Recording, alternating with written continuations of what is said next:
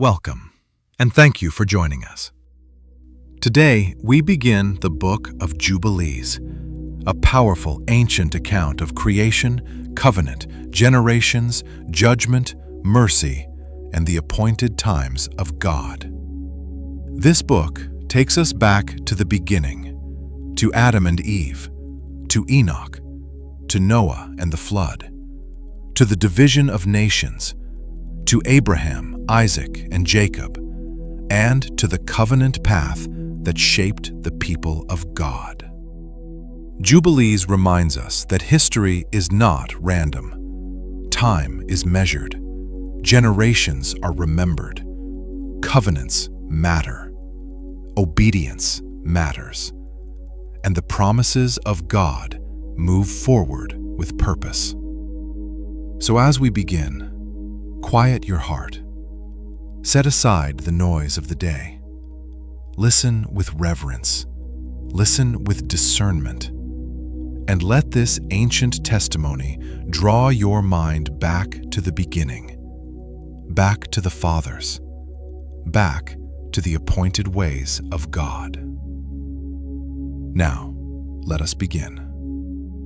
The Book of Jubilees. And it came to pass in the first year of the exodus of the children of Israel out of Egypt, in the 3rd month, on the 16th day of the month, 2450 Anno Mundi, that God spake to Moses, saying, Come up to me on the mount, and I will give thee 2 tables of stone of the law and of the commandment, which I have written, that thou mayest teach them. And Moses went up into the mount of God, and the glory of the Lord abode on Mount Sinai, and a cloud overshadowed it 6 days. And he called to Moses on the 7th day out of the midst of the cloud, and the appearance of the glory of the Lord was like a flaming fire on the top of the mount. And Moses was on the mount 40 days and 40 nights, and God taught him the earlier and the later history of the division of all the days of the law and of the testimony. And he said, Incline thine heart to every word which I shall speak to thee on this mount, and write them in a book, in order that their generations may see how I have not forsaken them for all the evil which they have wrought in transgressing the covenant which I establish between me and thee for their generations this day on Mount Sinai. And thus it will come to pass, when all these things come upon them, that they will recognize that I am more righteous than they in all their judgments and in all their actions. And they will recognize that I have been truly with them.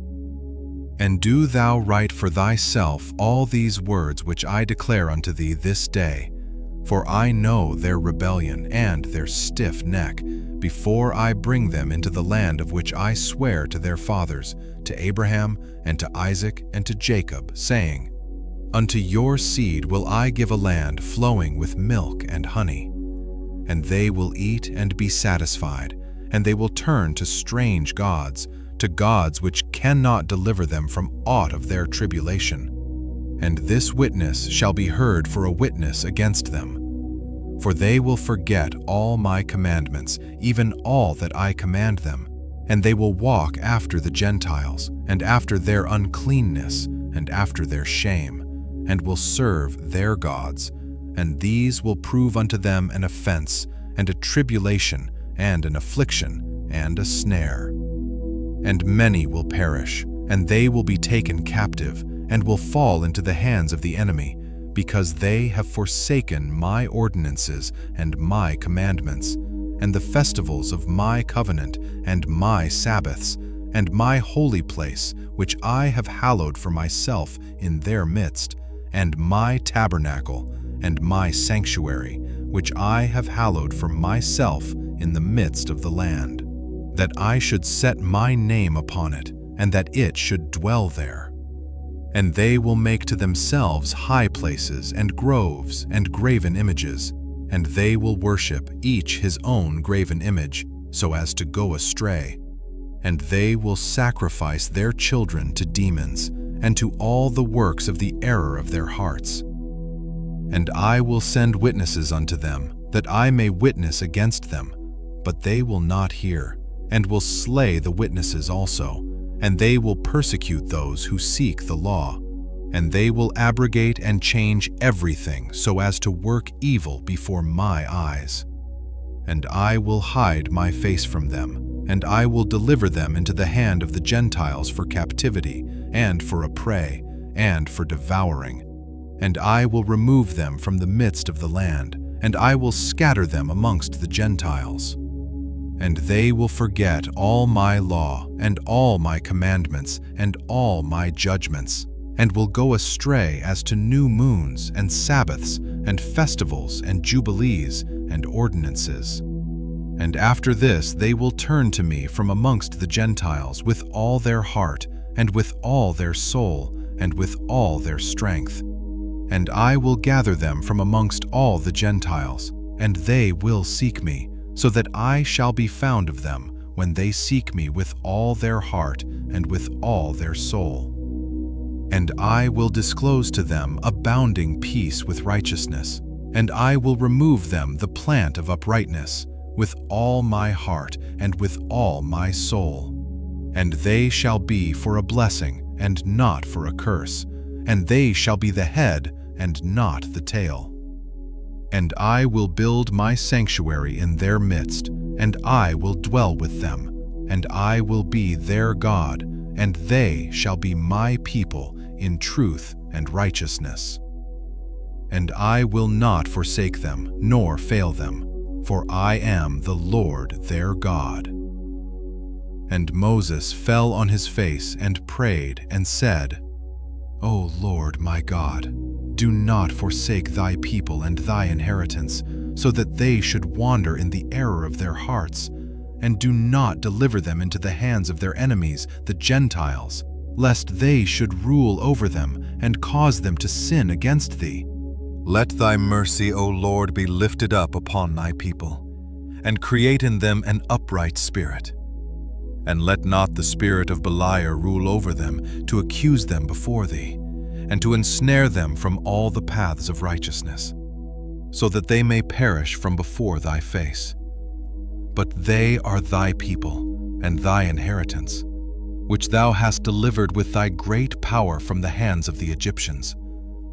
Create in them a clean heart and a holy spirit, and let them not be ensnared in their sins from henceforth until eternity. And the Lord said unto Moses, I know their contrariness, and their thoughts, and their stiff-neckedness, and they will not be obedient till they confess their own sin and the sin of their fathers. And after this they will turn to me in all uprightness, and with all their heart, and with all their soul. And I will circumcise the foreskin of their heart, and the foreskin of the heart of their seed. And I will create in them a holy spirit. And I will cleanse them, so that they shall not turn away from me from that day unto eternity. And their souls will cleave to me, and to all my commandments, and they will fulfill my commandments, and I will be their father, and they shall be my children. And they all shall be called children of the living God. And every angel and every spirit shall know, yea, they shall know that these are my children, and that I am their father in uprightness and righteousness, and that I love them. And do thou write down for thyself all these words which I declare unto thee on this mountain, the first and the last, which shall come to pass in all the divisions of the days in the law, and in the testimony, and in the weeks and the jubilees unto eternity, until I descend and dwell with them throughout eternity. And he said to the angel of the presence, Write for Moses from the beginning of creation till my sanctuary has been built among them for all eternity. And the Lord will appear to the eyes of all, and all shall know that I am the God of Israel, and the Father of all the children of Jacob, and King on Mount Zion for all eternity. And Zion and Jerusalem shall be holy. And the angel of the presence who went before the camp of Israel took the tables of the divisions of the years, from the time of the creation, of the law and of the testimony, of the weeks of the Jubilees, according to the individual years, according to all the number of the Jubilees, according to the individual years, from the day of the new creation, when the heavens and the earth shall be renewed, and all their creation according to the powers of the heaven, and according to all the creation of the earth, until the sanctuary of the Lord shall be made in Jerusalem on Mount Zion, and all the luminaries be renewed for healing and for peace and for blessing for all the elect of Israel. And that thus it may be from that day and unto all the days of the earth. 2. And the angel of the presence spake to Moses, according to the word of the Lord, saying, Write the complete history of the creation, how in 6 days the Lord God finished all his works, and all that he created, and kept Sabbath on the 7th day, and hallowed it for all ages, and appointed it as a sign for all his works. For on the 1st day he created the heavens which are above, and the earth and the waters, and all the spirits which serve before him, the angels of the presence, and the angels of sanctification, and the angels of the spirit of fire, and the angels of the spirit of the winds, and the angels of the spirit of the clouds, and of darkness, and of snow, and of hail, and of hoarfrost, and the angels of the voices, and of the thunder, and of the lightning, and the angels of the spirits of cold, and of heat, and of winter, and of spring, and of autumn, and of summer, and of all the spirits of his creatures, which are in the heavens and on the earth. He created the abysses and the darkness, eventide, and the light, dawn and day, which he hath prepared in the knowledge of his heart. And thereupon we saw his works, and praised him, and lauded before him on account of all his works. For 7 great works did he create on the 1st day. And on the 2nd day he created the firmament in the midst of the waters, and the waters were divided on that day. Half of them went up above, and half of them went down below the firmament, that was in the midst over the face of the whole earth. And this was the only work God created on the 2nd day. And on the 3rd day he commanded the waters to pass from off the face of the whole earth into one place, and the dry land to appear. And the waters did so as he commanded them, and they retired from off the face of the earth into one place outside of this firmament, and the dry land appeared. And on that day he created for them all the seas according to their separate gathering places, and all the rivers, and the gatherings of the waters in the mountains, and on all the earth, and all the lakes, and all the dew of the earth, and the seed which is sown, and all sprouting things, and fruit-bearing trees, and trees of the wood, and the garden of Eden, in Eden, and all plants after their kind.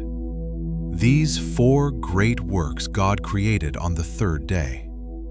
And on the 4th day he created the sun and the moon and the stars, and set them in the firmament of the heaven, to give light upon all the earth, and to rule over the day and the night, and divide the light from the darkness. And God appointed the sun to be a great sign on the earth, for days and for Sabbaths, and for months and for feasts, and for years and for Sabbaths of years, and for Jubilees, and for all seasons of the years. And it divideth the light from the darkness, and for prosperity, that all things may prosper which shoot and grow on the earth. These 3 kinds he made on the 4th day. And on the 5th day he created great sea monsters in the depths of the waters, for these were the first things of flesh that were created by his hands, the fish, and everything that moves in the waters, and everything that flies, the birds and all their kind. And the sun rose above them to prosper them, and above everything that was on the earth, everything that shoots out of the earth, and all fruit-bearing trees, and all flesh. These 3 kinds he created on the 5th day. And on the 6th day he created all the animals of the earth, and all cattle, and everything that moves on the earth. And after all this he created man. A man and a woman created he them, and gave him dominion over all that is upon the earth, and in the seas, and over everything that flies, and over beasts, and over cattle, and over everything that moves on the earth, and over the whole earth. And over all this he gave him dominion. And these 4 kinds he created on the 6th day. And there were altogether 22 kinds. And he finished all his work on the 6th day, all that is in the heavens and on the earth, and in the seas and in the abysses, and in the light and in the darkness, and in everything. And he gave us a great sign, the Sabbath day, that we should work 6 days, but keep Sabbath on the 7th day from all work. And all the angels of the presence, and all the angels of sanctification, these 2 great classes, he hath bidden us to keep the Sabbath with him in heaven and on earth. And he said unto us, Behold, I will separate unto myself a people from among all the peoples, and these shall keep the Sabbath day, and I will sanctify them unto myself as my people, and will bless them. As I have sanctified the Sabbath day, and do sanctify it unto myself, even so will I bless them, and they shall be my people, and I will be their God. And I have chosen the seed of Jacob from amongst all that I have seen, and have written him down as my firstborn son, and have sanctified him unto myself forever and ever. And I will teach them the Sabbath day, that they may keep Sabbath thereon from all work. And thus he created therein a sign, in accordance with which they should keep Sabbath with us on the 7th day, to eat and to drink, and to bless him who has created all things, as he has blessed and sanctified unto himself a peculiar people above all peoples, and that they should keep Sabbath together with us. And he caused his commands to ascend as a sweet savor acceptable before him all the days. There were 22 heads of mankind, from Adam to Jacob, and 22 kinds of work were made until the 7th day. This is blessed and holy. And the former also is blessed and holy. And this one serves with that one for sanctification and blessing. And to this, Jacob and his seed, it was granted that they should always be the blessed and holy ones of the first testimony and law, even as he had sanctified and blessed the Sabbath day on the 7th day. He created heaven and earth and everything that he created in 6 days, and God made the 7th day holy for all his works. Therefore he commanded on its behalf that whoever does any work thereon shall die, and that he who defiles it shall surely die. Wherefore do thou command the children of Israel to observe this day, that they may keep it holy, and not do thereon any work, and not to defile it, as it is holier than all other days. And whoever profanes it shall surely die, and whoever does thereon any work shall surely die eternally. That the children of Israel may observe this day throughout their generations, and not be rooted out of the land. For it is a holy day and a blessed day. And everyone who observes it and keeps the Sabbath thereon from all his work will be holy and blessed throughout all days like unto us. Declare and say to the children of Israel the law of this day, both that they should keep Sabbath thereon, and that they should not forsake it in the error of their hearts, and that it is not lawful to do any work thereon which is unseemly, to do thereon their own pleasure, and that they should not prepare thereon anything to be eaten or drunk, and that it is not lawful to draw water, or bring in or take out thereon through their gates any burden, which they had not prepared for themselves on the 6th day in their dwellings. And they shall not bring in nor take out from house to house on that day, for that day is more holy and blessed than any Jubilee day of the Jubilees. On this we kept Sabbath in the heavens before it was made known to any flesh to keep Sabbath thereon on the earth. And the Creator of all things blessed it, but he did not sanctify all peoples and nations to keep Sabbath thereon, but Israel alone. Them alone he permitted to eat and drink and to keep Sabbath thereon on the earth. And the Creator of all things blessed this day, which he had created for blessing and holiness and glory above all days. This law and testimony was given to the children of Israel as a law forever unto their generations. 3. And on the 6 days of the 2nd week, we brought, according to the word of God, unto Adam all the beasts, and all the cattle, and all the birds, and everything that moves on the earth, and everything that moves in the water, according to their kinds, and according to their types. The beasts on the 1st day, the cattle on the 2nd day, the birds on the 3rd day, and all that which moves on the earth on the 4th day, and that which moves in the water on the 5th day. And Adam named them all by their respective names, and as he called them, so was their name. And on these 5 days Adam saw all these, male and female, according to every kind that was on the earth. But he was alone, and found no helpmeet for him. And the Lord said unto us, It is not good that the man should be alone. Let us make a helpmeet for him. And the Lord our God caused a deep sleep to fall upon him, and he slept. And he took for the woman 1 rib from amongst his ribs, and this rib was the origin of the woman from amongst his ribs. And he built up the flesh in its stead, and built the woman. And he awaked Adam out of his sleep, and on awaking he rose on the 6th day. And he brought her to him, and he knew her, and said unto her, This is now bone of my bones, and flesh of my flesh.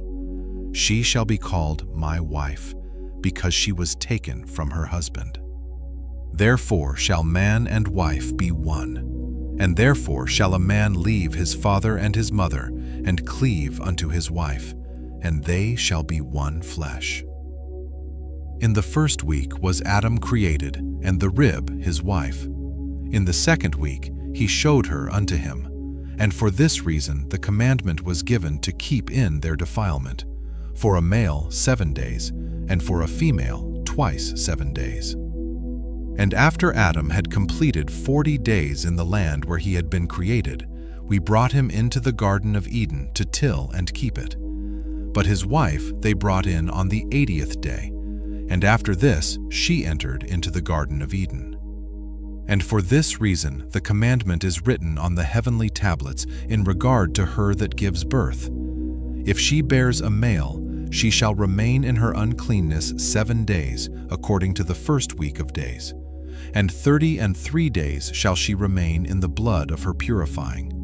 And she shall not touch any hallowed thing, nor enter into the sanctuary, until she accomplishes these days which are enjoined in the case of a male child. But in the case of a female child, she shall remain in her uncleanness 2 weeks of days, according to the first 2 weeks, and 66 days in the blood of her purification, and they will be in all 80 days.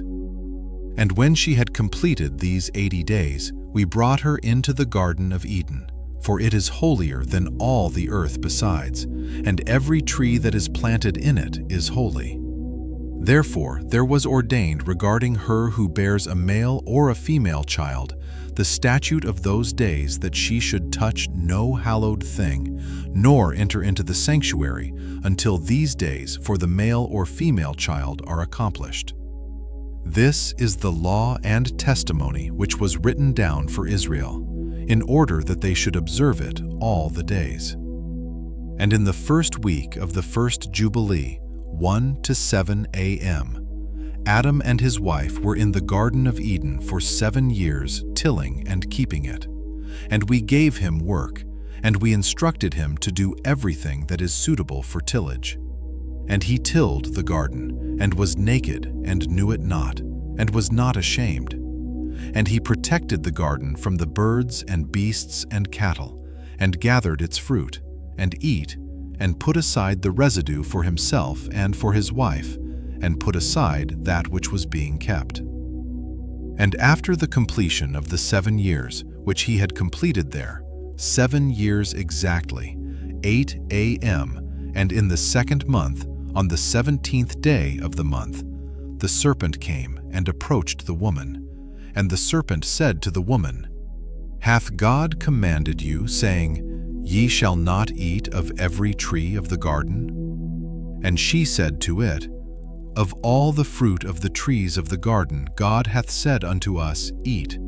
But of the fruit of the tree which is in the midst of the garden God hath said unto us, Ye shall not eat thereof, neither shall ye touch it, lest ye die.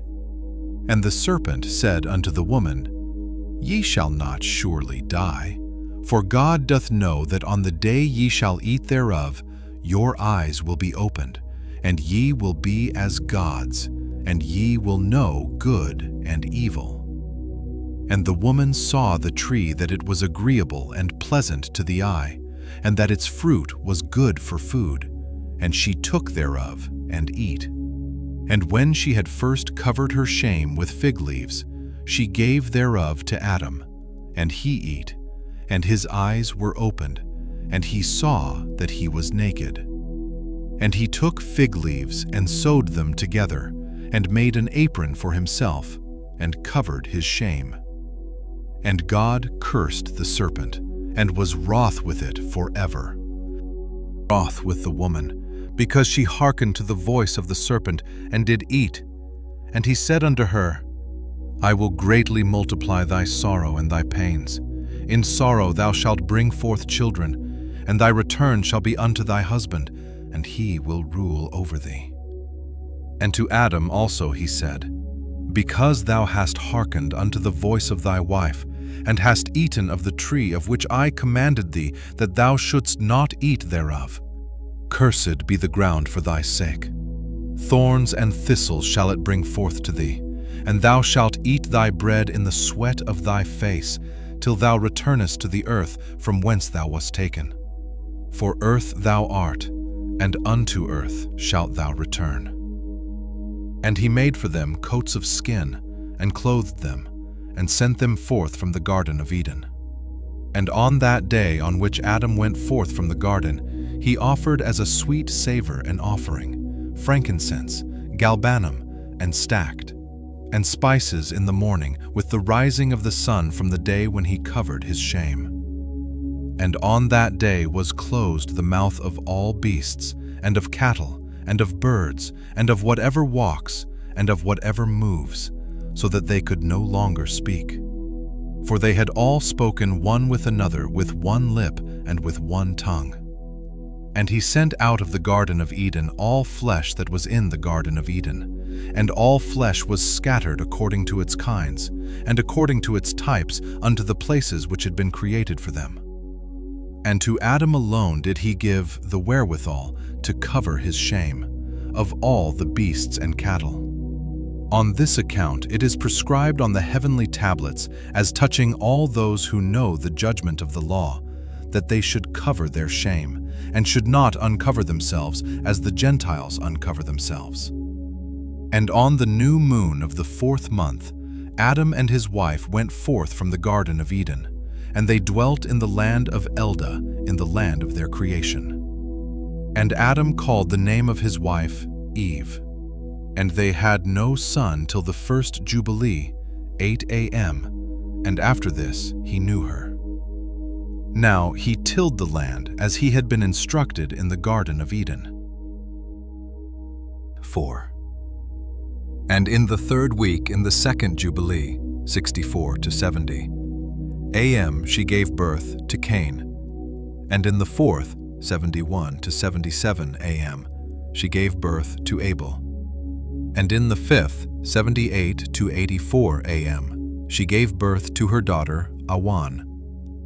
And in the 1st year of the 3rd Jubilee, 99 to 105 a.m., Cain slew Abel, because God accepted the sacrifice of Abel and did not accept the offering of Cain.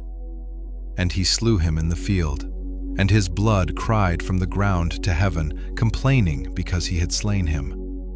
And the Lord reproved Cain because of Abel, because he had slain him, and he made him a fugitive on the earth because of the blood of his brother, and he cursed him upon the earth.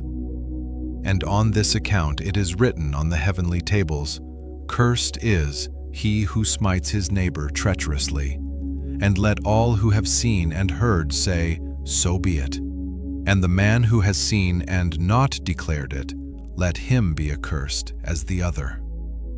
And for this reason we announce when we come before the Lord our God all the sin which is committed in heaven and on earth, and in light and in darkness, and everywhere. And Adam and his wife mourned for Abel 4 weeks of years, 99 to 127 a.m. And in the 4th year of the 5th week, 130 a.m., they became joyful. And Adam knew his wife again, and she bare him a son, and he called his name Seth. For he said, God has raised up a second seed unto us on the earth instead of Abel, for Cain slew him. And in the 6th week, 134 to 40 a.m., he begat his daughter Azurah. And Cain took Awan his sister to be his wife, and she bare him Enoch at the close of the 4th Jubilee.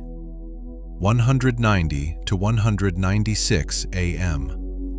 And in the 1st year of the 1st week of the 5th Jubilee, 197 a.m., houses were built on the earth, and Cain built a city, and called its name after the name of his son Enoch. And Adam knew Eve his wife, and she bare yet 9 sons. And in the 5th week of the 5th Jubilee, 225 to 31 a.m., Seth took Azurah his sister to be his wife. And in the 4th year of the 6th week, 235 a.m., she bare him Enos. He began to call on the name of the Lord on the earth. And in the 7th Jubilee, in the 3rd week, 309 to 15 a.m., Enos took Noam his sister to be his wife, and she bare him a son in the 3rd year of the 5th week, and he called his name Kenan. And at the close of the 8th Jubilee, 325, 386 to 3992 a.m., Kenan took Mualeleth his sister to be his wife, and she bare him a son in the 9th Jubilee, in the 1st week, in the 3rd year of this week, 395 a.m. And he called his name Mahalalel. And in the 2nd week of the 10th Jubilee, 449 to 55 a.m., Mahalalel took unto him to wife Dinah, the daughter of Barakiel, the daughter of his father's brother. And she bare him a son in the 3rd week in the 6th year, 461 a.m. And he called his name Jared. For in his days the angels of the Lord descended on the earth, those who are named the Watchers, that they should instruct the children of men, and that they should do judgment and uprightness on the earth. And in the 11th Jubilee, 512 to 18 a.m., Jared took to himself a wife, and her name was Baraka, the daughter of Rasujal, a daughter of his father's brother, in the 4th week of this Jubilee, 522 a.m. And she bare him a son in the 5th week, in the 4th year of the Jubilee, and he called his name Enoch. And he was the first among men that are born on earth who learnt writing and knowledge and wisdom, and who wrote down the signs of heaven according to the order of their months in a book, that men might know the seasons of the years according to the order of their separate months. And he was the first to write a testimony, and he testified to the sons of men among the generations of the earth, and recounted the weeks of the Jubilees, and made known to them the days of the years, and set in order the months, and recounted the Sabbaths of the years as we made them known to him. And what was and what will be, he saw in a vision of his sleep, as it will happen to the children of men throughout their generations until the day of judgment. He saw and understood everything, and wrote his testimony, and placed the testimony on earth for all the children of men and for their generations.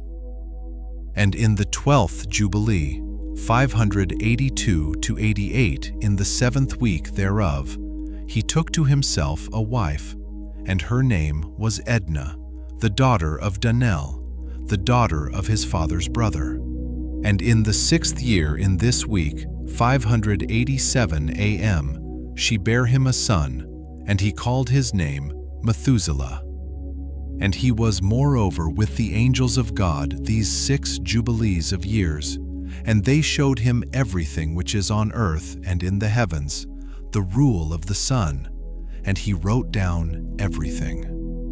And he testified to the watchers who had sinned with the daughters of men, for these had begun to unite themselves so as to be defiled with the daughters of men. And Enoch testified against them all. Taken from amongst the children of men, and we conducted him into the Garden of Eden in majesty and honor. And behold, there he writes down the condemnation and judgment of the world, and all the wickedness of the children of men.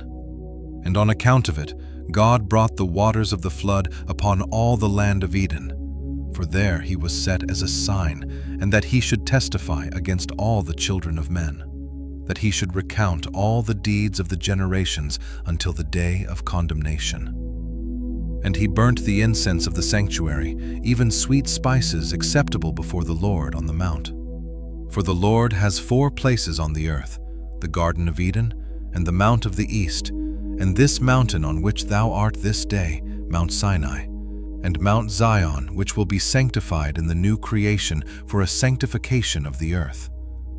Through it will the earth be sanctified from all its guilt and its uncleanness throughout the generations of the world.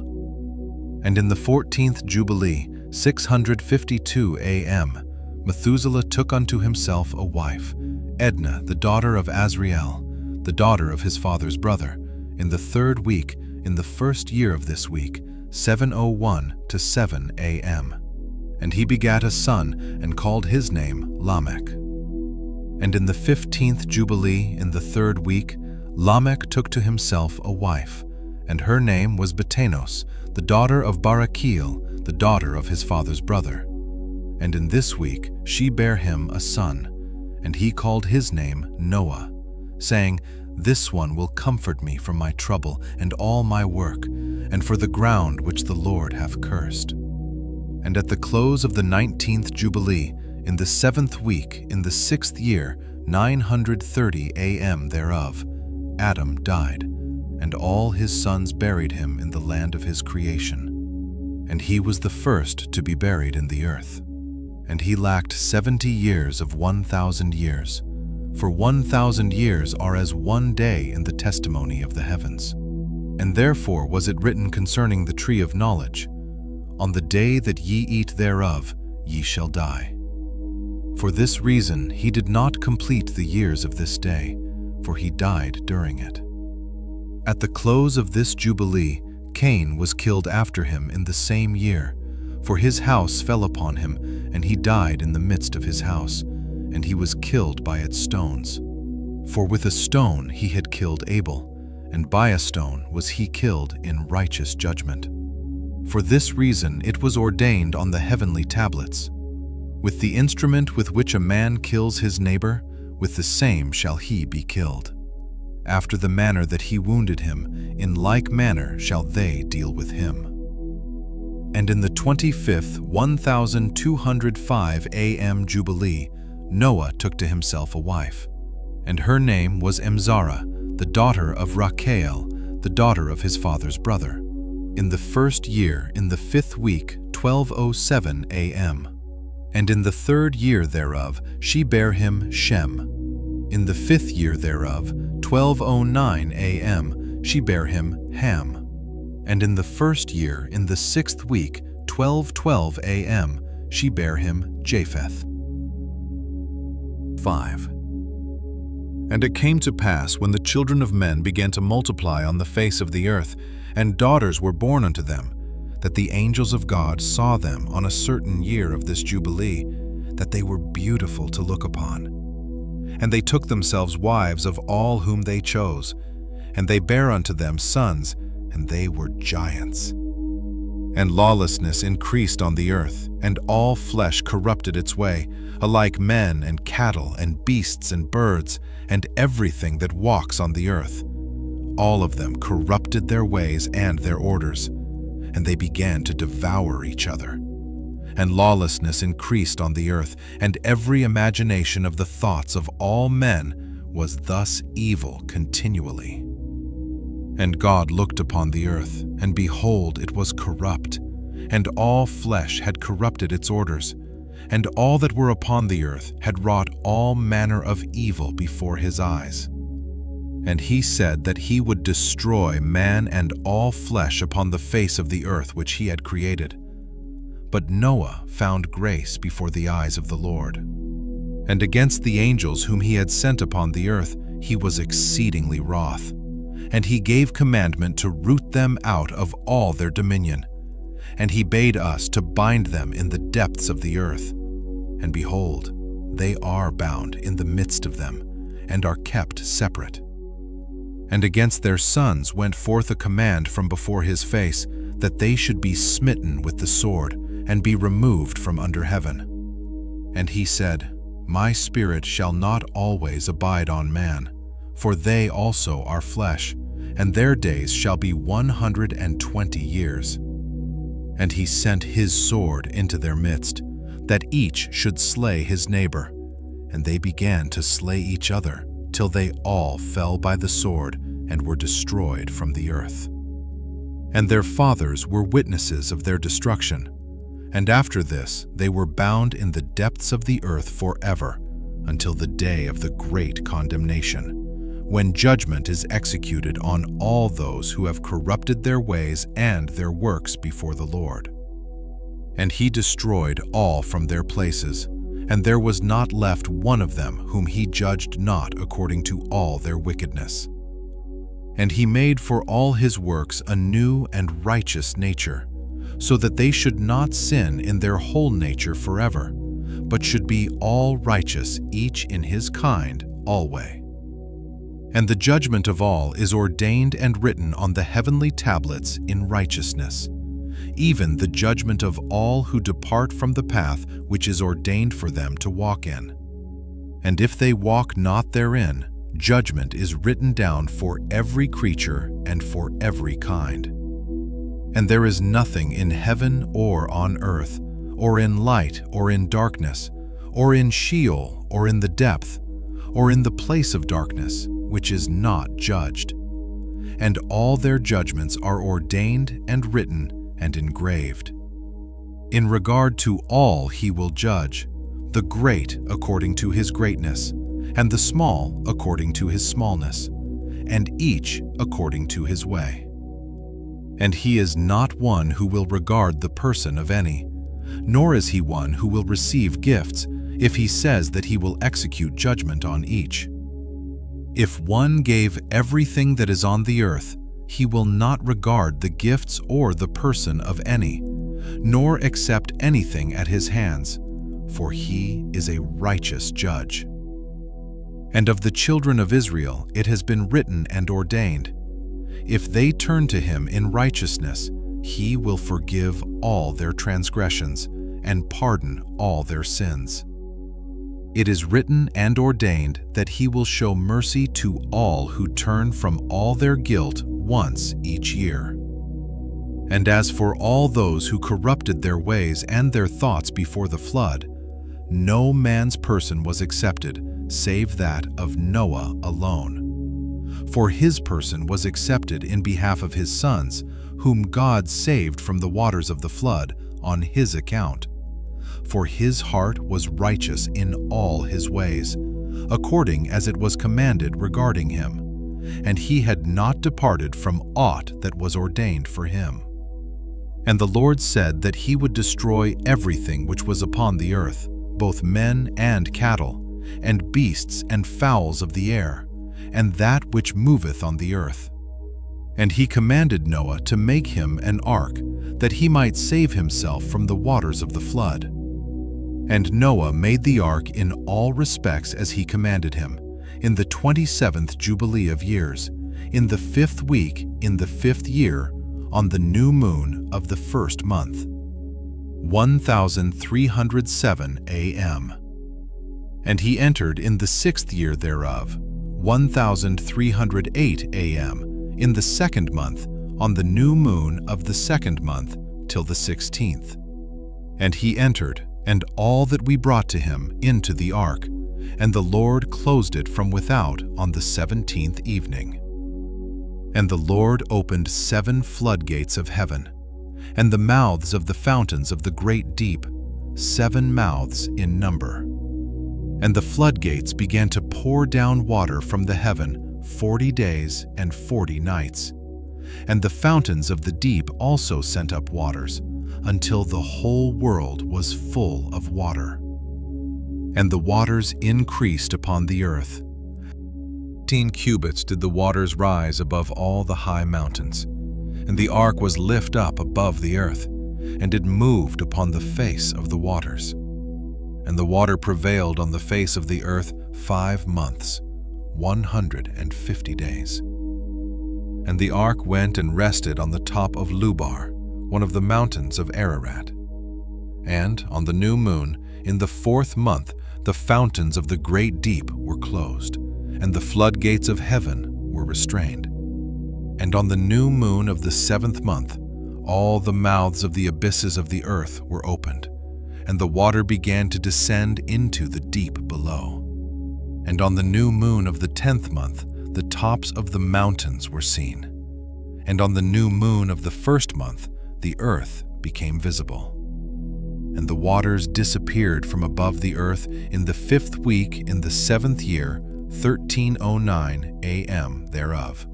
And on the 17th day in the 2nd month, the earth was dry. And on the 27th thereof, he opened the ark, and sent forth from it beasts and cattle and birds and every moving thing. 6. And on the new moon of the 3rd month, he went forth from the ark, and built an altar on that mountain. And he made atonement for the earth, and took a kid, and made atonement by its blood for all the guilt of the earth. For everything that had been on it had been destroyed, save those that were in the ark with Noah. And he placed the fat thereof on the altar. And he took an ox, and a goat, and a sheep, and kids, and salt, and a turtle dove, and the young of a dove, and placed a burnt sacrifice on the altar, and poured thereon an offering mingled with oil, and sprinkled wine, and strewed frankincense over everything, and caused a goodly savor to arise, acceptable before the Lord. And the Lord smelt the goodly savor, and he made a covenant with him that there should not be any more a flood to destroy the earth, that all the days of the earth, seed time and harvest, should never cease. Cold and heat, and summer and winter, and day and night should not change their order, nor cease forever. And you, increase ye, and multiply upon the earth, and become many upon it, and be a blessing upon it. The fear of you and the dread of you I will inspire in everything that is on earth and in the sea. And behold, I have given unto you all beasts, and all winged things, and everything that moves on the earth, and the fish in the waters, and all things for food. As the green herbs I have given you all things to eat. But flesh, with the life thereof, with the blood, ye shall not eat. For the life of all flesh is in the blood, lest your blood of your lives be required. At the hand of every man, at the hand of every beast will I require the blood of man. Whoso sheddeth man's blood by man, shall his blood be shed. For in the image of God made he man. And you, increase ye, and multiply on the earth. And Noah and his sons swore that they would not eat any blood that was in any flesh. And he made a covenant before the Lord God forever throughout all the generations of the earth in this month. On this account he spake to thee, that thou shouldst make a covenant with the children of Israel in this month upon the mountain with an oath, and that thou shouldst sprinkle blood upon them because of all the words of the covenant which the Lord made with them forever. And this testimony is written concerning you, that you should observe it continually, so that you should not eat on any day any blood of beasts or birds or cattle during all the days of the earth. And the man who eats the blood of beast or of cattle or of birds during all the days of the earth, he and his seed shall be rooted out of the land. And do thou command the children of Israel to eat no blood, so that their names and their seed may be before the Lord our God continually. And for this law there is no limit of days, for it is forever. They shall observe it throughout their generations, so that they may continue supplicating on your behalf with blood before the altar. Every day and at the time of morning and evening they shall seek forgiveness on your behalf perpetually before the Lord, that they may keep it and not be rooted out. And he gave to Noah and his sons a sign that there should not again be a flood on the earth. He set his bow in the cloud for a sign of the eternal covenant, that there should not again be a flood on the earth to destroy it all the days of the earth.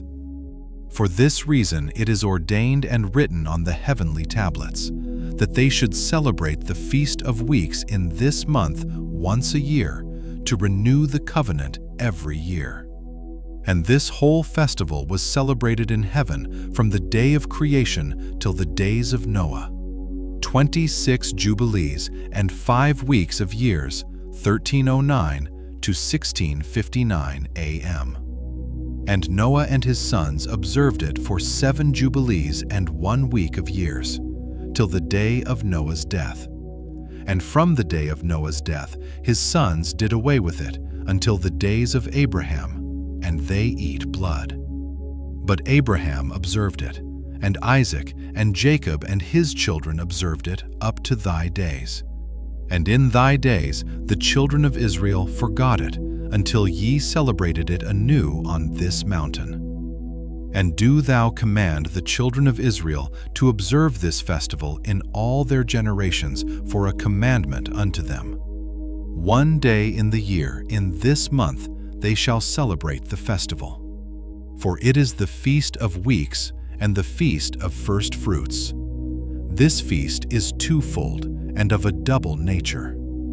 According to what is written and engraven concerning it, celebrate it. For I have written in the book of the first law, in that which I have written for thee, that thou shouldst celebrate it in its season, 1 day in the year. And I explain to thee its sacrifices, that the children of Israel should remember and should celebrate it throughout their generations in this month, 1 day in every year. On the new moon of the first month, and on the new moon of the 4th month, and on the new moon of the 7th month, and on the new moon of the 10th month are the days of remembrance, and the days of the seasons in the 4 divisions of the year. These are written and ordained as a testimony forever. And Noah ordained them for himself as feasts for the generations forever, so that they have become thereby a memorial unto him. And on the new moon of the 1st month he was bidden to make for himself an ark.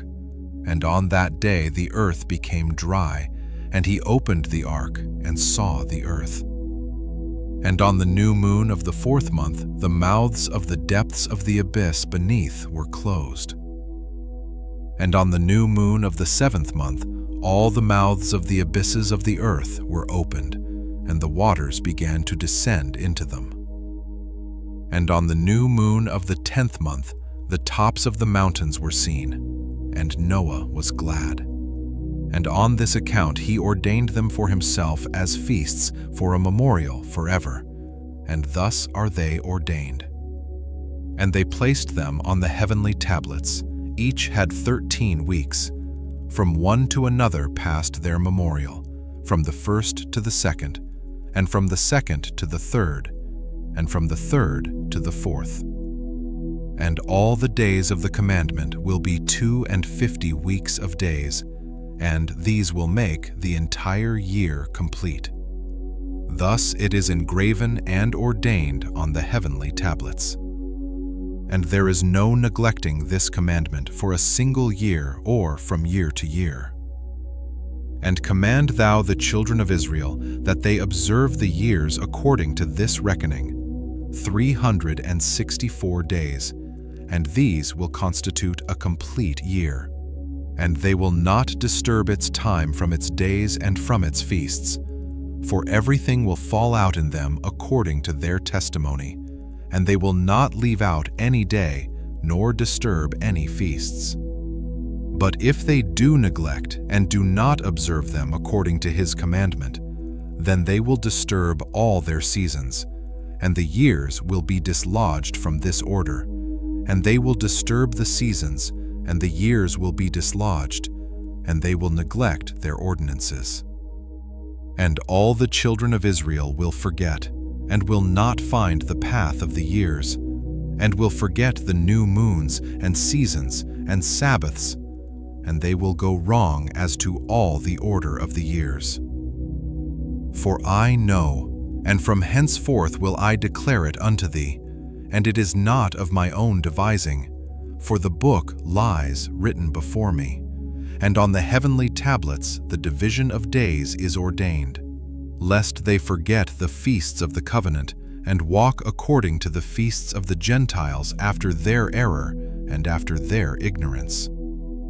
For there will be those who will assuredly make observations of the moon, how it disturbs the seasons, and comes in from year to year 10 days too soon. For this reason the years will come upon them, when they will disturb the order, and make an abominable day the day of testimony, and an unclean day a feast day. And they will confound all the days, the holy with the unclean, and the unclean day with the holy. For they will go wrong as to the months and Sabbaths and feasts and jubilees.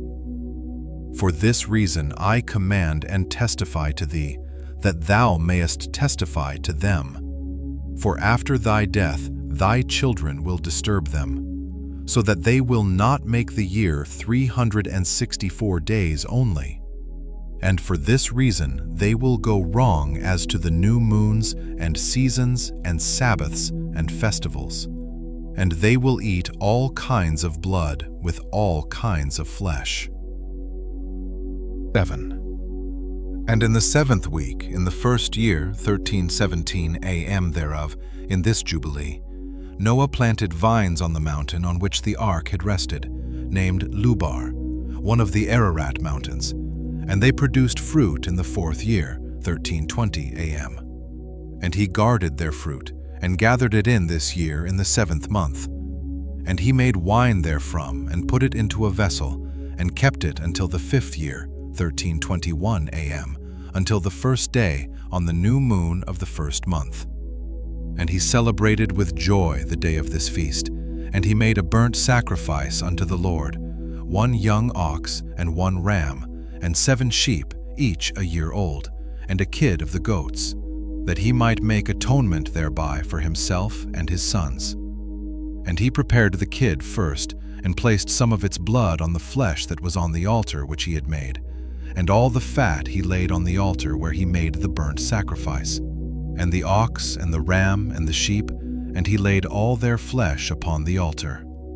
And he placed all their offerings mingled with oil upon it, and afterwards he sprinkled wine on the fire which he had previously made on the altar. And he placed incense on the altar, and caused a sweet savor to ascend, acceptable before the Lord his God. And he rejoiced and drank of this wine, he and his children, with joy. and it was evening, and he went into his tent, and being drunken, he lay down and slept, and was uncovered in his tent as he slept. And Ham saw Noah his father naked, and went forth and told his two brethren without. And Shem took his garment and arose, he and Japheth, and they placed the garment on their shoulders, and went backward, and covered the shame of their father, and their faces were backward. And Noah awoke from his sleep, and knew all that his younger son had done unto him. And he cursed his son, and said, Cursed be Canaan, an enslaved servant shall he be unto his brethren. And he blessed Shem, and said, Blessed be the Lord God of Shem, and Canaan shall be his servant. God shall enlarge Japheth, and God shall dwell in the dwelling of Shem, and Canaan shall be his servant. And Ham knew that his father had cursed his younger son, and he was displeased that he had cursed his son. And he parted from his father, he and his sons with him, Cush and Mizraim and Put and Canaan. And he built for himself a city, and called its name after the name of his wife, Neelatamauk. And Japheth saw it, and became envious of his brother. And he too built for himself a city, and he called its name after the name of his wife, Adatanasis. And Shem dwelt with his father Noah, and he built a city close to his father on the mountain, and he too called its name after the name of his wife, Sedekah-telebab. And behold, these three cities are near Mount Lubar, Sedekah-telebab fronting the mountain on its east, and Neel-tamauk on the south, Adatanasis towards the west. And these are the sons of Shem, Elam, and Ashur, and Arpachshad. This son was born 2 years after the flood, and Lud, and Aram. The sons of Japheth, Gomer, and Magog, and Madai, and Javan, Tubal, and Meshech, and Tiras. These are the sons of Noah. And in the 28th Jubilee, 1324 to 1372 AM, Noah began to enjoin upon his sons' sons the ordinances and commandments, and all the judgments that he knew. And he exhorted his sons to observe righteousness, and to cover the shame of their flesh, and to bless their Creator, and honor father and mother, and love their neighbor, and guard their souls from fornication and uncleanness and all iniquity. For owing to these 3 things came the flood upon the earth, namely, owing to the fornication wherein the watchers against the law of their ordinances went a-whoring after the daughters of men, and took themselves wives of all which they chose, and they made the beginning of uncleanness. And they begat sons the Nephidim, and they were all unlike, and they devoured one another. And the giants slew the Nephil, and the Nephil slew the Eljo, and the Eljo mankind, and one man another. And every one sold himself to work iniquity, and to shed much blood, and the earth was filled with iniquity.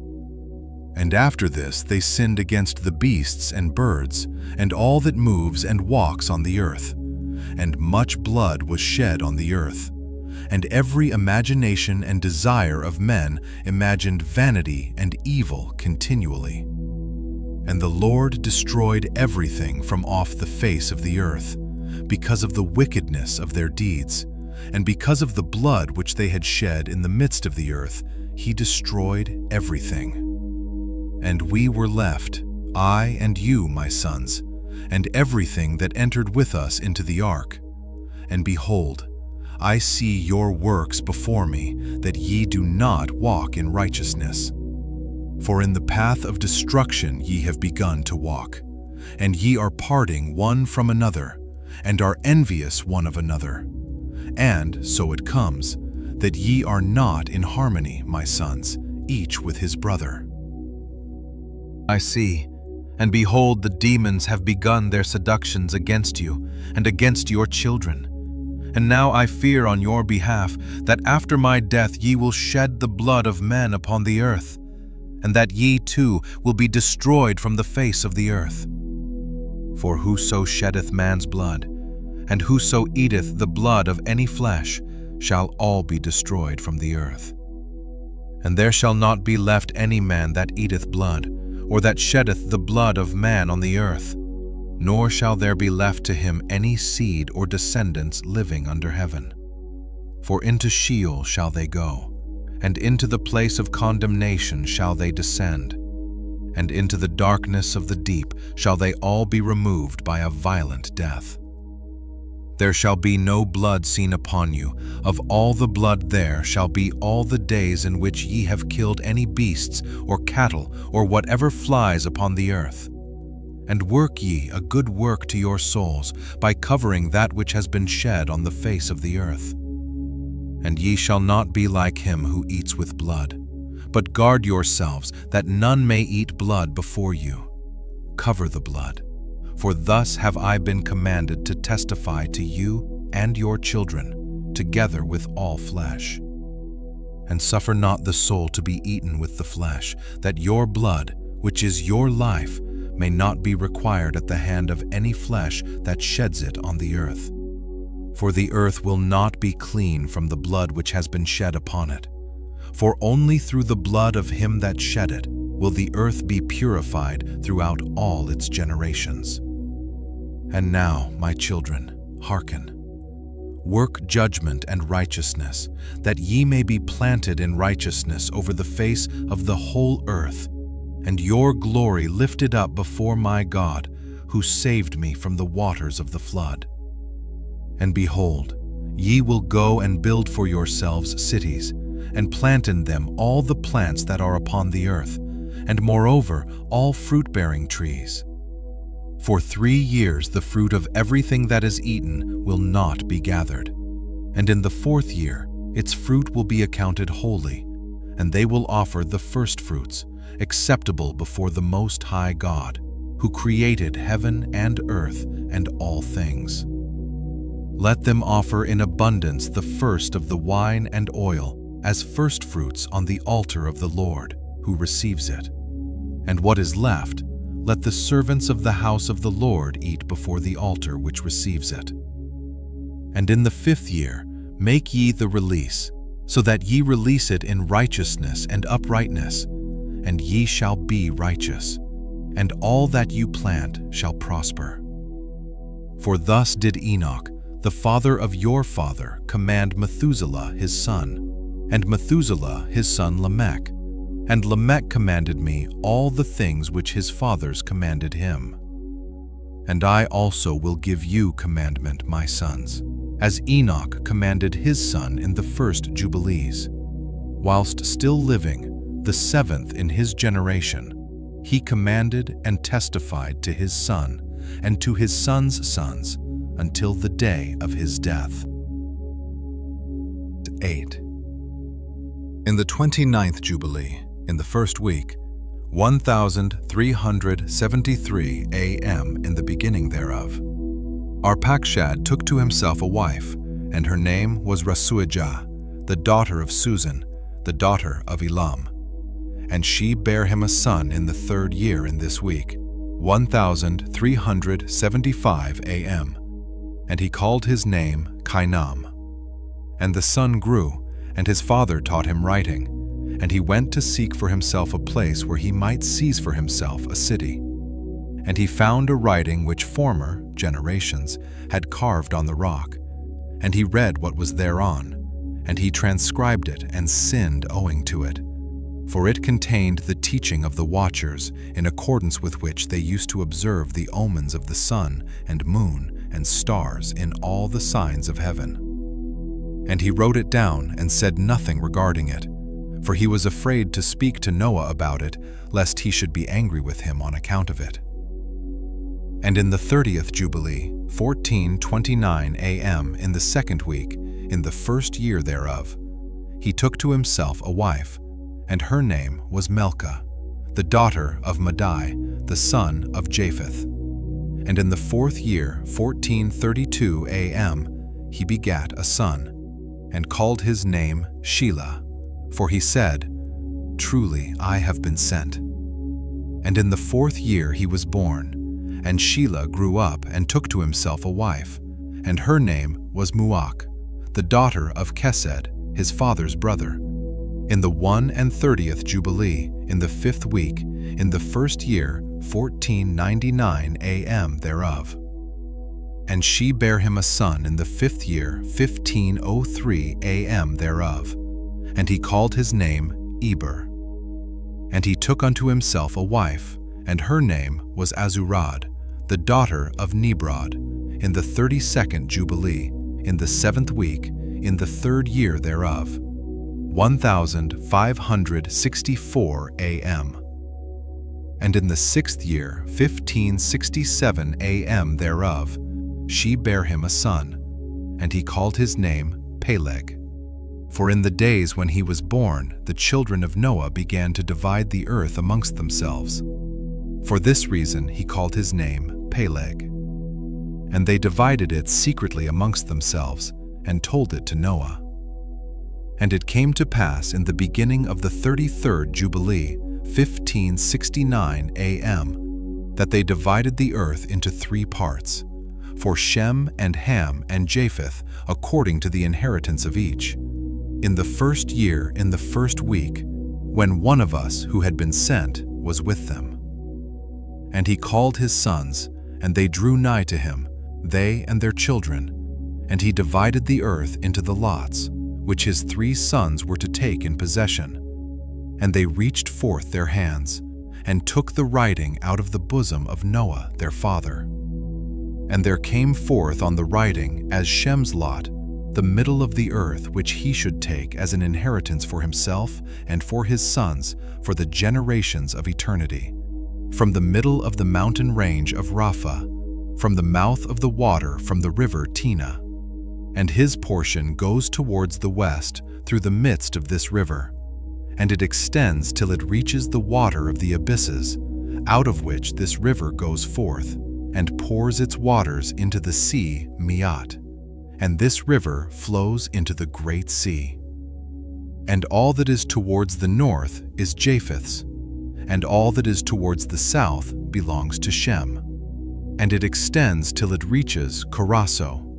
This is in the bosom of the tongue which looks towards the south. And his portion extends along the great sea, and it extends in a straight line till it reaches the west of the tongue which looks towards the south. For this sea is named the tongue of the Egyptian sea. And it turns from here towards the south, towards the mouth of the great sea on the shore of its waters. And it extends to the west to Afra, and it extends till it reaches the waters of the river Gihon, and to the south of the waters of Gihon, to the banks of this river. And it extends towards the east till it reaches the Garden of Eden, to the south thereof, to the south and from the east of the whole land of Eden and of the whole east. It turns to the east, and proceeds till it reaches the east of the mountain named Rapha, and it descends to the bank of the mouth of the river Tina. This portion came forth by lot for Shem and his sons, that they should possess it forever unto his generations forevermore. And Noah rejoiced that this portion came forth for Shem and for his sons, and he remembered all that he had spoken with his mouth in prophecy, for he had said, "Blessed be the Lord God of Shem, and may the Lord dwell in the dwelling of Shem." And he knew that the Garden of Eden is the Holy of Holies, and the dwelling of the Lord, and Mount Sinai the center of the desert, and Mount Zion the center of the navel of the earth. These 3 were created as holy places facing each other. And he blessed the God of gods, who had put the word of the Lord into his mouth, and the Lord forevermore. And he knew that a blessed portion and a blessing had come to Shem and his sons, unto the generations forever. The whole land of Eden, and the whole land of the Red Sea, and the whole land of the east and India, and on the Red Sea and the mountains thereof, and all the land of Bashan, and all the land of Lebanon and the islands of Caphtor, and all the mountains of Sanir and Amanah, and the mountains of Ashur in the north, and all the land of Elam, Ashur, and Babel, and Suzan, and Maadai, and all the mountains of Ararat, and all the region beyond the sea, which is beyond the mountains of Ashur towards the north, a blessed and spacious land, and all that is in it is very good. And for Ham came forth the second portion, beyond the Gihon towards the south to the right of the garden, and it extends towards the south, and it extends to all the mountains of fire.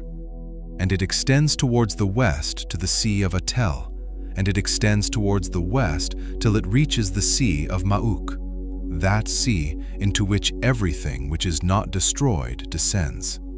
And it goes forth towards the north to the limits of Gadir, and it goes forth to the coast of the waters of the sea, to the waters of the great sea, till it draws near to the river Gihon, and goes along the river Gihon till it reaches the right of the Garden of Eden. And this is the land which came forth for Ham as the portion which he was to occupy forever for himself and his sons unto their generations forever. And for Japheth came forth the third portion, beyond the river Tina to the north of the outflow of its waters. And it extends northeasterly to the whole region of Gog, and to all the country east thereof. And it extends northerly to the north, and it extends to the mountains of Kelt towards the north, and towards the sea of Mauk. And it goes forth to the east of Gadir as far as the region of the waters of the sea. And it extends until it approaches the west of Farah, and it returns towards Aphirag. And it extends easterly to the waters of the sea of Maat. And it extends to the region of the river Tina in a northeasterly direction, until it approaches the boundary of its waters towards the mountain Rapha, and it turns round towards the north. This is the land which came forth for Japheth and his sons as the portion of his inheritance which he should possess for himself and his sons for their generations forever. 5 great islands and a great land in the north. But it is cold, and the land of Ham is hot, and the land of Shem is neither hot nor cold, but it is of blended cold and heat. 9. And Ham divided amongst his sons, and the first portion came forth for Cush towards the east, and to the west of him for Mizraim, and to the west of him for Put, and to the west of him and to the west thereof on the sea for Canaan. And Shem also divided amongst his sons, and the first portion came forth for Ham and his sons, to the east of the river Tigris, till it approacheth the east, the whole land of India, and on the Red Sea on its coast, and the waters of Dedan, and all the mountains of Mebri and Elah, and all the land of Susan, and all that is on the side of Pharnak, to the Red Sea and the river Tina. And for Asher came forth the second portion, all the land of Asher and Nineveh and Shinar, and to the border of India, and it ascends and skirts the river. And for Arpachshad came forth the third portion, all the land of the region of the Chaldees to the east of the Euphrates, bordering on the Red Sea, and all the waters of the desert close to the tongue of the sea which looks towards Egypt, all the land of Lebanon and Sanir and Amanah to the border of the Euphrates. And for Aram there came forth the fourth portion, all the land of Mesopotamia between the Tigris and the Euphrates to the north of the Chaldees, to the border of the mountains of Asher and the land of Arara. And there came forth for Lud the fifth portion, the mountains of Asher, and all appertaining to them, till it reaches the great sea, and till it reaches the east of Asher his brother. And Japheth also divided the land of his inheritance amongst his sons. And the first portion came forth for Gomer, to the east from the north side to the river Tina. And in the north there came forth for Magog all the inner portions of the north until it reaches to the sea of Miat. And for Madai came forth as his portion, that he should possess from the west of his 2 brothers to the islands, and to the coasts of the islands. And for Javan came forth the fourth portion, every island, and the islands which are towards the border of Lud.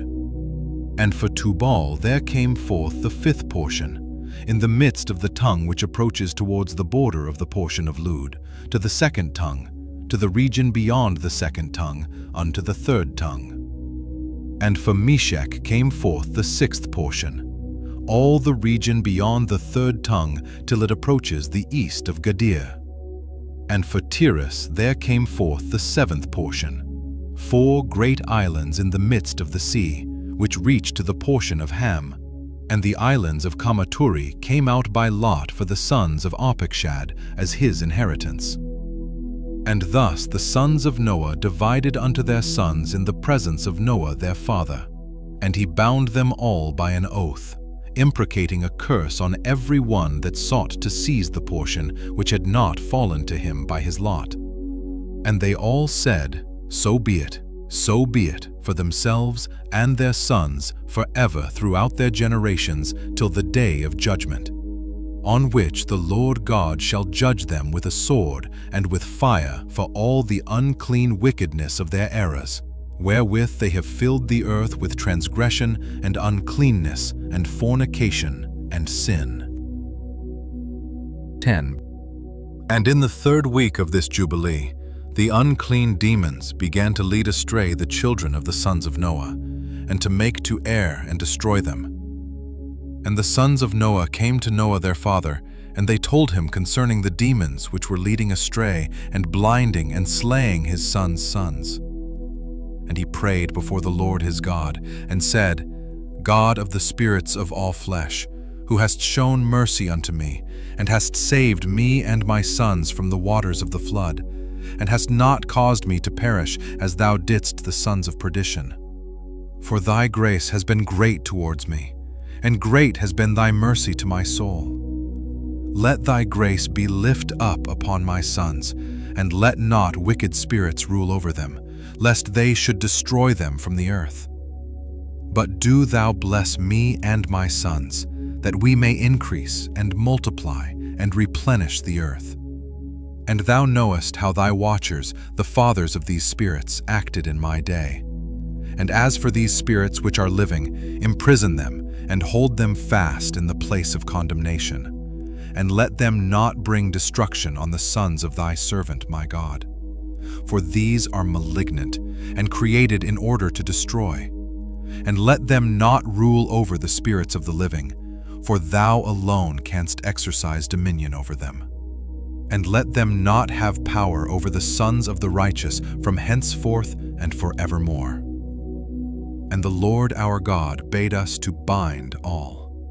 And the chief of the spirits, Mastema, came and said, Lord, Creator, let some of them remain before me, and let them hearken to my voice, and do all that I shall say unto them. For if some of them are not left to me, I shall not be able to execute the power of my will on the sons of men. For these are for corruption and leading astray before my judgment. For great is the wickedness of the sons of men. And he said, Let the 10th part of them remain before him, and let 9 parts descend into the place of condemnation. And one of us he commanded that we should teach Noah all their medicines, for he knew that they would not walk in uprightness, nor strive in righteousness. And we did according to all his words.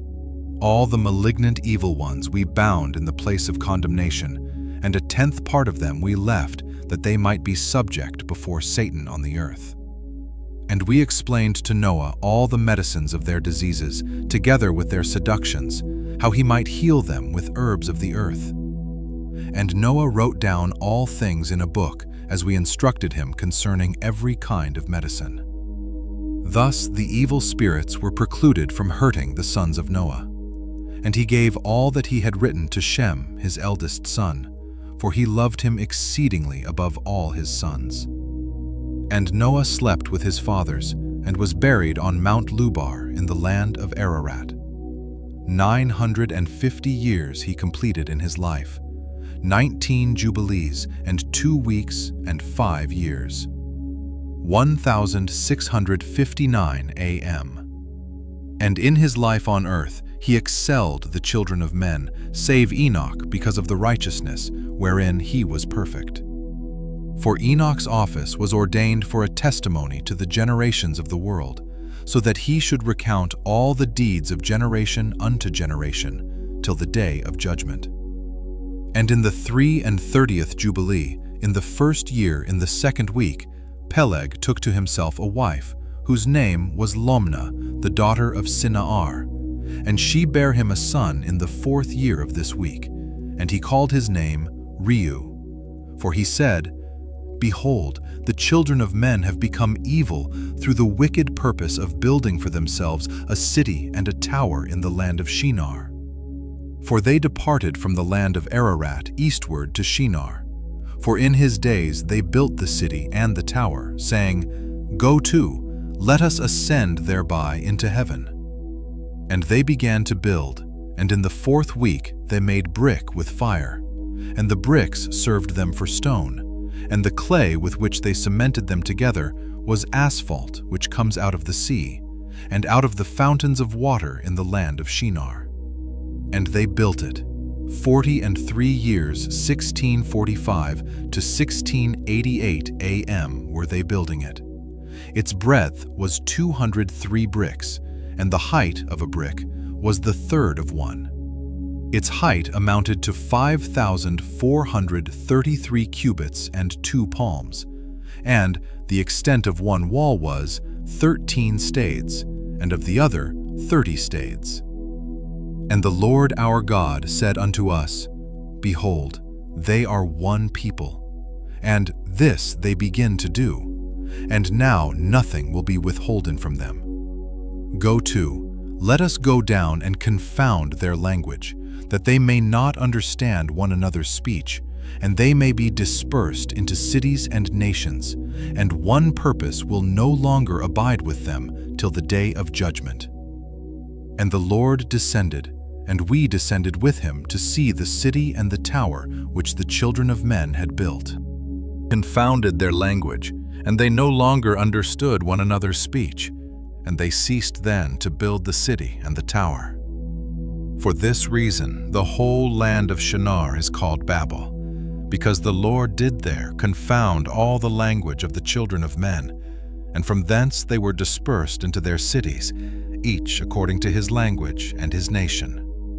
And the Lord sent a mighty wind against the tower, and overthrew it upon the earth.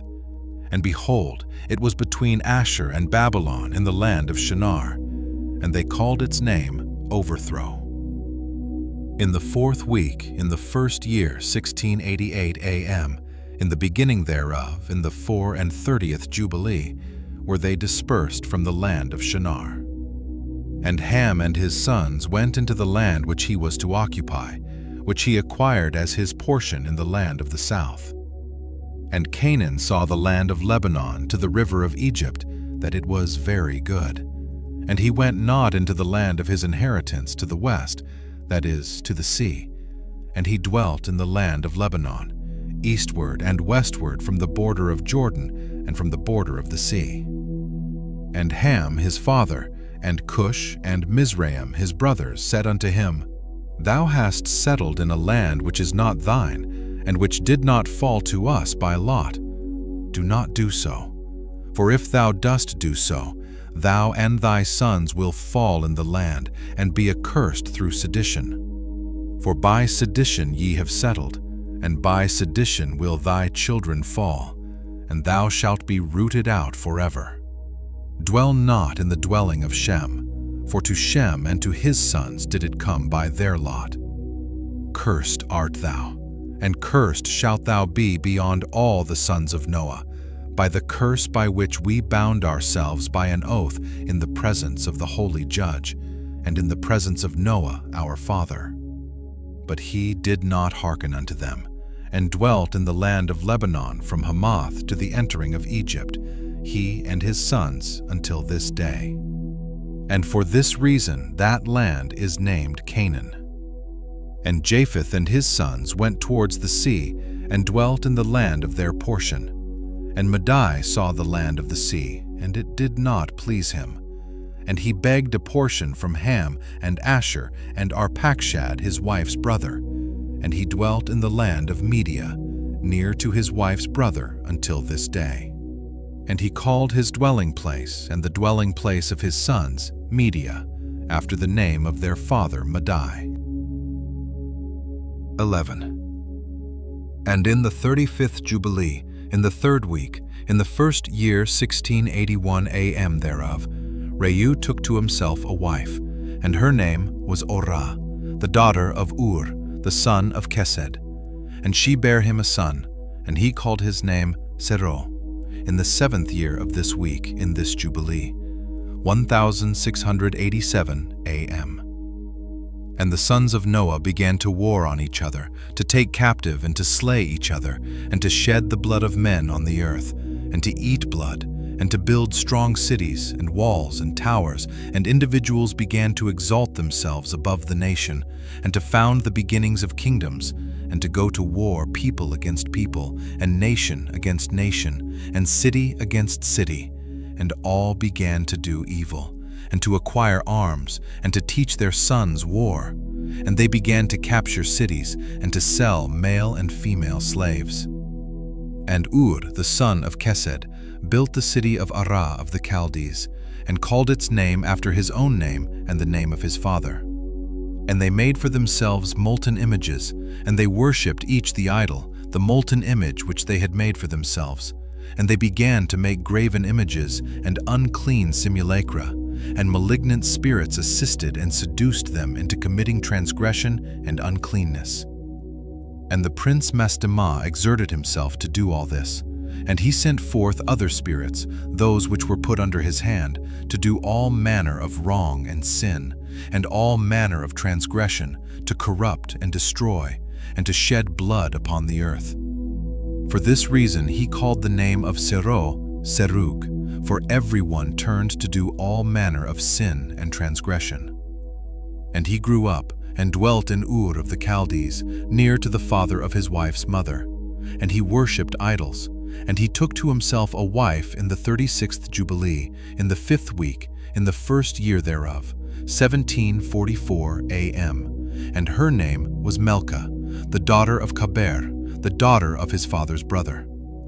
And she bare him Nahor, in the 1st year of this week. And he grew and dwelt in Ur of the Chaldees, and his father taught him the researches of the Chaldees to divine and augur according to the signs of heaven. And in the 37th Jubilee, in the 6th week, in the 1st year thereof, 1800 AM, he took to himself a wife, and her name was Ijaska, the daughter of Nestag of the Chaldees. And she bare him Terah in the 7th year of this week, 1806 AM. And the prince Mastemah sent ravens and birds to devour the seed which was sown in the land, in order to destroy the land, and rob the children of men of their labors.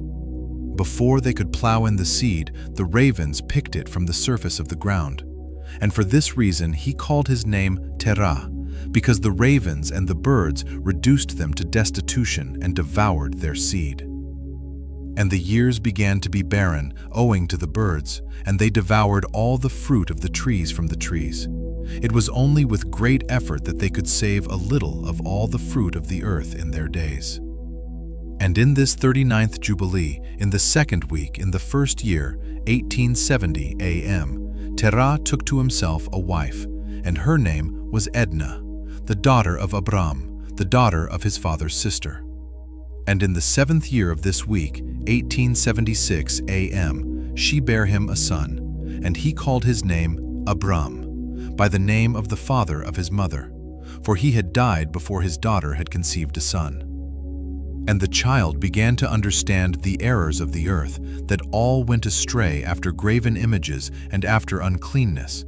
And his father taught him writing, and he was 2 weeks of years old, 1890 AM, and he separated himself from his father, that he might not worship idols with him. And he began to pray to the Creator of all things, that he might save him from the errors of the children of men, and that his portion should not fall into error after uncleanness and vileness. And the seed time came for the sowing of seed upon the land, and they all went forth together to protect their seed against the ravens. And Abram went forth with those that went, and the child was a lad of 14 years. And a cloud of ravens came to devour the seed, and Abram ran to meet them before they settled on the ground, and cried to them before they settled on the ground to devour the seed, and said, "Descend not, return to the place whence ye came." And they proceeded to turn back. And he caused the clouds of ravens to turn back that day 70 times. And of all the ravens throughout all the land where Abram was, there settled there not so much as one.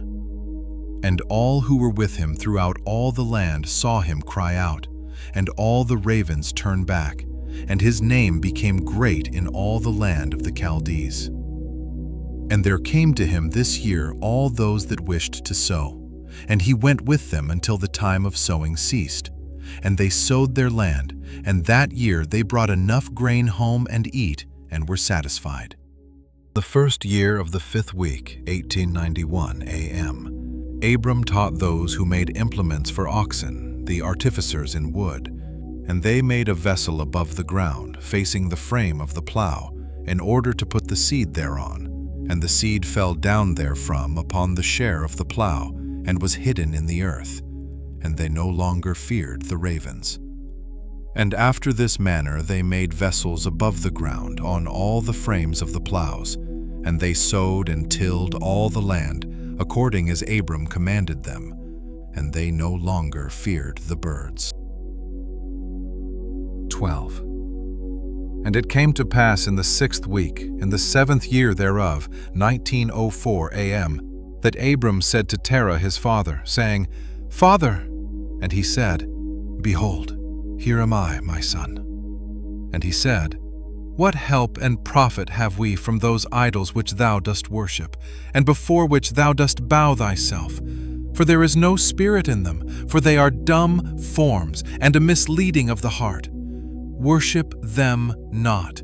Worship the God of heaven, who causes the rain and the dew to descend on the earth, and does everything upon the earth, and has created everything by his word, and all life is from before his face. Why do ye worship things that have no spirit in them? For they are the work of men's hands, and on your shoulders do ye bear them, and ye have no help from them. But they are a great cause of shame to those who make them, and a misleading of the heart to those who worship them. Worship them not." And his father said unto him, "I also know it, my son. But what shall I do with the people who have made me to serve before them? And if I tell them the truth, they will slay me, for their soul cleaves to them to worship them and honor them. Keep silent, my son, lest they slay thee." And these words he spake to his 2 brothers, and they were angry with him, and he kept silent. And in the 40th Jubilee, in the 2nd week, in the 7th year thereof, 1925 A.M., Abram took to himself a wife, and her name was Sarai, the daughter of his father, and she became his wife. And Haran his brother took to himself a wife in the 3rd year of the 3rd week, 1928 A.M., and she bare him a son in the 7th year of this week, 1932 A.M., and he called his name Lot. And Nahor his brother took to himself a wife. And in the 60th year of the life of Abram, that is, in the 4th week, in the 4th year thereof, 1936 A.M., Abram arose by night, and burned the house of the idols, and he burned all that was in the house, and no man knew it. And they arose in the night, and sought to save their gods from the midst of the fire. And Haran hasted to save them, but the fire flamed over him, and he was burnt in the fire, and he died in Ur of the Chaldees, before Terah his father, and they buried him in Ur of the Chaldees. And Terah went forth from Ur of the Chaldees, he and his sons, to go into the land of Lebanon, and into the land of Canaan. And he dwelt in the land of Haran. And Abram dwelt with Terah his father in Haran 2 weeks of years. And in the 6th week, in the 5th year thereof, 1951 a.m., Abram sat up throughout the night on the new moon of the 7th month to observe the stars from the evening to the morning, in order to see what would be the character of the year with regard to the rains. And he was alone as he sat and observed. And a word came into his heart, and he said, "All the signs of the stars, and the signs of the moon and of the sun are all in the hand of the Lord. Why do I search them out? If he desires, he causes it to rain morning and evening. And if he desires, he withholds it. And all things are in his hand." And he prayed that night and said, "My God, God Most High, thou alone art my God, and thee and thy dominion have I chosen. And thou hast created all things, and all things that are the work of thy hands. Deliver me from the hands of evil spirits who have dominion over the thoughts of men's hearts. And let them not lead me astray from thee, my God. And stablish thou me and my seed forever, that we go not astray from henceforth and forevermore." And he said, "Shall I return unto Ur of the Chaldees, who seek my face, that I may return to them? Am I to remain here in this place? The right path before thee, prosper it in the hands of thy servant, that he may fulfill it, and that I may not walk in the deceitfulness of my heart, O my God." And he made an end of speaking and praying, and behold, the word of the Lord was sent to him through me, saying, "Get thee up from thy country, and from thy kindred, and from the house of thy father, unto a land which I will show thee. And I shall make thee a great and numerous nation. And I will bless thee, and I will make thy name great, and thou shalt be blessed in the earth. And in thee shall all families of the earth be blessed. And I will bless them that bless thee, and curse them that curse thee. And I will be a God to thee, and thy son, and to thy son's son, and to all thy seed. Fear not, from henceforth and unto all generations of the earth, I am thy God." And the Lord God said, "Open his mouth and his ears, that he may hear and speak with his mouth, with the language which has been revealed. For it had ceased from the mouths of all the children of men, from the day of the overthrow of Babel. And I opened his mouth, and his ears, and his lips. And I began to speak with him in Hebrew, in the tongue of the creation." The books of his fathers, and these were written in Hebrew. And he transcribed them, and he began from henceforth to study them. And I made known to him that which he could not understand. And he studied them during the 6 rainy months. And it came to pass in the 7th year of the 6th week, 1953 a.m., that he spoke to his father and informed him that he would leave Haran to go into the land of Canaan to see it and return to him. And Terah his father said unto him, "Go in peace. May the eternal God make thy path straight. And the Lord be with thee, and protect thee from all evil, and grant unto thee grace, mercy, and favor before those who see thee. And may none of the children of men have power over thee to harm thee. Go in peace.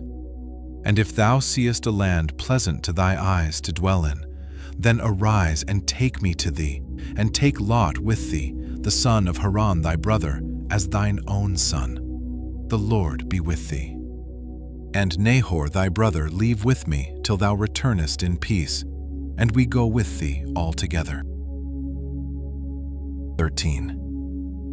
And Abram journeyed from Haran, and he took Sarai his wife, and Lot his brother Haran's son, to the land of Canaan. And he came into Ashur, and proceeded to Shechem, and dwelt near a lofty oak. And he saw, and behold, the land was very pleasant, from the entering of Hamath to the lofty oak. And the Lord said to him, "To thee and to thy seed will I give this land." And he built an altar there, and he offered thereon a burnt sacrifice to the Lord, who had appeared to him.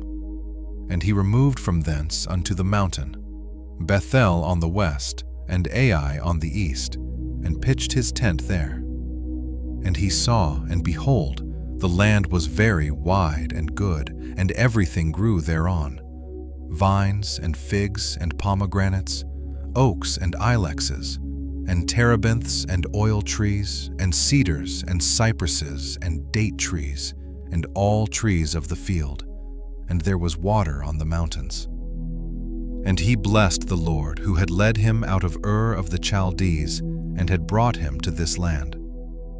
And it came to pass in the first year, in the 7th week, on the new moon of the first month, 1954 a.m., that he built an altar on this mountain, and called on the name of the Lord. Thou, the eternal God, art my God. And he offered on the altar a burnt sacrifice unto the Lord, that he should be with him, and not forsake him all the days of his life. And he removed from thence, and went towards the south, and he came to Hebron. And Hebron was built at that time, and he dwelt there 2 years. And he went thence into the land of the south, to Bealoth, and there was a famine in the land. And Abram went into Egypt in the 3rd year of the week, and he dwelt in Egypt 5 years before his wife was torn away from him. Now Taneas in Egypt was at that time built, 7 years after Hebron. And it came to pass when Pharaoh seized Sarai, the wife of Abram, that the Lord plagued Pharaoh and his house with great plagues because of Sarai, Abram's wife.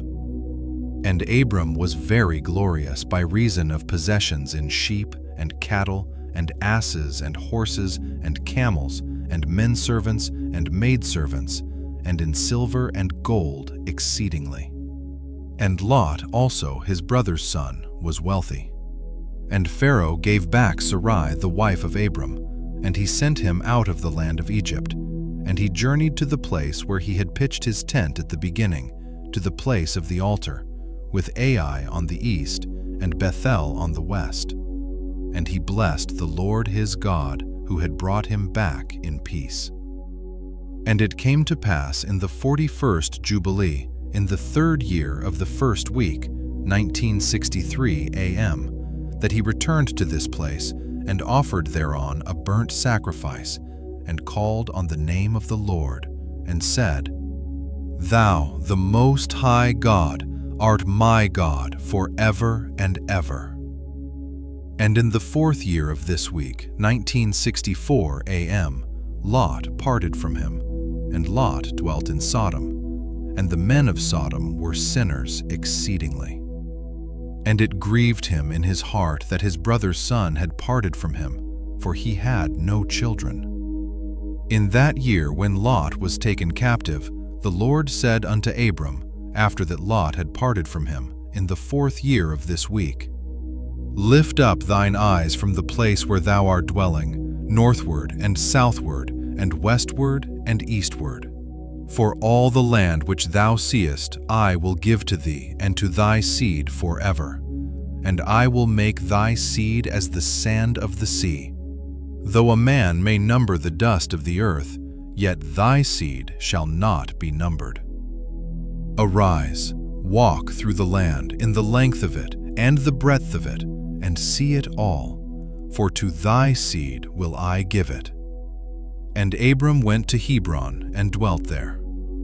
And in this year came Chedorlaomer, king of Elam, and Amraphel, king of Shinar, and Arioch, king of Selasar, and Turgal, king of nations, and slew the king of Gomorrah, and the king of Sodom fled, and many fell through wounds in the vale of Siddim by the salt sea. And they took captive Sodom and Adam and Zeboim, and they took captive Lot also, the son of Abram's brother, and all his possessions, and they went to Dan. And one who had escaped came and told Abram that his brother's son had been taken captive, and Abram armed his household servants. For Abram and for his seed, 1/10 of the first fruits to the Lord. And the Lord ordained it as an ordinance forever, that they should give it to the priests who served before him, that they should possess it forever. And to this law there is no limit of days, for he hath ordained it for the generations forever, that they should give to the Lord the 10th of everything, of the seed, and of the wine, and of the oil, and of the cattle, and of the sheep. He gave it unto his priests to eat and to drink with joy before him. And the king of Sodom came to him, and bowed himself before him, and said, Our Lord Abram, give unto us the souls which thou hast rescued, but let the booty be thine.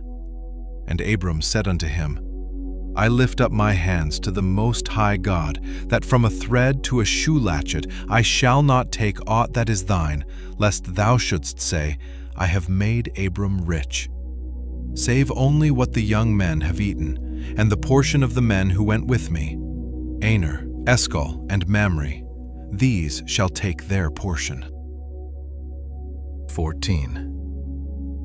After these things, in the 4th year of this week, on the new moon of the 3rd month, the word of the Lord came to Abram in a dream, saying, Fear not, Abram, I am thy defender, and thy reward will be exceeding great. And he said, Lord, Lord, what wilt thou give me, seeing I go hence childless, and the son of Mesech, the son of my handmaid, is the Damasek Eliezer? He will be my heir, and to me thou hast given no seed. And he said unto him, This man will not be thy heir, but one that will come out of thine own bowels, he will be thine heir. And he brought him forth abroad, and said unto him, Look toward heaven, and number the stars, if thou art able to number them. And he looked toward heaven, and beheld the stars. And he said unto him, So shall thy seed be. And he believed in the Lord, and it was counted to him for righteousness. And he said unto him, I am the Lord that brought thee out of Ur of the Chaldees, to give thee the land of the Canaanites to possess it forever. And I will be God unto thee, and to thy seed after thee. And he said, Lord, Lord, whereby shall I know that I shall inherit it? And he said unto him, Take me an heifer of 3 years, and a goat of 3 years, and a sheep of 3 years, and a turtle dove, and a pigeon. And he took all these in the middle of the month, and he dwelt at the oak of Mamre, which is near Hebron. And he built there an altar, and sacrificed all these. And he poured their blood upon the altar, and divided them in the midst, and laid them over against each other. But the birds divided he not.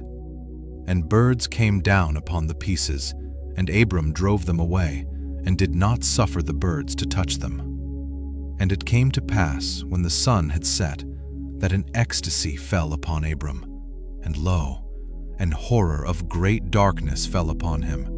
And it was said unto Abram, Know of a surety that thy seed shall be a stranger in a land that is not theirs, and they shall bring them into bondage, and afflict them 400 years. And the nation also to whom they will be in bondage will I judge, and after that they shall come forth thence with much substance. And thou shalt go to thy fathers in peace, and be buried in a good old age. But in the 4th generation they shall return hither, for the iniquity of the Amorites is not yet full. And he awoke from his sleep, and he arose, and the sun had set. And there was a flame, and behold, a furnace was smoking, and a flame of fire passed between the pieces. And on that day the Lord made a covenant with Abram, saying, To thy seed will I give this land, from the river of Egypt unto the great river, the river Euphrates, the Kenites, the Kenizzites, the Cadmonites, the Perizzites, and the Rephaim, the Phacharites, and the Hivites, and the Amorites, and the Canaanites, and the Girgashites, and the Jebusites. And the day passed, and Abram offered the pieces, and the birds, and their fruit offerings, and their drink offerings, and the fire devoured them. And on that day we made a covenant with Abram, according as we had covenanted with Noah in this month. And Abram renewed the festival and ordinance for himself forever. And Abram rejoiced, and made all these things known to Sarai his wife. And he believed that he would have seed, but she did not bear. And Sarai advised her husband Abram, and said unto him, Go in unto Hagar my Egyptian maid, it may be that I shall build up seed unto thee by her. And Abram hearkened unto the voice of Sarai his wife, and said unto her, Do so. And Sarai took Hagar her maid, the Egyptian, and gave her to Abram her husband to be his wife. And he went in unto her, and she conceived and bare him a son. And he called his name Ishmael, in the 5th year of this week, 1965 AM. And this was the 86th year in the life of Abram. 15. And in the 5th year of the 4th week of this Jubilee, 1979 AM, in the 3rd month, in the middle of the month, Abram celebrated the feast of the first fruits of the grain harvest. And he offered new offerings on the altar, the first fruits of the produce unto the Lord, an heifer and a goat and a sheep on the altar as a burnt sacrifice unto the Lord. Their fruit offerings and their drink offerings he offered upon the altar with frankincense. And the Lord appeared to Abram and said unto him, I am God Almighty. Approve thyself before me, and be thou perfect. And I will make my covenant between me and thee, and I will multiply thee exceedingly. And Abram fell on his face, and God talked with him, and said, Behold, my ordinance is with thee, and thou shalt be the father of many nations. Neither shall thy name any more be called Abram, but thy name from henceforth, even forever, shall be Abraham. For the father of many nations have I made thee. And I will make thee very great, and I will make thee into nations, and kings shall come forth from thee. And I shall establish my covenant between me and thee, and thy seed after thee, throughout their generations, for an eternal covenant, so that I may be a God unto thee, and to thy seed after thee. The land where thou hast been a sojourner, the land of Canaan, that thou mayest possess it forever, and I will be their God. And the Lord said unto Abraham, And as for thee, do thou keep my covenant, thou and thy seed after thee, and circumcise ye every male among you, and circumcise your foreskins. And it shall be a token of an eternal covenant between me and you. And the child on the 8th day ye shall circumcise, every male throughout your generations, him that is born in the house, or whom ye have bought with money from any stranger, whom ye have acquired who is not of thy seed. He that is born in thy house shall surely be circumcised, and those whom thou hast bought with money shall be circumcised. And my covenant shall be in your flesh for an eternal ordinance.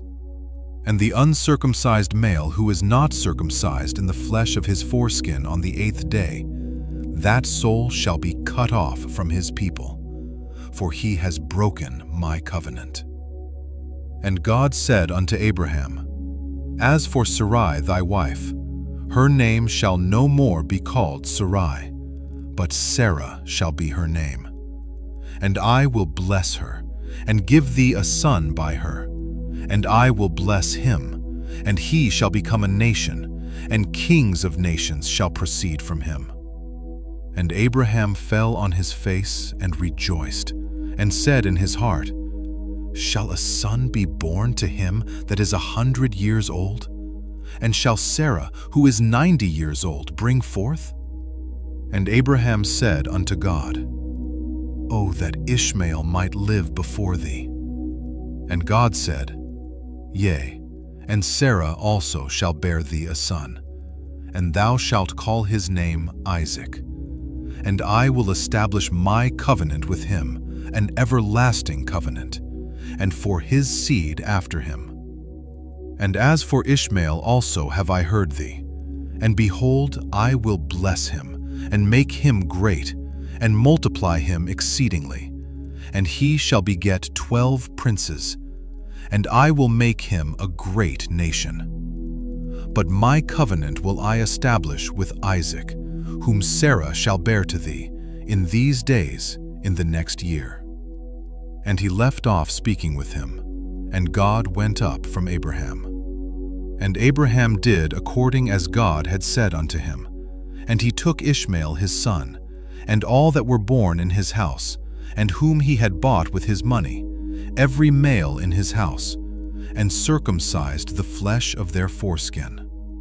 And on the selfsame day was Abraham circumcised, and all the men of his house, and all those whom he had bought with money from the children of the stranger, were circumcised with him. This law is for all the generations forever, and there is no circumcision of the days, and no omission of one day out of the 8 days. For it is an eternal ordinance, ordained and written on the heavenly tablets. And every one that is born, the flesh of whose foreskin is not circumcised on the 8th day, belongs not to the children of the covenant which the Lord made with Abraham, but to the children of destruction. Nor is there, moreover, any sign on him that he is the Lord's, but he is destined to be destroyed and slain from the earth, and to be rooted out of the earth, for he has broken the covenant of the Lord our God. For all the angels of the presence, and all the angels of sanctification have been so created from the day of their creation. And before the angels of the presence and the angels of sanctification, he hath sanctified Israel, that they should be with him and with his holy angels. And do thou command the children of Israel, and let them observe the sign of this covenant for their generations as an eternal ordinance. And they will not be rooted out of the land. For the command is ordained for a covenant, that they should observe it forever among all the children of Israel. For Ishmael and his sons, and his brothers, and Esau, the Lord did not cause to approach him, and he chose them not, because they are the children of Abraham, because he knew them. But he chose Israel to be his people, and he sanctified it, and gathered it from amongst all the children of men. For there are many nations, and many peoples, and all are his. And over all hath he placed spirits in authority, to lead them astray from him. But over Israel he did not appoint any angel or spirit, for he alone is their ruler. And he will preserve them, and require them at the hand of his angels and his spirits, and at the hand of all his powers, in order that he may preserve them and bless them, and that they may be his, and he may be theirs from henceforth forever. And now I announce unto thee that the children of Israel will not keep true to this ordinance, and they will not circumcise their sons according to all this law. For in the flesh of their circumcision they will omit this circumcision of their sons, and all of them, sons of Beliar, will leave their sons uncircumcised as they were born. And there will be great wrath from the Lord against the children of Israel, because they have forsaken his covenant, and turned aside from his word, and provoked and blasphemed, inasmuch as they do not observe the ordinance of this law. For they have treated their members like the Gentiles, so that they may be removed and rooted out of the land. And there will no more be pardon or forgiveness unto them, so that there should be forgiveness and pardon for all the sin of this eternal error. 16. And on the new moon of the 4th month we appeared unto Abraham at the oak of Mamre, and we talked with him.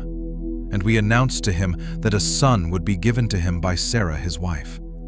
And Sarah laughed, for she heard that we had spoken these words with Abraham, and we admonished her, and she became afraid, and denied that she had laughed on account of the words. And we told her the name of her son, as his name is ordained and written in the heavenly tablets, that is, Isaac, and that, when we returned to her at a set time, she would have conceived a son. And in this month the Lord executed his judgments on Sodom and Gomorrah and Zeboim and all the region of the Jordan. And he burned them with fire and brimstone and destroyed them until this day, even as lo I have declared unto thee all their works, that they are wicked and sinners exceedingly, and that they defile themselves and commit fornication in their flesh, and work uncleanness on the earth. And, in like manner, God will execute judgment on the places where they have done according to the uncleanness of the Sodomites, like unto the judgment of Sodom. But Lot we saved, for God remembered Abraham, and sent him out from the midst of the overthrow. And he and his daughters committed sin upon the earth, such as had not been on the earth since the days of Adam till his time. For the man lay with his daughters. And behold, it was commanded and engraven concerning all his seed on the heavenly tablets, to remove them and root them out, and to execute judgment upon them like the judgment of Sodom, and to leave no seed of the man on earth on the day of condemnation. And in this month Abraham moved from Hebron, and departed and dwelt between Kadesh and Shur in the mountains of Gerar. And in the middle of the 5th month he moved from thence, and dwelt at the well of the oath. And in the middle of the 6th month the Lord visited Sarah, and did unto her as he had spoken, and she conceived. And she bare a son in the 3rd month, and in the middle of the month, at the time of which the Lord had spoken to Abraham, on the festival of the first fruits of the harvest, Isaac was born. And Abraham circumcised his son on the 8th day. He was the first that was circumcised, according to the covenant which is ordained forever. And in the 6th year of the 4th week we came to Abraham, to the well of the oath, and we appeared unto him, as we had told Sarah that we should return to her, and she would have conceived a son. And we returned in the 7th month, and found Sarah with child before us.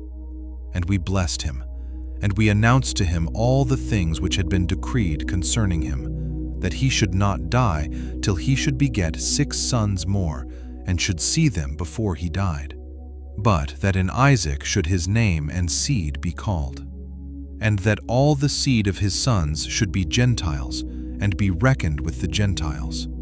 But from the sons of Isaac one should become a holy seed, and should not be reckoned among the Gentiles. For he should become the portion of the Most High, and all his seed had fallen into the possession of God, that it should be unto the Lord a people for his possession above all nations, and that it should become a kingdom, and priests, and a holy nation. And we went our way, and we announced to Sarah all that we had told him, and they both rejoiced with exceeding great joy. And he built there an altar to the Lord who had delivered him, and who was making him rejoice in the land of his sojourning. And he celebrated a festival of joy in this month 7 days, near the altar which he had built at the well of the oath. And he built booths for himself and for his servants on this festival, and he was the first to celebrate the Feast of Tabernacles on the earth.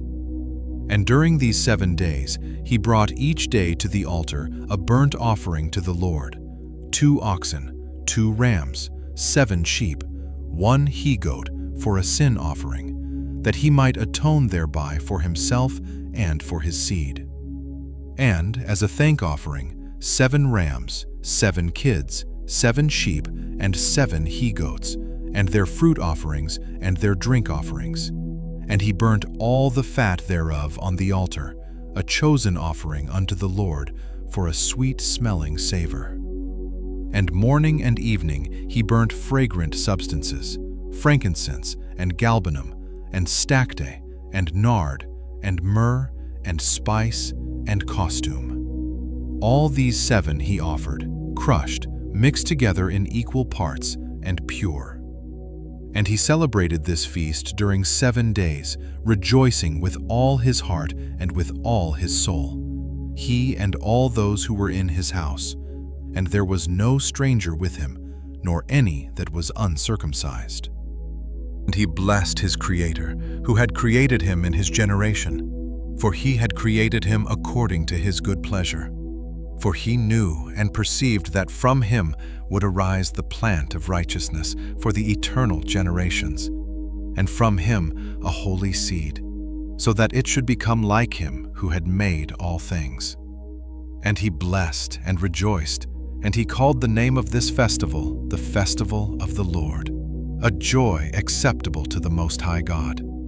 And we blessed him forever, and all his seed after him throughout all the generations of the earth, because he celebrated this festival in its season according to the testimony of the heavenly tablets.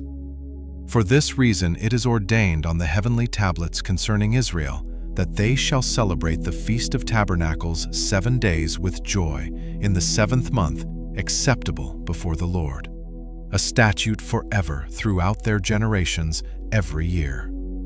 And to this there is no limit of days, for it is ordained forever regarding Israel that they should celebrate it and dwell in booths, and set wreaths upon their heads, and take leafy boughs and willows from the brook. And Abraham took branches of palm trees and the fruit of goodly trees, and every day going round the altar with the branches 7 times a day in the morning, he praised and gave thanks to his God for all things in joy. 17. And in the first year of the 5th week, Isaac was weaned in this Jubilee, 1982 AM. And Abraham made a great banquet in the 3rd month, on the day his son Isaac was weaned. And Ishmael, the son of Hagar the Egyptian, was before the face of Abraham his father in his place. And Abraham rejoiced and blessed God because he had seen his sons and had not died childless. And he remembered the words which he had spoken to him on the day on which Lot had parted from him. And he rejoiced because the Lord had given him seed upon the earth to inherit the earth. And he blessed with all his mouth the Creator of all things. And Sarah saw Ishmael playing and dancing, and Abraham rejoicing with great joy. And she became jealous of Ishmael, and said to Abraham, "Cast out this bondwoman and her son, for the son of this bondwoman will not be heir with my son Isaac." And the thing was grievous in Abraham's sight, because of his maidservant and because of his son, that he should drive them from him. And God said to Abraham, "Let it not be grievous in thy sight, because of the child and because of the bondwoman. In all that Sarah hath said unto thee, hearken to her words and do them. For in Isaac shall thy name and seed be called. But as for the son of this bondwoman, I will make him a great nation, because he is of thy seed." And Abraham rose up early in the morning, and took bread and a bottle of water, and placed them on the shoulders of Hagar and the child, and sent her away. And she departed and wandered in the wilderness of Beersheba, and the water in the bottle was spent, and the child thirsted, and was not able to go on, and fell down. And his mother took him, and cast him under an olive tree, and went and sat her down over against him at the distance of a bowshot. For she said, "Let me not see the death of my child." And as she sat, she wept. And an angel of God, one of the holy ones, said unto her, "Why weepest thou, Hagar? Arise, take the child, and hold him in thine hand, for God hath heard thy voice, and hath seen the child." And she opened her eyes, and she saw a well of water, and she went and filled her bottle with water, and she gave her child to drink. And she arose and went towards the wilderness of Paran. And the child grew and became an archer, and God was with him. And his mother took him a wife from among the daughters of Egypt. And she bare him a son, and he called his name Nebaioth, for she said, "The Lord was nigh to me when I called upon him." And it came to pass in the 7th week, in the 1st year thereof, 2003 AM, in the 1st month in this Jubilee, on the 12th of this month, there were voices in heaven regarding Abraham, that he was faithful in all that he told him, and that he loved the Lord, and that in every affliction he was faithful. And the prince Mastema came and said before God, Behold, Abraham loves Isaac his son, and he delights in him above all things else. Bid him offer him as a burnt offering on the altar, and thou wilt see if he will do this command, and thou wilt know if he is faithful in everything wherein thou dost try him. And the Lord knew that Abraham was faithful in all his afflictions, for he had tried him through his country and with famine, and had tried him with the wealth of kings, and had tried him again through his wife when she was torn from him, and with circumcision, and had tried him through Ishmael and Hagar his maidservant when he sent them away. And in everything wherein he had tried him, he was found faithful, and his soul was not impatient, and he was not slow to act, for he was faithful and a lover of the Lord. 18. And God said to him, Abraham, Abraham. And he said, Behold, here am I. And he said, Take thy beloved son, whom thou lovest, even Isaac, and go unto the high country, and offer him on one of the mountains which I will point out unto thee. And he rose early in the morning, and saddled his ass, and took his 2 young men with him, and Isaac his son, and clave the wood of the burnt offering. And he went to the place on the 3rd day, and he saw the place afar off. And he came to a well of water, and he said to his young men, Abide ye here with the ass, and I and the lad shall go yonder, and when we have worshipped, we shall come again to you. And he took the wood of the burnt offering, and laid it on Isaac his son. And he took in his hand the fire and the knife, and they went both of them together to that place. And Isaac said to his father, Father. And he said, Here am I, my son. And he said unto him, Behold the fire and the knife and the wood, but where is the sheep for the burnt offering, father? And he said, God will provide for himself a sheep for a burnt offering, my son. And he drew near to the place of the mount of God, and he built an altar, and he placed the wood on the altar, and bound Isaac his son, and placed him on the wood which was upon the altar, and stretched forth his hand to take the knife to slay Isaac his son. And I stood before him, and before the prince Mastema, and the Lord said, Bid him not to lay his hand on the lad, nor to do anything to him, for I have shown that he fears the Lord. And I called to him from heaven, and said unto him, Abraham, Abraham. And he was terrified, and said, Behold, here am I. And I said unto him, Lay not thy hand upon the lad, neither do thou anything to him.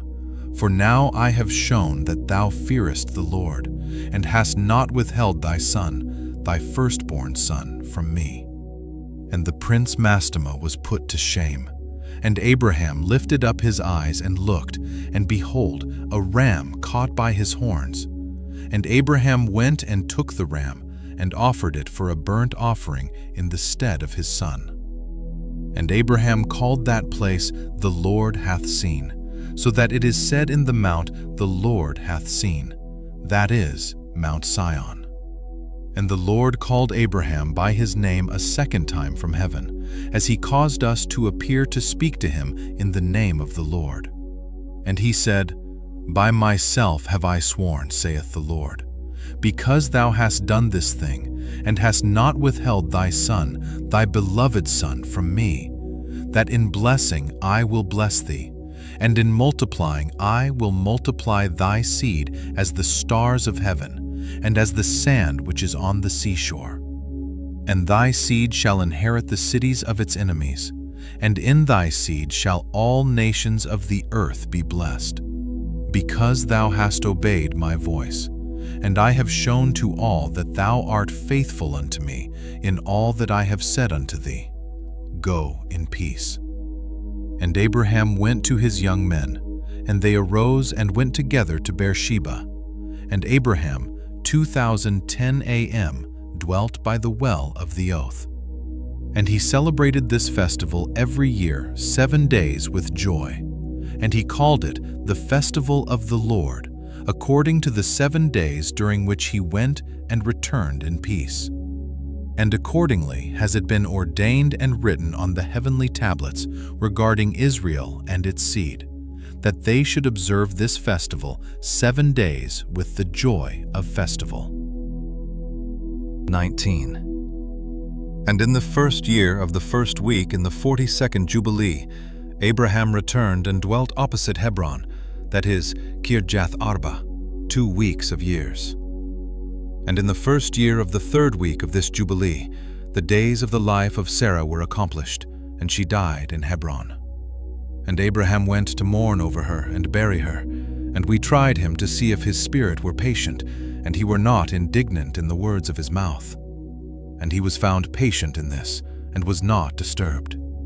For in patience of spirit he conversed with the children of Heth, to the intent that they should give him a place in which to bury his dead. And the Lord gave him grace before all who saw him, and he besought in gentleness the sons of Heth, and they gave him the land of the double cave over against Mamre, that is, Hebron, for 400 pieces of silver. And they besought him, saying, We shall give it to thee for nothing. But he would not take it from their hands for nothing, for he gave the price of the place, the money in full, and he bowed down before them twice, and after this he buried his dead in the double cave.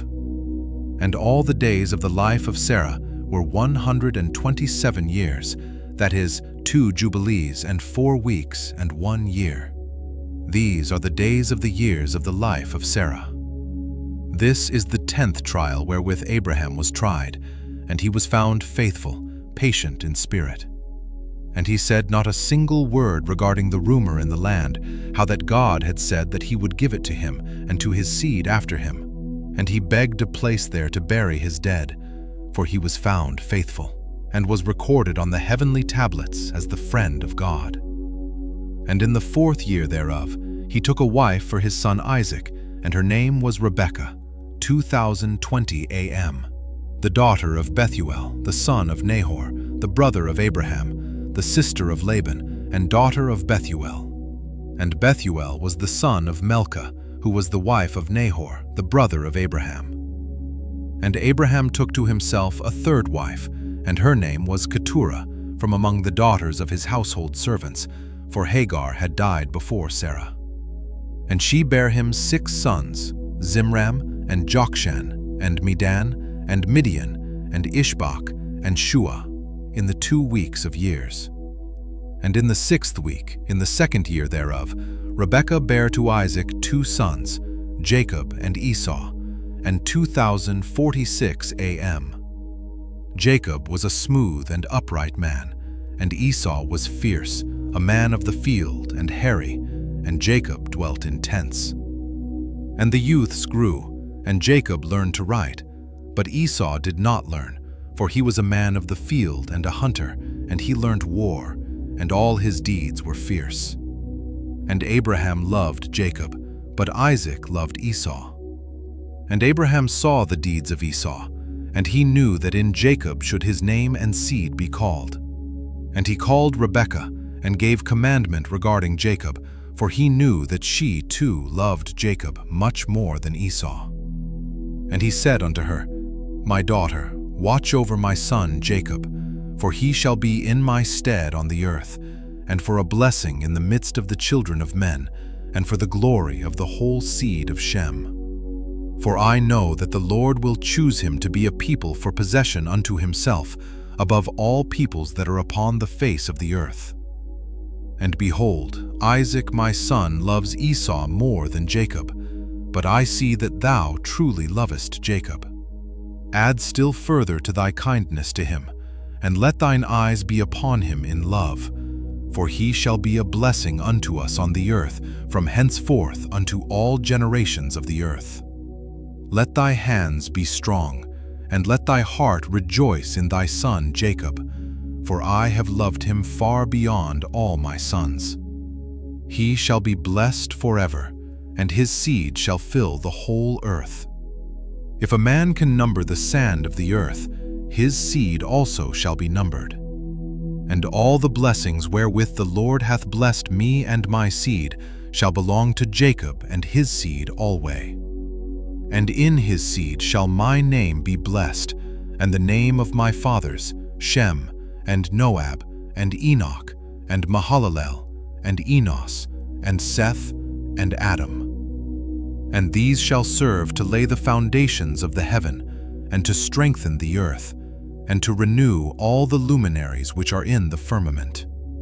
And he called Jacob before the eyes of Rebekah his mother, and kissed him, and blessed him, and said, Jacob, my beloved son, whom my soul loveth, may God bless thee from above the firmament, and may he give thee all the blessings wherewith he blessed Adam, and Enoch, and Noah, and Shem, and all the things of which he told me, and all the things which he promised to give me, may he cause to cleave to thee and to thy seed forever, according to the days of heaven above the earth.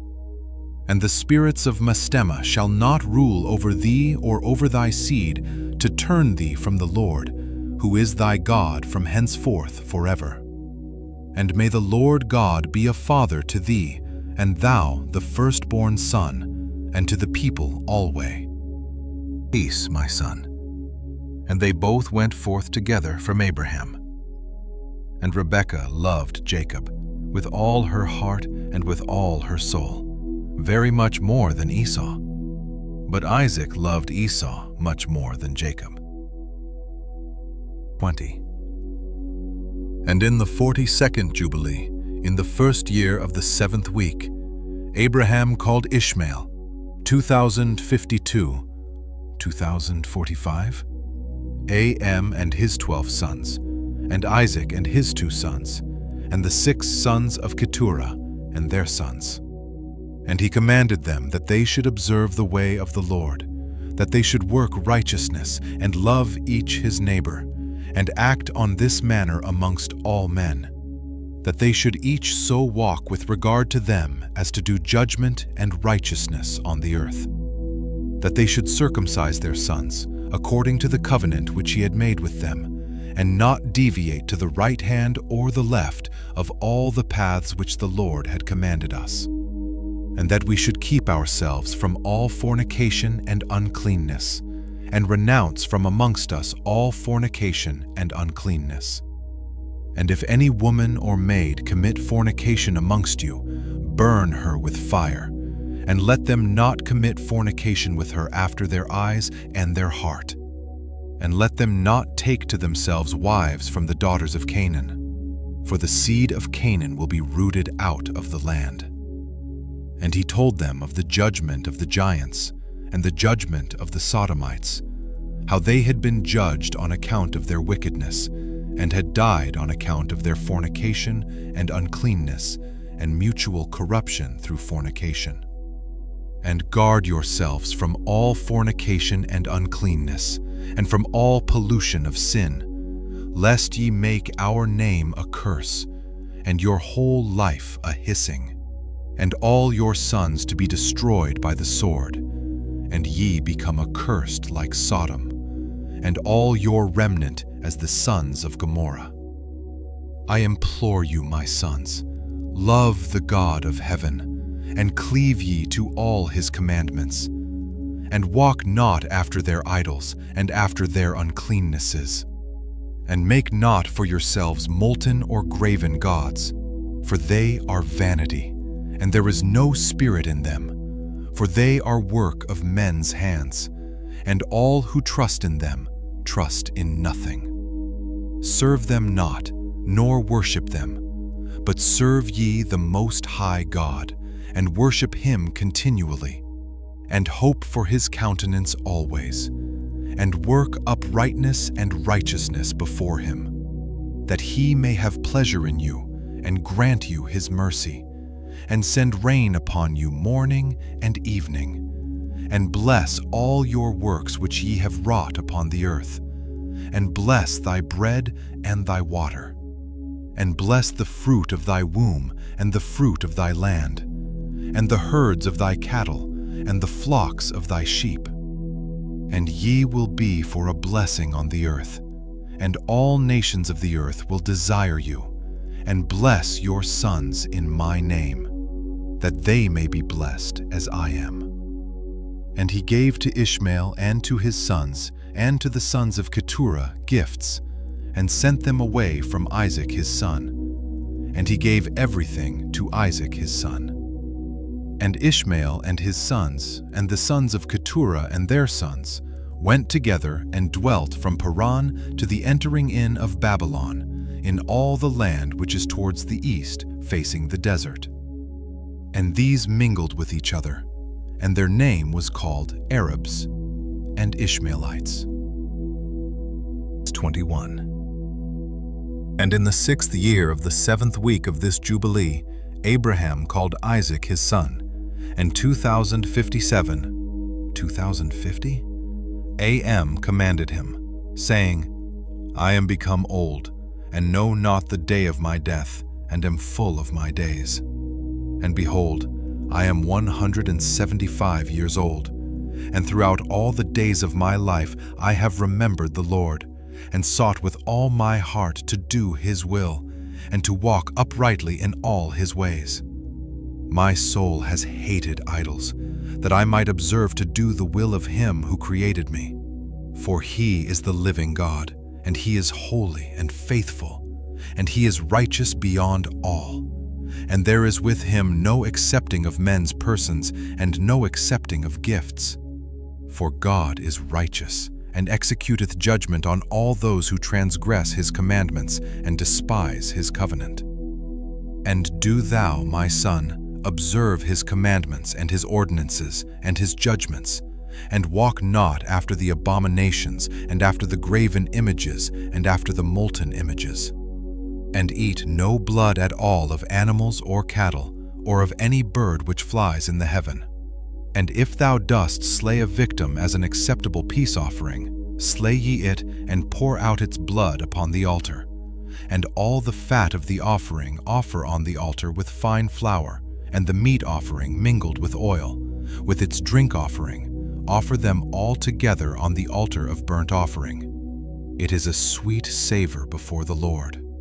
And thou wilt offer the fat of the sacrifice of thank offerings on the fire which is upon the altar, and the fat which is on the belly, and all the fat on the inwards, and the 2 kidneys, and all the fat that is upon them, and upon the loins and liver thou shalt remove, together with the kidneys. And offer all these for a sweet savor acceptable before the Lord, with its meat offering and with its drink offering for a sweet savor, the bread of the offering unto the Lord. And eat its meat on that day and on the 2nd day, and let not the sun on the 2nd day go down upon it till it is eaten. And let nothing be left over for the 3rd day, for it is not acceptable, for it is not approved, and let it no longer be eaten. And all who eat thereof will bring sin upon themselves. For thus I have found it written in the books of my forefathers, and in the words of Enoch, and in the words of Noah. And on all thy oblations thou shalt strew salt, and let not the salt of the covenant be lacking in all thy oblations before the Lord. And as regards the wood of the sacrifices, beware lest thou bring other wood for the altar in addition to these: cypress, bay, almond, fir, pine, cedar, savin, fig, olive, myrrh, laurel, aspalathus. And of these kinds of wood lay upon the altar under the sacrifice, such as have been tested as to their appearance. And do not lay thereon any split or dark wood, but hard and clean, without fault, a sound and new growth. And do not lay thereon old wood, for its fragrance is gone, for there is no longer fragrance in it as before. Besides these kinds of wood, there is none other that thou shalt place on the altar, for the fragrance is dispersed, and the smell of its fragrance goes not up to heaven. Observe this commandment, and do it, my son, that thou mayest be upright in all thy deeds. And at all times be clean in thy body, and wash thyself with water before thou approachest to offer on the altar. and wash thy hands and thy feet before thou drawest near to the altar. And when thou art done sacrificing, wash again thy hands and thy feet. And let no blood appear upon you, nor upon your clothes. Be on thy guard, my son, against blood. Be on thy guard exceedingly, cover it with dust. And do not eat any blood, for it is the soul. Eat no blood whatever. And take no gifts for the blood of man, lest it be shed with impunity, without judgment. For it is the blood that is shed that causes the earth to sin. And the earth cannot be cleansed from the blood of man, save by the blood of him who shed it. And take no present or gift for the blood of man. Blood for blood, that thou mayest be accepted before the Lord, the Most High God. For he is the defense of the good, and that thou mayest be preserved from all evil, and that he may save thee from every kind of death. I see, my son, that all the works of the children of men are sin and wickedness, and all their deeds are uncleanness and an abomination and a pollution, and there is no righteousness with them. Beware, lest thou shouldest walk in their ways, and tread in their paths, and sin a sin unto death before the Most High God. Else he will hide his face from thee, and give thee back into the hands of thy transgression, and root thee out of the land, and thy seed likewise from under heaven. And thy name and thy seed shall perish from the whole earth.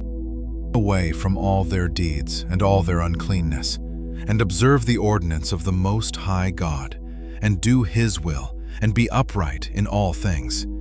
And he will bless thee in all thy deeds, and will raise up from thee a plant of righteousness through all the earth, throughout all generations of the earth. And my name and thy name shall not be forgotten under heaven forever.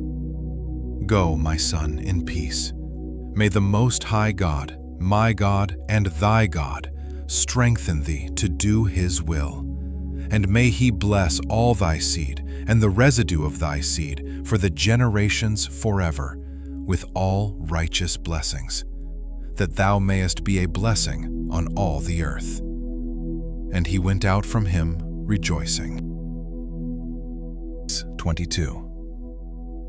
And it came to pass in the first week, in the 44th Jubilee, in the second year, that is, the year in which Abraham died, that Isaac and Ishmael came from the well of the oath to celebrate the Feast of Weeks, that is, the feast of the firstfruits of the harvest, to Abraham their father.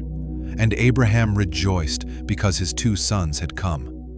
For Isaac had many possessions in Beersheba, and Isaac was wont to go and see his possessions and to return to his father. And in those days Ishmael came to see his father, and they both came together. And Isaac offered a sacrifice for a burnt offering, and presented it on the altar of his father, which he had made in Hebron. And he offered a thank offering, and made a feast of joy before Ishmael his brother. And Rebekah made new cakes from the new grain, and gave them to Jacob her son, to take them to Abraham his father, from the firstfruits of the land, that he might eat and bless the Creator of all things before he died. And Isaac too sent by the hand of Jacob to Abraham a best thank offering, that he might eat and drink. And he ate and drank, and blessed the Most High God, who hath created heaven and earth, who hath made all the fat things of the earth, and given them to the children of men, that they might eat and drink and bless their Creator. And now I give thanks unto thee, my God, because thou hast caused me to see this day. Behold, I am 163 years, an old man, and full of days. And all my days have been unto me peace. The sword of the adversary has not overcome me in all that thou hast given me and my children all the days of my life until this day. My God, may thy mercy and thy peace be upon thy servant, and upon the seed of his sons, that they may be to thee a chosen nation, and an inheritance from amongst all the nations of the earth, from henceforth unto all the days of the generations of the earth, unto all the ages. And he called Jacob and said, My son Jacob, may the God of all bless thee and strengthen thee to do righteousness, and his will before him. And may he choose thee and thy seed, that ye may become a people for his inheritance, according to his will alway. And do thou, my son Jacob, draw near and kiss me. And he drew near and kissed him, and he said, Blessed be my son Jacob, and all the sons of God Most High unto all the ages. May God give unto thee a seed of righteousness, and some of thy sons may he sanctify in the midst of the whole earth. May nations serve thee, and all the nations bow themselves before thy seed.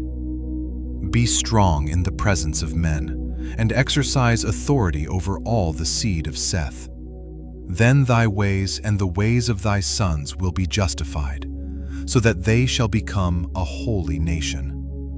May the Most High God give thee all the blessings wherewith he has blessed me, and wherewith he blessed Noah and Adam.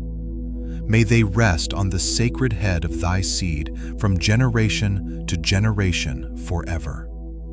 And may he cleanse thee from all unrighteousness and impurity, that thou mayest be forgiven all the transgressions, which thou hast committed ignorantly. And may he strengthen thee, and bless thee, and mayest thou inherit the whole earth, and may he renew his covenant with thee, that thou mayest be to him a nation for his inheritance for all the ages, and that he may be to thee and to thy seed a God in truth and righteousness throughout all the days of the earth. And do thou, my son Jacob, remember my words, and observe the commandments of Abraham thy father. Separate thyself from the nations, and eat not with them, and do not according to their works, and become not their associate. For their works are unclean, and all their ways are a pollution, and an abomination, and uncleanness. They offer their sacrifices to the dead, and they worship evil spirits, and they eat over the graves, and all their works are vanity and nothingness. They have no heart to understand, and their eyes do not see what their works are, and how they err in saying to a piece of wood, Thou art my God, and to a stone, Thou art my Lord, and thou art my deliverer. And they have no heart. And as for thee, my son Jacob, may the Most High God help thee, and the God of heaven bless thee, and remove thee from their uncleanness and from all their error. Be thou ware, my son Jacob, of taking a wife from any seed of the daughters of Canaan, for all his seed is to be rooted out of the earth. For, owing to the transgression of Ham, Canaan erred, and all his seed shall be destroyed from off the earth, and all the residue thereof. And none springing from him shall be saved on the day of judgment. And as for all the worshippers of idols and the profane, there shall be no hope for them in the land of the living. C. And there shall be no remembrance of them on the earth. C. For they shall descend into Sheol. D. And into the place of condemnation shall they go. As the children of Sodom were taken away from the earth, so will all those who worship idols be taken away. Fear not, my son Jacob, and be not dismayed, O son of Abraham. May the Most High God preserve thee from destruction, and from all the paths of error may he deliver thee. This house have I built for myself, that I might put my name upon it in the earth. It is given to thee, and to thy seed forever, and it will be named the house of Abraham. It is given to thee and to thy seed forever. For thou wilt build my house, and establish my name before God forever. Thy seed and thy name will stand throughout all generations of the earth. And he ceased commanding him and blessing him. And the two lay together on one bed, and Jacob slept in the bosom of Abraham, his father's father, and he kissed him 7 times, and his affection and his heart rejoiced over him. And he blessed him with all his heart, and said, The Most High God, the God of all and Creator of all, who brought me forth from Ur of the Chaldees, that he might give me this land to inherit it forever, and that I might establish a holy seed, blessed be the Most High forever. And he blessed Jacob and said, My son, over whom with all my heart and my affection I rejoice. May thy grace and thy mercy be lift up upon him and upon his seed alway. And do not forsake him, nor set him at naught from henceforth unto the days of eternity. And may thine eyes be opened upon him and upon his seed, that thou mayest preserve him and bless him, and mayest sanctify him as a nation for thine inheritance. And bless him with all thy blessings from henceforth unto all the days of eternity, and renew thy covenant and thy grace with him and with his seed according to all thy good pleasure unto all the generations of the earth. 23. And he placed 2 fingers of Jacob on his eyes, and he blessed the God of gods, and he covered his face and stretched out his feet, and slept the sleep of eternity, and was gathered to his fathers. And notwithstanding all this, Jacob was lying in his bosom, and knew not that Abraham, his father's father, was dead. And Jacob awoke from his sleep, and behold, Abraham was cold as ice, and he said, Father, Father. But there was none that spake, and he knew that he was dead. And he arose from his bosom, and ran and told Rebekah his mother. And Rebekah went to Isaac in the night, and told him. And they went together, and Jacob with them, and a lamp was in his hand. And when they had gone in, they found Abraham lying dead. And Isaac fell on the face of his father, and wept, and kissed him. And the voices were heard in the house of Abraham, and Ishmael his son arose, and went to Abraham his father, and wept over Abraham his father, he and all the house of Abraham, and they wept with a great weeping. And his sons Isaac and Ishmael buried him in the double cave, near Sarah his wife, and they wept for him 40 days, all the men of his house, and Isaac and Ishmael, and all their sons, and all the sons of Keturah in their places. And the days of weeping for Abraham were ended. And he lived 3 jubilees and 4 weeks of years, 175 years, and completed the days of his life, being old and full of days. For the days of the forefathers of their life were 19 jubilees, and after the flood they began to grow less than 19 jubilees, and to decrease in jubilees, and to grow old quickly, and to be full of their days, by reason of manifold tribulation and the wickedness of their ways, with the exception of Abraham. For Abraham was perfect in all his deeds with the Lord, and well-pleasing in righteousness all the days of his life. And behold, he did not complete 4 jubilees in his life, when he had grown old by reason of the wickedness, and was full of his days. And all the generations which shall arise from this time until the day of the great judgment shall grow old quickly, before they complete 2 jubilees, and their knowledge shall forsake them by reason of their old age. Land, all their knowledge shall vanish away.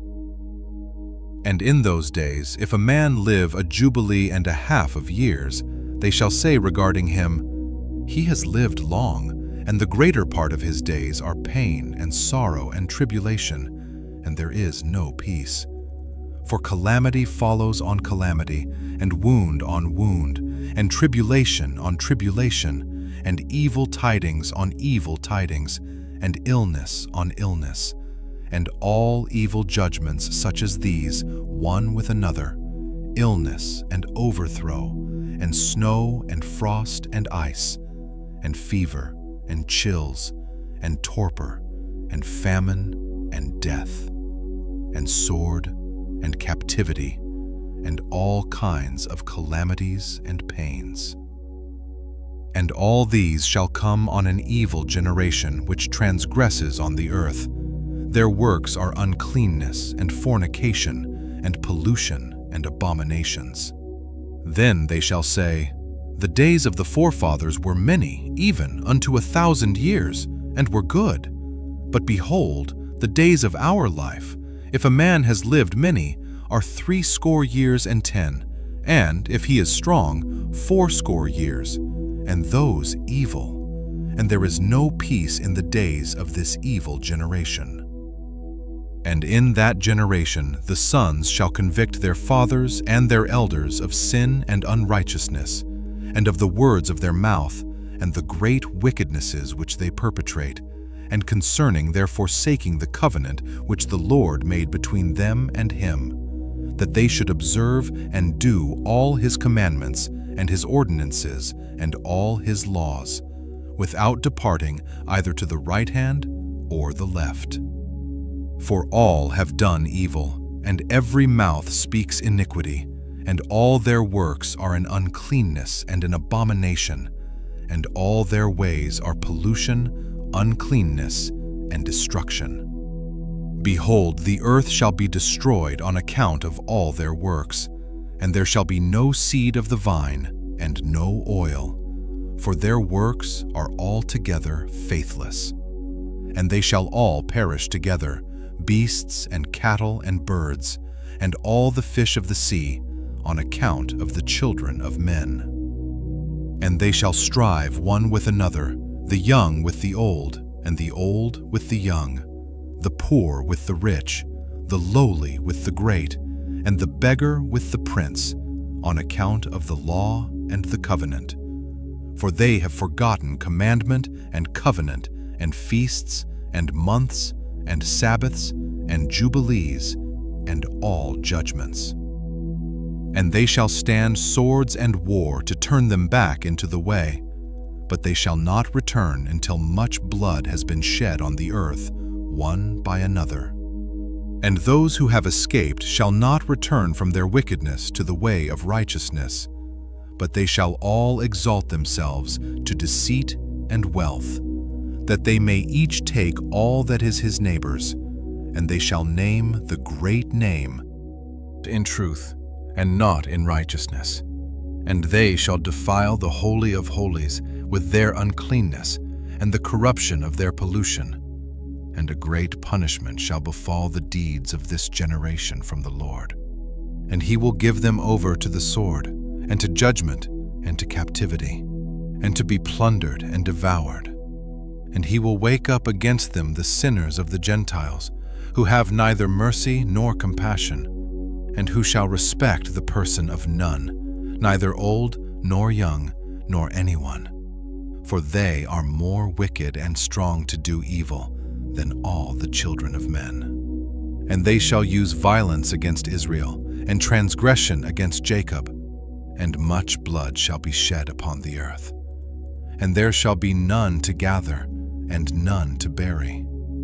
In those days they shall cry aloud, and call, and pray, that they may be saved from the hand of the sinners, the Gentiles. But none shall be saved. And the heads of the children shall be white with gray hair. And a child of 3 weeks shall appear old like a man of 100 years. And their stature shall be destroyed by tribulation and oppression. And in those days the children shall begin to study the laws, and to seek the commandments, and to return to the path of righteousness. And the days shall begin to grow many, and increase amongst those children of men, till their days draw nigh to 1,000 years. And to a greater number of years than before was the number of the days. And there shall be no old man, nor one who is satisfied with his days. for all shall be as children and youths. And all their days they shall complete, and live in peace and in joy. And there shall be no Satan, nor any evil destroyer. For all their days shall be days of blessing and healing.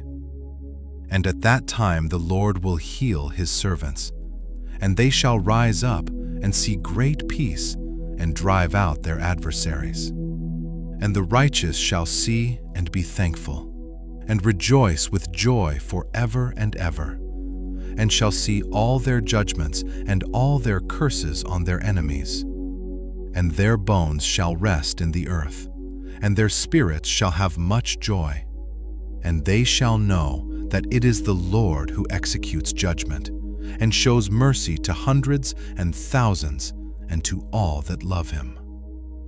And do thou, Moses, write down these words, for thus are they written, and they record them on the heavenly tablets for a testimony for the generations forever. 24. And it came to pass after the death of Abraham, that the Lord blessed Isaac his son.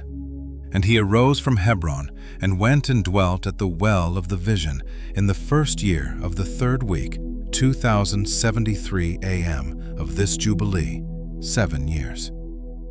And in the 1st year of the 4th week, a famine began in the land, 2080 a.m., besides the first famine, which had been in the days of Abraham.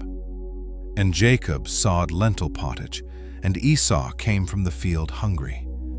And he said to Jacob his brother, Give me of this red pottage. And Jacob said to him, Sell to me thy primogeniture, this birthright, and I will give thee bread, and also some of this lentil pottage. And Esau said in his heart, I shall die.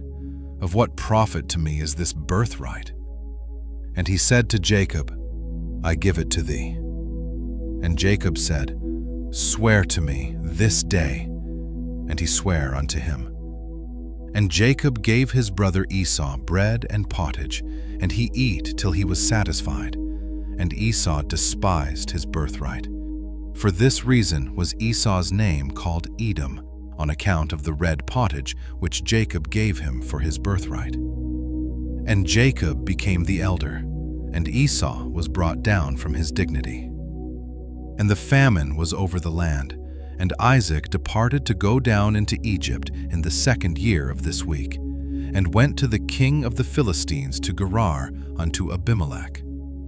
And the Lord appeared unto him, and said unto him, Go not down into Egypt. Dwell in the land that I shall tell thee of, and sojourn in this land, and I will be with thee and bless thee. For to thee and to thy seed will I give all this land, and I will establish my oath which I swear unto Abraham thy father, and I will multiply thy seed as the stars of heaven, and will give unto thy seed all this land. And in thy seed shall all the nations of the earth be blessed, because thy father obeyed my voice, and kept my charge and my commandments, and my laws, and my ordinances, and my covenant. And now obey my voice, and dwell in this land. And he dwelt in Gerar 3 weeks of years.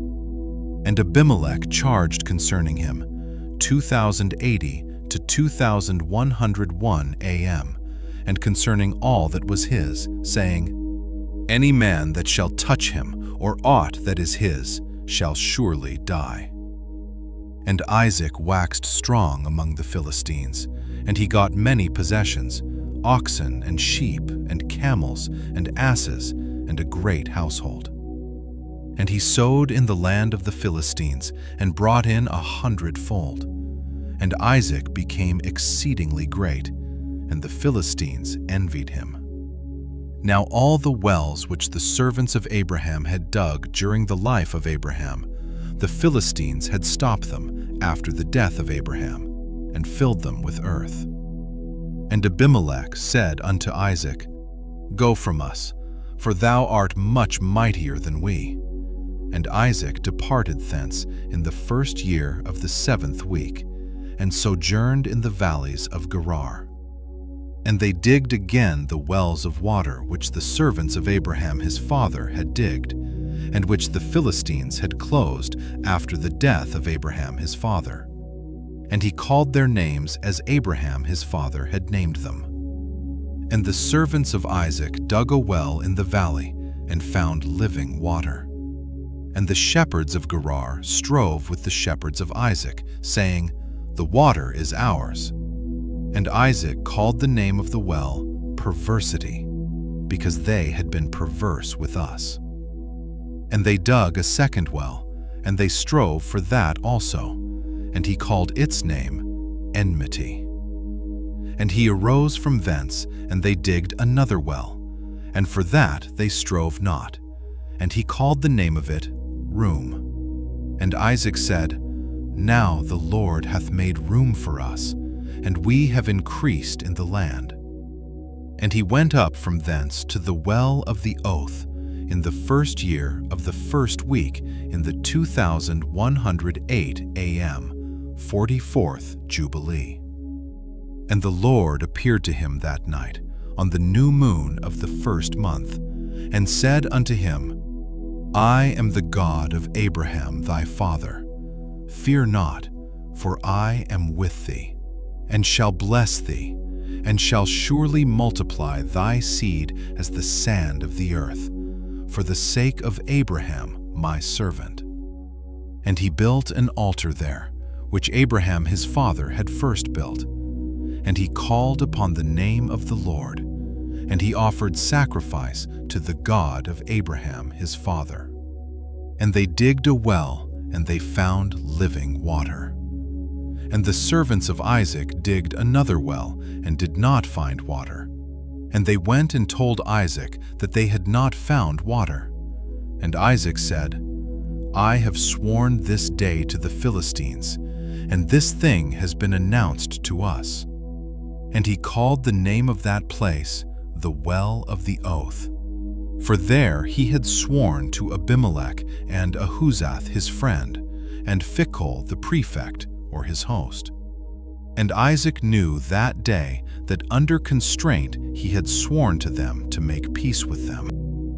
Isaac on that day cursed the Philistines, and said, "Cursed be the Philistines unto the day of wrath and indignation from the midst of all nations. May God make them a derision and a curse and an object of wrath and indignation in the hands of the sinners, the Gentiles, and in the hands of the Kittim. And whoever escapes the sword of the enemy and the Kittim, may the righteous nation root out in judgment from under heaven. For they shall be the enemies and foes of my children throughout their generations upon the earth. And no remnant shall be left to them, nor one that shall be saved on the day of the wrath of judgment.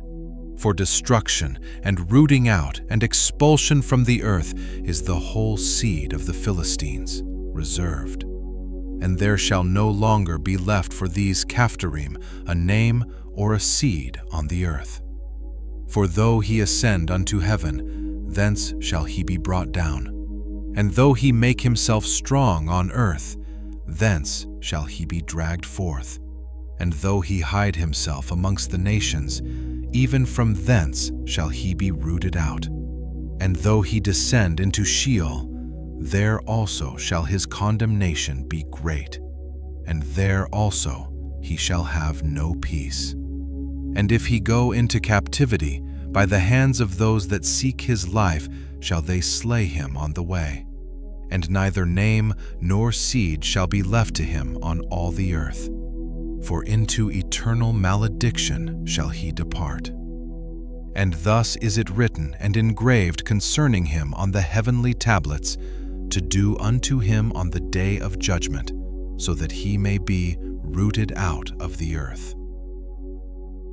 25. And in the 2nd year of this week, in this Jubilee, Rebekah called Jacob her son, and spake unto 2109 AM him, saying, My son, do not take thee a wife of the daughters of Canaan, as Esau thy brother, who took him 2 wives of the daughters of Canaan, and they have embittered my soul with all their unclean deeds. For all their deeds are fornication and lust, and there is no righteousness with them, for their deeds are evil. And I, my son, love thee exceedingly, and my heart and my affection bless thee every hour of the day and watch of the night. And now, my son, hearken to my voice, and do the will of thy mother, and do not take thee a wife of the daughters of this land, but only of the house of my father and of my father's kindred. Thou shalt take thee a wife of the house of my father, and the Most High God will bless thee, and thy children shall be a righteous generation and a holy seed. And then spake Jacob to Rebekah his mother, and said unto her, Behold, mother, I am 9 weeks of years old, and I neither know nor have I touched any woman, nor have I betrothed myself to any, nor even think of taking me a wife of the daughters of Canaan. For I remember, mother, the words of Abraham our father, for he commanded me not to take a wife of the daughters of Canaan, but to take me a wife from the seed of my father's house and from my kindred. I have heard before that daughters have been born to Laban thy brother, and I have set my heart on them to take a wife from amongst them. And for this reason I have guarded myself in my spirit against sinning or being corrupted in all my ways throughout all the days of my life. For with regard to lust and fornication, Abraham my father gave me many commands. And despite all that he has commanded me, these 22 years my brother has striven with me, and spoken frequently to me, and said, My brother, take to wife a sister of my 2 wives. But I refuse to do as he has done. I swear before thee, mother, that all the days of my life I will not take me a wife from the daughters of the seed of Canaan, and I will not act wickedly as my brother has done. Fear not, mother, be assured that I shall do thy will and walk in uprightness, and not corrupt my ways forever. And thereupon she lifted up her face to heaven, and extended the fingers of her hands, and opened her mouth, and blessed the Most High God, who had created the heaven and the earth, and she gave him thanks and praise. And she said, Blessed be the Lord God, and may his holy name be blessed forever and ever, who has given me Jacob as a pure son and a holy seed. For he is thine, and thine shall his seed be continually, and throughout all the generations forevermore. Bless him, O Lord, and place in my mouth the blessing of righteousness, that I may bless him. And at that hour, when the Spirit of righteousness descended into her mouth, she placed both her hands on the head of Jacob, and said, Blessed art thou, Lord of righteousness, and God of the ages. And may he bless thee beyond all the generations of men. May he give thee, my son, the path of righteousness, and reveal righteousness to thy seed. And may he make thy sons many during thy life, and may they arise according to the number of the months of the year. And may their sons become many and great beyond the stars of heaven, and their numbers be more than the sand of the sea. And may he give them this goodly land, as he said he would give it to Abraham, and to his seed after him alway. And may they hold it as a possession forever. And may I see born unto thee, my son, blessed children during my life, and a blessed and holy seed may all thy seed be. And as thou hast refreshed thy mother's spirit during her life, the womb of her that bare thee blesses thee thus. My affection and my breasts bless thee, and my mouth and my tongue praise thee greatly. Increase and spread over the earth, and may thy seed be perfect in the joy of heaven and earth forever. And may thy seed rejoice, and on the great day of peace may it have peace. And may thy name and thy seed endure to all the ages. And may the Most High God be their God, and may the God of righteousness dwell with them. And by them may his sanctuary be built unto all the ages. Blessed be he that blesseth thee, and all flesh that curseth thee falsely, may it be cursed.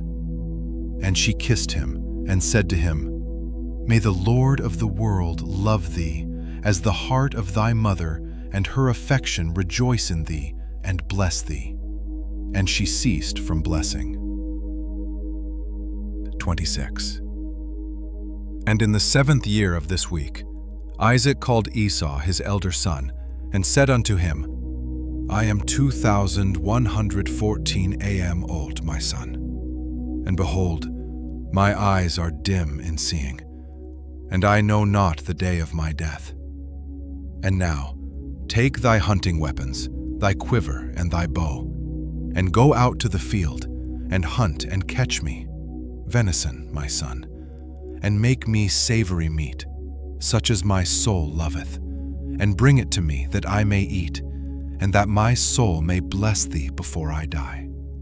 But Rebekah heard Isaac speaking to Esau, and Esau went forth early to the field to hunt and catch and bring home to his father.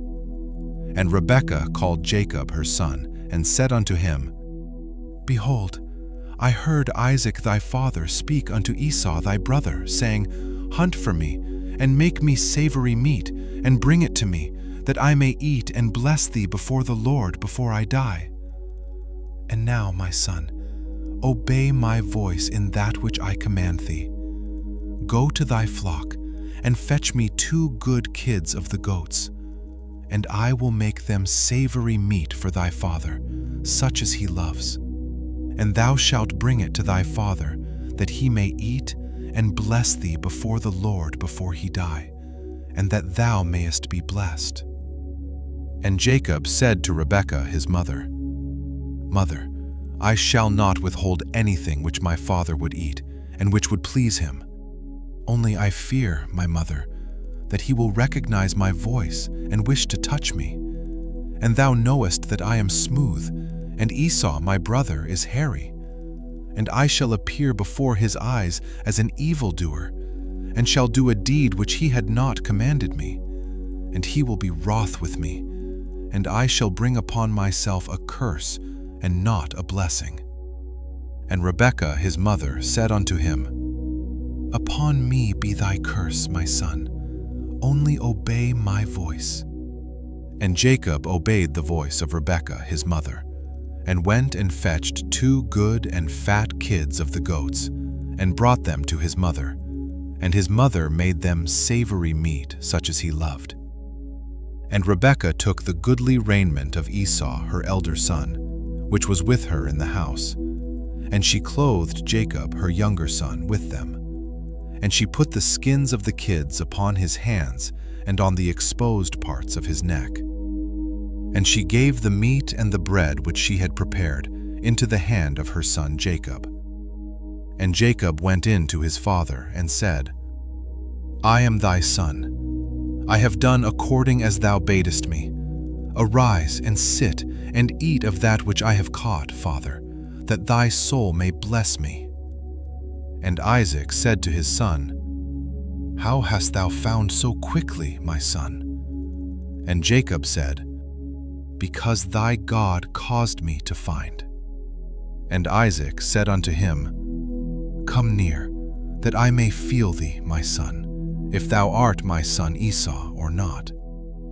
And Jacob went near to Isaac his father, and he felt him and said, "The voice is Jacob's voice, but the hands are the hands of Esau." And he discerned him not, because it was a dispensation from heaven to remove his power of perception. And Isaac discerned not, for his hands were hairy as his brother Esau's, so that he blessed him. And he said, "Art thou my son Esau?" And he said, "I am thy son." And he said, "Bring near to me, that I may eat of that which thou hast caught, my son, that my soul may bless thee." And he brought near to him, and he did eat. And he brought him wine, and he drank. And Isaac his father said unto him, "Come near and kiss me, my son." And he came near and kissed him. And he smelled the smell of his raiment, and he blessed him and said, "Behold, the smell of my son is as the smell of a field which the Lord hath blessed. And may the Lord give thee of the dew of heaven, and of the dew of the earth, and plenty of corn and oil. Let nations serve thee, and peoples bow down to thee. Be Lord over thy brethren, and let thy mother's sons bow down to thee. And may all the blessings wherewith the Lord hath blessed me, and blessed Abraham my father, be imparted to thee and to thy seed forever. Cursed be he that curseth thee, and blessed be he that blesseth thee. And it came to pass, as soon as Isaac had made an end of blessing his son Jacob, and Jacob had gone forth from Isaac his father, he hid himself. And Esau his brother came in from his hunting. And he also made savory meat, and brought it to his father, and said unto his father, Let my father arise, and eat of my venison, that thy soul may bless me. And Isaac his father said unto him, Who art thou? And he said unto him, I am thy firstborn, thy son Esau. I have done as thou hast commanded me. And Isaac was very greatly astonished, and said, Who is he that hath hunted, and caught, and brought it to me? And I have eaten of all before thou camest, and have blessed him. And he shall be blessed, and all his seed forever. And it came to pass, when Esau heard the words of his father Isaac, that he cried with an exceeding great and bitter cry, and said unto his father, Bless me, even me also, father. Said unto him, Thy brother came with guile, and hath taken away thy blessing. And he said, Now I know why his name is named Jacob. Behold, he hath supplanted me these 2 times. He took away my birthright, and now he hath taken away my blessing. And he said, Hast thou not reserved a blessing for me, father? And Isaac answered and said unto Esau, Behold, I have made him thy lord, and all his brethren have I given to him for servants, and with plenty of corn and wine and oil have I strengthened him. And what now shall I do for thee, my son? And Esau said to Isaac his father, Hast thou but one blessing, O father? Bless me, even me also, father. And Esau lifted up his voice and wept. And Isaac answered and said unto him, Behold, far from the dew of the earth shall be thy dwelling, and far from the dew of heaven from above. And by thy sword wilt thou live, and thou wilt serve thy brother. And it shall come to pass, when thou becomest great, and dost shake his yoke from off thy neck, thou shalt sin a complete sin unto death, and thy seed shall be rooted out from under heaven. And Esau kept threatening Jacob because of the blessing wherewith his father blessed him. And he said in his heart, May the days of mourning for my father now come, so that I may slay my brother Jacob. 27. And the words of Esau, her elder son, were told to Rebekah in a dream. And Rebekah sent and called Jacob her younger son, and said unto him, Behold, Esau thy brother will take vengeance on thee, so as to kill thee. Now, therefore, my son, obey my voice, and arise, and flee thou to Laban my brother to Haran, and tarry with him a few days, until thy brother's anger turns away, and he remove his anger from thee, and forget all that thou hast done. Then I will send and fetch thee from thence. And Jacob said, I am not afraid. If he wishes to kill me, I will kill him. But she said unto him, Let me not be bereft of both my sons on one day. And Jacob said to Rebekah his mother, Behold, thou knowest that my father has become old, and does not see because his eyes are dull. And if I leave him, it will be evil in his eyes, because I leave him and go away from you. And my father will be angry and will curse me. I will not go. When he sends me, then only will I go." And Rebekah said to Jacob, "I will go in and speak to him, and he will send thee away." And Rebekah went in and said to Isaac, "I loathe my life because of the 2 daughters of Heth, whom Esau has taken him as wives. And if Jacob take a wife from among the daughters of the land such as these, for what purpose do I further live? For the daughters of Canaan are evil." And Isaac called Jacob and blessed him, and admonished him, and said unto him, "Do not take thee a wife of any of the daughters of Canaan. Arise, and go to Mesopotamia, to the house of Bethuel thy mother's father, and take thee a wife from thence of the daughters of Laban thy mother's brother. And God Almighty bless thee, and increase and multiply thee, that thou mayest become a company of nations, and give thee the blessings of my father Abraham to thee and to thy seed after thee, that thou mayest inherit the land of thy sojournings, and all the land which God gave to Abraham. Go, my son, in peace." And Isaac sent Jacob away, and he went to Mesopotamia, to Laban the son of Bethuel the Syrian, the brother of Rebekah, Jacob's mother. And it came to pass, after Jacob had arisen to go to Mesopotamia, that the spirit of Rebekah was grieved after her son, and she wept. And Isaac said to Rebekah, "My sister, weep not on account of Jacob my son, for he goeth in peace, and in peace will he return. The Most High God will preserve him from all evil, and will be with him, for he will not forsake him all his days. For I know that his ways will be prospered in all things wherever he goes, until he return in peace to us, and we see him in peace. Fear not on his account, my sister, for he is on the upright path, and he is a perfect man. And he is faithful and will not perish. Weep not." And Isaac comforted Rebekah on account of her son Jacob, and blessed him. And Jacob went from the well of the oath to go to Haran on the 1st year of the 2nd week in the 44th Jubilee. And he came to Luz on the mountains, that is, Bethel, on the new moon of the 1st month of this week, 2115 a.m.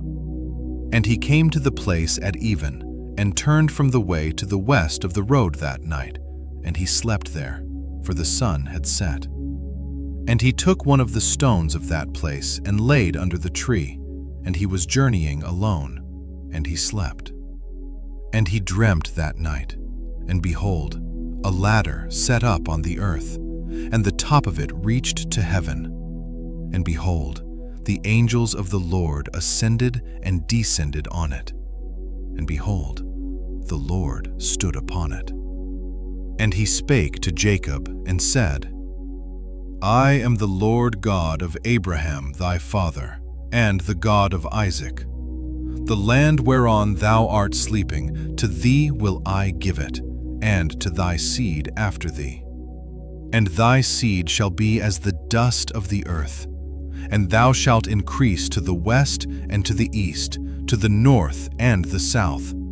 And in thee and in thy seed shall all the families of the nations be blessed. And behold, I will be with thee, and will keep thee whithersoever thou goest. And I will bring thee again into this land in peace.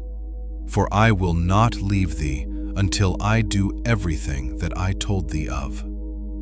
And Jacob awoke from his sleep and said, "Truly this place is the house of the Lord, and I knew it not." And he was afraid and said, "Dreadful is this place, which is none other than the house of God, and this is the gate of heaven."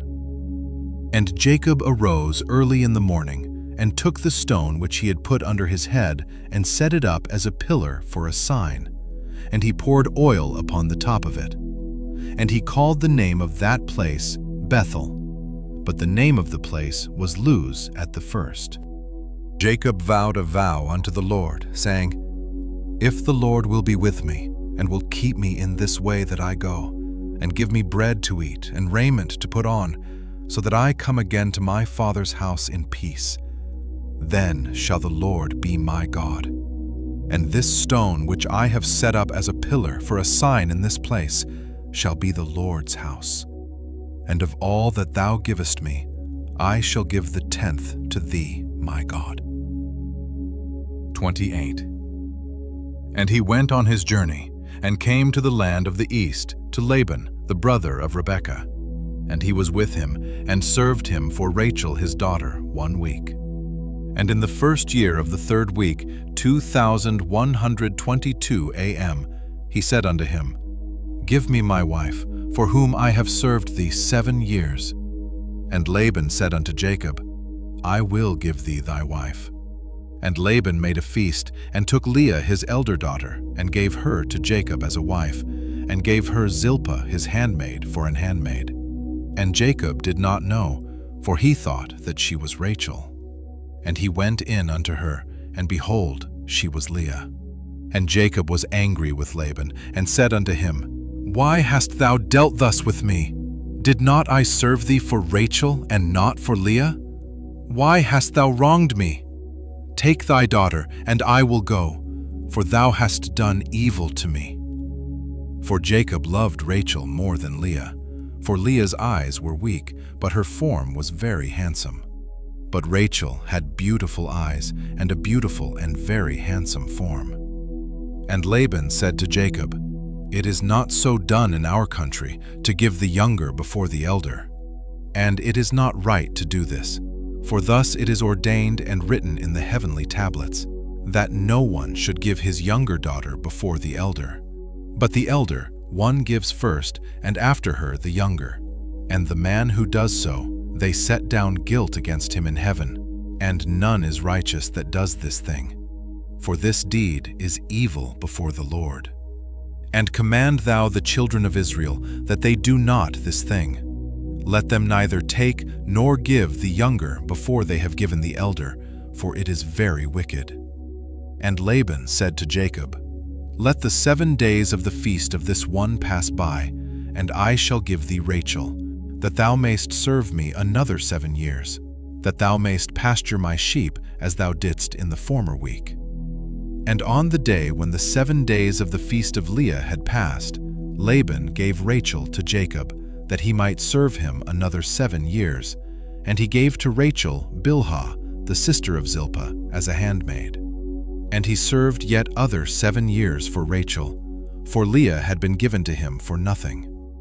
And the Lord opened the womb of Leah, and she conceived and bare Jacob a son, and he called his name Reuben, on the 14th day of the 9th month, in the 1st year of the 3rd week. 2122 a.m. But the womb of Rachel was closed, for the Lord saw that Leah was hated and Rachel loved. And again Jacob went in unto Leah, and she conceived, and bare Jacob a 2nd son, and he called his name Simeon, on the 21st of the 10th month, and in the 3rd year of this week. And again Jacob went in unto Leah, and she conceived, and bare him a 3rd son, and he called his name Levi, in the new moon of the 1st month, in the 6th year of this week. 2127 a.m. And again Jacob went in unto her, and she conceived, and bare him a 4th son, and he called his name Judah, on the 15th of the 3rd month, in the 1st year of the 4th week. 2129 a.m. And on account of all this, Rachel envied Leah, for she did not bear. And she said to Jacob, Give me children. And Jacob said, Have I withheld from thee the fruits of thy womb? Have I forsaken thee? And when Rachel saw that Leah had borne 4 sons to Jacob, Reuben and Simeon and Levi and Judah, she said unto him, Go in unto Bilhah my handmaid, and she will conceive, and bear a son unto me. And she gave him Bilhah her handmaid to wife. And he went in unto her, and she conceived, and bare him a son. And he called his name Dan, on the 9th of the 6th month, in the 6th year of the 3rd week, 2127 a.m. And Jacob went in again unto Bilhah a second time, and she conceived, and bare Jacob another son. And Rachel called his name Naphtali, on the 5th of the 7th month, in the 2nd year of the 4th week, 2130 a.m. And when Leah saw that she had become sterile and did not bear, she envied Rachel. And she also gave her handmaid Zilpah to Jacob to wife, and she conceived and bare a son. And Leah called his name Gad, on the 12th of the 8th month, in the 3rd year of the 4th week, 2131 a.m. And he went in again unto her, and she conceived, and bare him a second son. And Leah called his name Asher, on the 2nd of the 11th month, in the 5th year of the 4th week, 2133 a.m. And Jacob went in unto Leah, and she conceived, and bare a son, and she called his name Issachar, on the 4th of the 5th month, in the 4th year of the 4th week, 2132 a.m. And she gave him to a nurse. And Jacob went in again unto her, and she conceived, and bare 2 children, a son and a daughter. And she called the name of the son Zabulon, and the name of the daughter Dinah, in the 7th of the 7th month, in the 6th year of the 4th week, 2134 a.m. The Lord was gracious to Rachel, and opened her womb, and she conceived, and bare a son. And she called his name Joseph, on the new moon of the 4th month, in the 6th year in this 4th week, 2134 a.m. And in the days when Joseph was born, Jacob said to Laban, "Give me my wives and sons, and let me go to my father Isaac, and let me make me an house. For I have completed the years in which I have served thee for thy 2 daughters, and I will go to the house of my father." And Laban said to Jacob, "Tarry with me for thy wages, and pasture my flock for me again, and take thy wages." And they agreed with one another that he should give him as his wages those of the lambs and kids which were born black and spotted and white. These were to be his wages. And all the sheep brought forth spotted and speckled and black, variously marked. And they brought forth again lambs like themselves. And all that were spotted were Jacob's, and those which were not were Laban's. And Jacob's possessions multiplied exceedingly, and he possessed oxen and sheep and asses and camels, and men-servants and maidservants. And Laban and his sons envied Jacob. And Laban took back his sheep from him, and he observed him with evil intent. 29. And it came to pass when Rachel had borne Joseph, that Laban went to shear his sheep, for they were distant from him a 3 days' journey. And Jacob saw that Laban was going to shear his sheep. And Jacob called Leah and Rachel, and spake kindly unto them, that they should come with him to the land of Canaan. For he told them how he had seen everything in a dream, even all that he had spoken unto him, that he should return to his father's house. And they said, "To every place whither thou goest, we will go with thee." And Jacob blessed the God of Isaac his father, and the God of Abraham his father's father. And he arose, and mounted his wives and his children, and took all his possessions, and crossed the river, and came to the land of Gilead. And Jacob hid his intention from Laban, and told him not. And in the 7th year of the 4th week, Jacob turned his face toward Gilead in the 1st month, on the 21st thereof, 2135 a.m.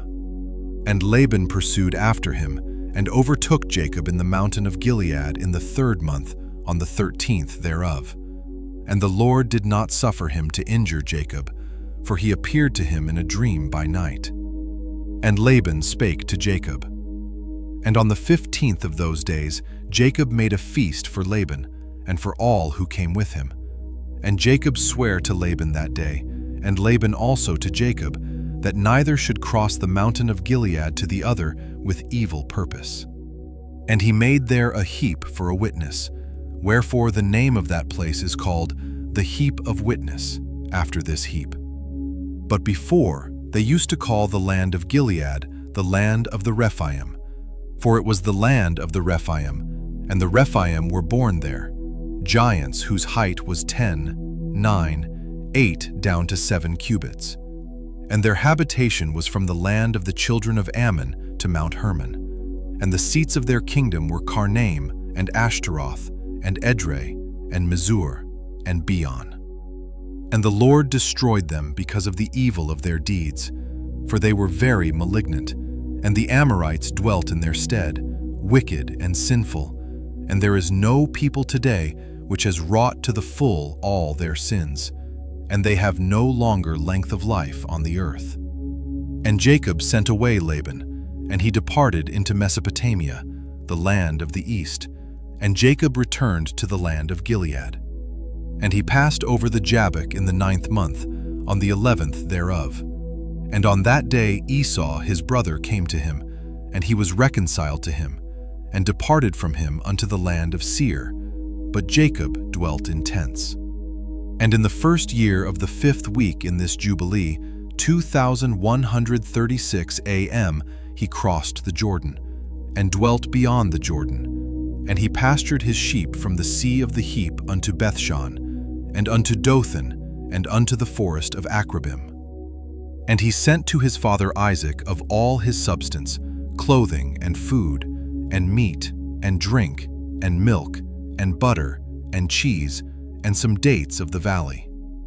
And to his mother Rebekah also 4 times a year, between the times of the months, between plowing and reaping, and between autumn and the rain season, and between winter and spring, to the tower of Abraham.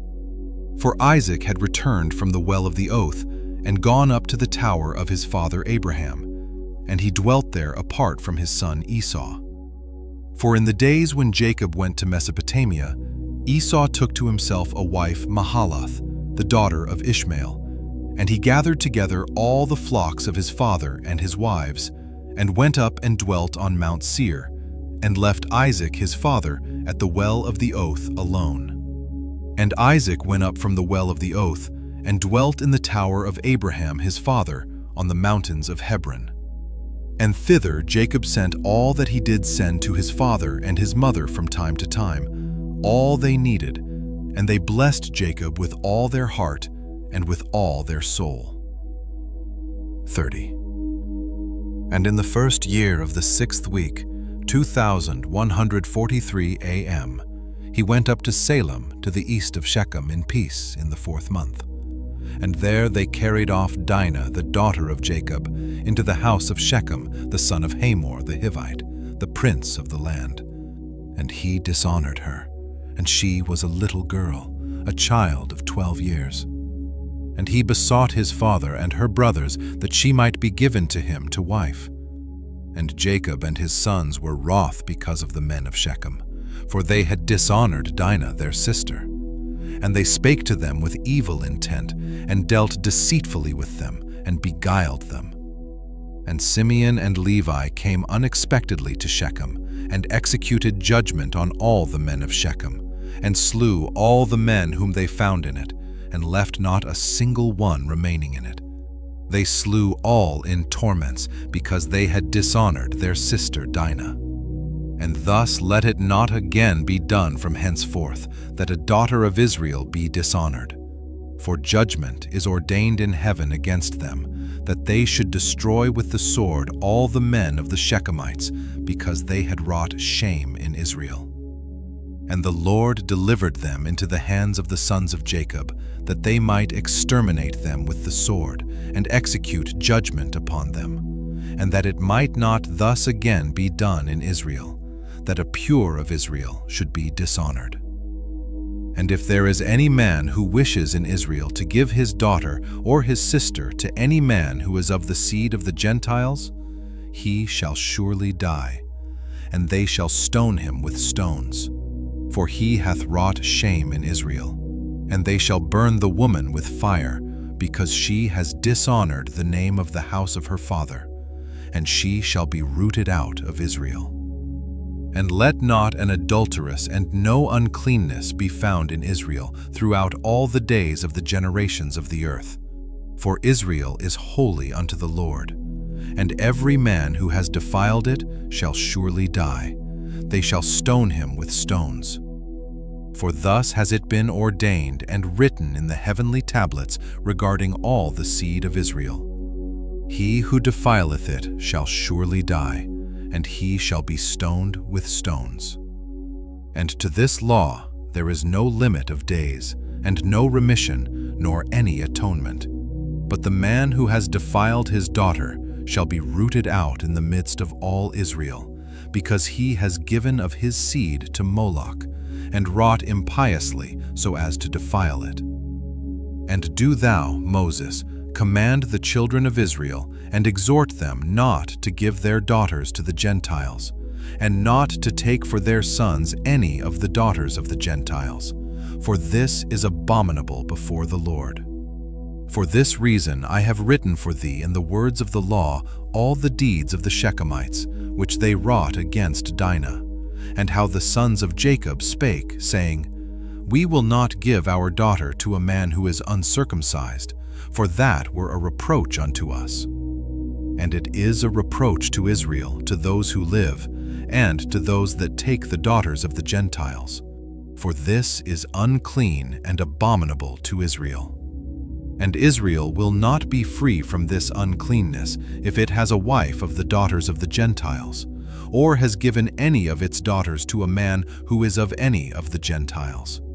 For there will be plague upon plague, and curse upon curse, and every judgment and plague and curse will come upon him if he do this thing, or hide his eyes from those who commit uncleanness, or those who defile the sanctuary of the Lord, or those who profane his holy name. Then will the whole nation together be judged for all the uncleanness and profanation of this man. And there will be no respect of persons, and no consideration of persons, and no receiving at his hands of fruits and offerings and burnt offerings and fat, nor the fragrance of sweet savor so as to accept it. And so fare every man or woman in Israel who defiles the sanctuary. For this reason I have commanded thee, saying, Testify this testimony to Israel. See how the Shechemites fared, and their sons, how they were delivered into the hands of 2 sons of Jacob, and they slew them under tortures, and it was reckoned unto them for righteousness, and it is written down to them for righteousness. And the seed of Levi was chosen for the priesthood, and to be Levites, that they might minister before the Lord, as we continually, and that Levi and his sons may be blessed forever. For he was zealous to execute righteousness and judgment and vengeance on all those who arose against Israel. And so they inscribe as a testimony in his favor on the heavenly tablets, blessing and righteousness before the God of all. And we remember the righteousness which the man fulfilled during his life, at all periods of the year. Until 1,000 generations they will record it, and it will come to him and to his descendants after him. And he has been recorded on the heavenly tablets as a friend and a righteous man. This account I have written for thee, and have commanded thee to say to the children of Israel, that they should not commit sin, nor transgress the ordinances, nor break the covenant which has been ordained for them, but that they should fulfill it and be recorded as friends.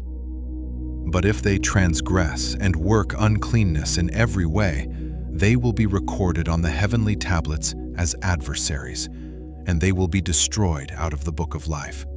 And they will be recorded in the book of those who will be destroyed, and with those who will be rooted out of the earth. And on the day when the sons of Jacob slew Shechem, A writing was recorded in their favor in heaven, that they had executed righteousness and uprightness and vengeance on the sinners, and it was written for a blessing. And they brought Dinah their sister out of the house of Shechem, and they took captive everything that was in Shechem, their sheep and their oxen and their asses and all their wealth and all their flocks, and brought them all to Jacob their father. And he reproached them because they had put the city to the sword, for he feared those who dwelt in the land, the Canaanites and the Perizzites. And the dread of the Lord was upon all the cities which are around about Shechem, and they did not rise to pursue after the sons of Jacob, for terror had fallen upon them. 31. And on the new moon of the month, Jacob spake to all the people of his house, saying, Purify yourselves and change your garments, and let us arise and go up to Bethel, where I vowed a vow to him on the day when I fled from the face of Esau my brother. Because he has been with me, and brought me into this land in peace, and put ye away the strange gods that are among you. And they gave up the strange gods, and that which was in their ears, and which was on their necks, and the idols which Rachel stole from Laban her father, she gave wholly to Jacob. And he burnt and brake them to pieces, and destroyed them, and hid them under an oak which is in the land of Shechem. And he went up on the new moon of the 7th month to Bethel. And he built an altar at the place where he had slept, and he set up a pillar there, and he sent word to his father Isaac to come to him to his sacrifice, and to his mother Rebekah. And Isaac said, Let my son Jacob come, and let me see him before I die. And Jacob went to his father Isaac, and to his mother Rebekah, to the house of his father Abraham, and he took 2 of his sons with him, Levi and Judah. And he came to his father Isaac and to his mother Rebekah. And Rebekah came forth from the tower to the front of it to kiss Jacob and embrace him, for her spirit had revived when she heard, Behold, Jacob thy son has come. And she kissed him. And she saw his 2 sons, and she recognized them, and said unto him, Are these thy sons, my son? And she embraced them, and kissed them, and blessed them, saying, In you shall the seed of Abraham become illustrious, and ye shall prove a blessing on the earth. And Jacob went in to Isaac his father, to the chamber where he lay, and his 2 sons were with him. And he took the hand of his father, and stooping down, he kissed him.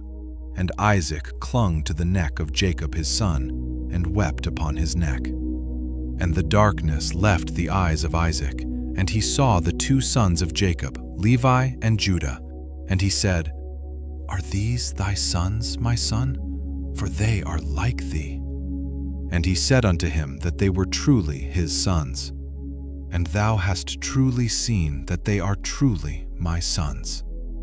And they came near to him, and he turned and kissed them and embraced them both together. And the spirit of prophecy came down into his mouth. And he took Levi by his right hand and Judah by his left. And he turned to Levi first, and began to bless him first, and said unto him, May the God of all, the very Lord of all the ages, bless thee and thy children throughout all the ages. And may the Lord give to thee and to thy seed greatness and great glory, and cause thee and thy seed from among all flesh to approach him to serve in his sanctuary as the angels of the presence and as the holy ones.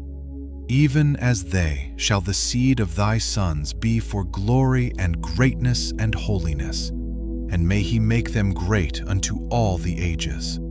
And they shall be judges and princes and chiefs of all the seed of the sons of Jacob.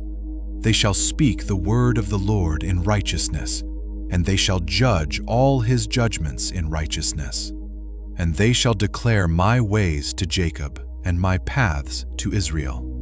The blessing of the Lord shall be given in their mouths, to bless all the seed of the beloved. Thy mother has called thy name Levi, and justly has she called thy name. Thou shalt be joined to the Lord, and be the companion of all the sons of Jacob. Let his table be thine, and do thou and thy sons eat thereof. and may thy table be full unto all generations, and thy food fail not unto all the ages. And let all who hate thee fall down before thee, and let all thy adversaries be rooted out and perish. And blessed be he that blesses thee, and cursed be every nation that curses thee. And to Judah he said, May the Lord give thee strength and power to tread down all that hate thee. A prince shalt thou be, thou and one of thy sons, over the sons of Jacob. May thy name and the name of thy sons go forth and traverse every land and region. Then shall the Gentiles fear before thy face, and all the nations shall quake, and all the peoples shall quake. In thee shall be the help of Jacob, and in thee be found the salvation of Israel. And when thou sittest on the throne of honor of thy righteousness, there shall be great peace for all the seed of the sons of the beloved. Blessed be he that blesseth thee, and all that hate thee and afflict thee and curse thee shall be rooted out and destroyed from the earth and be accursed. And turning, he kissed him again and embraced him and rejoiced greatly, for he had seen the sons of Jacob his son in very truth. And he went forth from between his feet and fell down and bowed down to him, and he blessed them and rested there with Isaac his father that night, and they eat and drank with joy. And he made the two sons of Jacob sleep, the one on his right hand and the other on his left, and it was counted to him for righteousness. Jacob told his father everything during the night, how the Lord had shown him great mercy, and how he had prospered him in all his ways and protected him from all evil. And Isaac blessed the God of his father Abraham, who had not withdrawn his mercy and his righteousness from the sons of his servant Isaac. And in the morning Jacob told his father Isaac the vow which he had vowed to the Lord, and the vision which he had seen, and that he had built an altar, and that everything was ready for the sacrifice to be made before the Lord, as he had vowed, and that he had come to set him on an ass. And Isaac said unto Jacob his son, I am not able to go with thee, for I am old and not able to bear the way. Go, my son, in peace, for I am 165 years this day. I am no longer able to journey. Set thy mother on an ass, and let her go with thee. And I know, my son, that thou hast come on my account. And may this day be blessed on which thou hast seen me alive. And I also have seen thee, my son. Mayest thou prosper, and fulfill the vow which thou hast vowed. And put not off thy vow, for thou shalt be called to account as touching the vow. Now therefore make haste to perform it, and may he be pleased who has made all things, to whom thou hast vowed the vow. And he said to Rebekah, Go with Jacob thy son. And Rebekah went with Jacob her son, and Deborah with her, and they came to Bethel.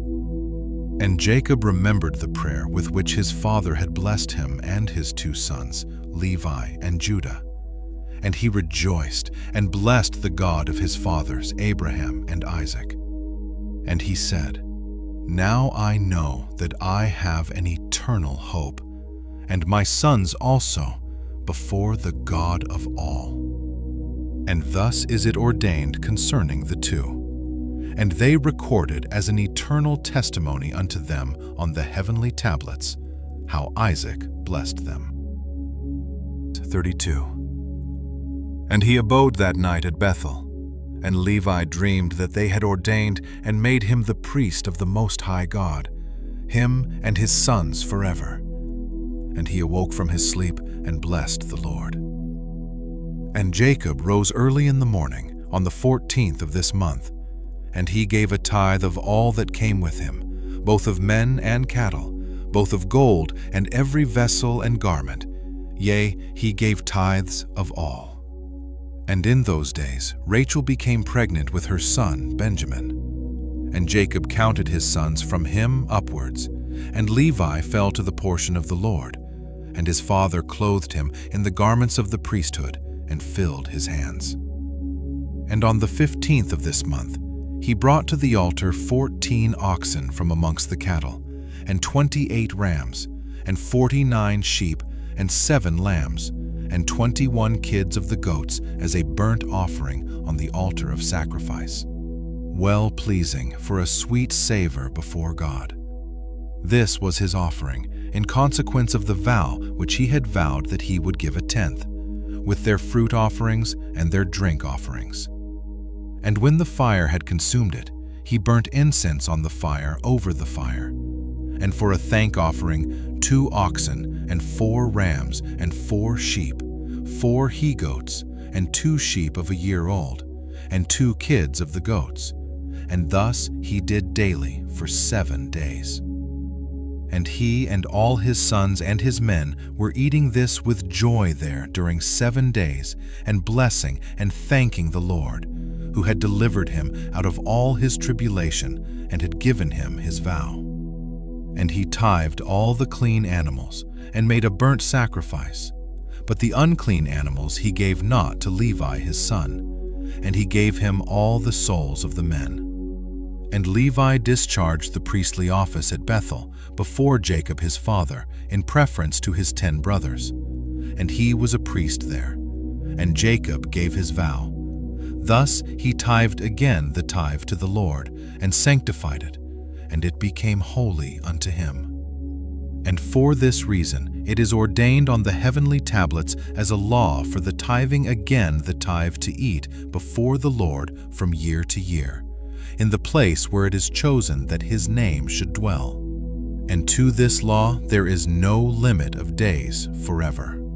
This ordinance is written that it may be fulfilled from year to year in eating the second tithe before the Lord, in the place where it has been chosen. And nothing shall remain over from it from this year to the year following. For in its year shall the seed be eaten till the days of the gathering of the seed of the year, and the wine till the days of the wine, and the oil till the days of its season. And all that is left thereof and becomes old, let it be regarded as polluted. Let it be burnt with fire, for it is unclean. And thus let them eat it together in the sanctuary, and let them not suffer it to become old. And all the tithes of the oxen and sheep shall be holy unto the Lord, and shall belong to his priests, which they will eat before him from year to year. For thus is it ordained and engraven regarding the tithe on the heavenly tablets. And on the following night, on the 22nd day of this month, Jacob resolved to build that place, and to surround the court with a wall, and to sanctify it and make it holy forever for himself and his children after him. And the Lord appeared to him by night, and blessed him, and said unto him, Thy name shall not be called Jacob, but Israel shall they name thy name. And he said unto him again, I am the Lord, who created the heaven and the earth, and I will increase thee and multiply thee exceedingly. And kings shall come forth from thee, and they shall judge everywhere, wherever the foot of the sons of men has trodden. And I will give to thy seed all the earth which is under heaven, and they shall judge all the nations according to their desires. And after that they shall get possession of the whole earth, and inherit it forever. And he finished speaking with him, and he went up from him. And Jacob looked till he had ascended into heaven. And he saw in a vision of the night, and behold, an angel descended from heaven with 7 tablets in his hands. And he gave them to Jacob, and he read them, and knew all that was written therein, which would befall him and his sons throughout all the ages. And he showed him all that was written on the tablets, and said unto him, Do not build this place, and do not make it an eternal sanctuary, and do not dwell here, for this is not the place. Go to the house of Abraham thy father, and dwell with Isaac thy father, until the day of the death of thy father. For in Egypt thou shalt die in peace, and in this land thou shalt be buried with honor in the sepulchre of thy fathers, with Abraham and Isaac. Fear not, for as thou hast seen and read it, thus shall it all be. And do thou write down everything as thou hast seen and read. Jacob said, Lord, how can I remember all that I have read and seen? And he said unto him, I will bring all things to thy remembrance. And he went up from him, and he awoke from his sleep, and he remembered everything which he had read and seen, and he wrote down all the words which he had read and seen. And he celebrated there yet another day, and he sacrificed thereon according to all that he sacrificed on the former days, and called its name Addition. For this day was added, and the former days he called the feast. And thus it was manifested that it should be, and it is written on the heavenly tablets. Wherefore it was revealed to him that he should celebrate it, and add it to the 7 days of the feast. And its name was called Addition, because that it was recorded amongst the days of the feast days, according to the number of the days of the year. And in the night, on the 23rd of this month, Deborah Rebekah's nurse died, and they buried her beneath the city under the oak of the river. And he called the name of this place the River of Deborah, and the oak of the mourning of Deborah. And Rebekah went and returned to her house to his father Isaac. And Jacob sent by her hand rams and sheep and he-goats, that she should prepare a meal for his father, such as he desired. And he went after his mother till he came to the land of Cabraton, and he dwelt there. And Rachel bare a son in the night, and called his name Son of my sorrow, for she suffered in giving him birth. But his father called his name Benjamin, on the 11th of the 8th month, in the 1st of the 6th week of this Jubilee, 2143 a.m. And Rachel died there, and she was buried in the land of Ephrath, the same is Bethlehem. And Jacob built a pillar on the grave of Rachel, on the road above her grave. 33. And Jacob went and dwelt to the south of Magdala-Draeth. And he went to his father Isaac, he and Leah his wife, on the new moon of the 10th month. And Reuben saw Bilhah, Rachel's maid, the concubine of his father, bathing in water in a secret place, and he loved her. And he hid himself at night, and he entered the house of Bilhah at night, and he found her sleeping alone on a bed in her house. And he lay with her, and she awoke and saw, and behold, Reuben was lying with her in the bed. And she uncovered the border of her covering, and seized him, and cried out, and discovered that it was Reuben.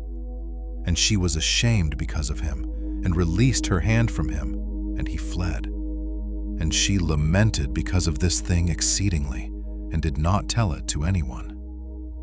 And when Jacob returned and sought her, she said unto him, I am not clean for thee, for I have been defiled as regards thee. For Reuben has defiled me, and has lain with me in the night, and I was asleep, and did not discover until he uncovered my skirt and slept with me. And Jacob was exceedingly wroth with Reuben, because he had lain with Bilhah, because he had uncovered his father's skirt. And Jacob did not approach her again, because Reuben had defiled her. And as for any man who uncovers his father's skirt, his deed is wicked exceedingly, for he is abominable before the Lord.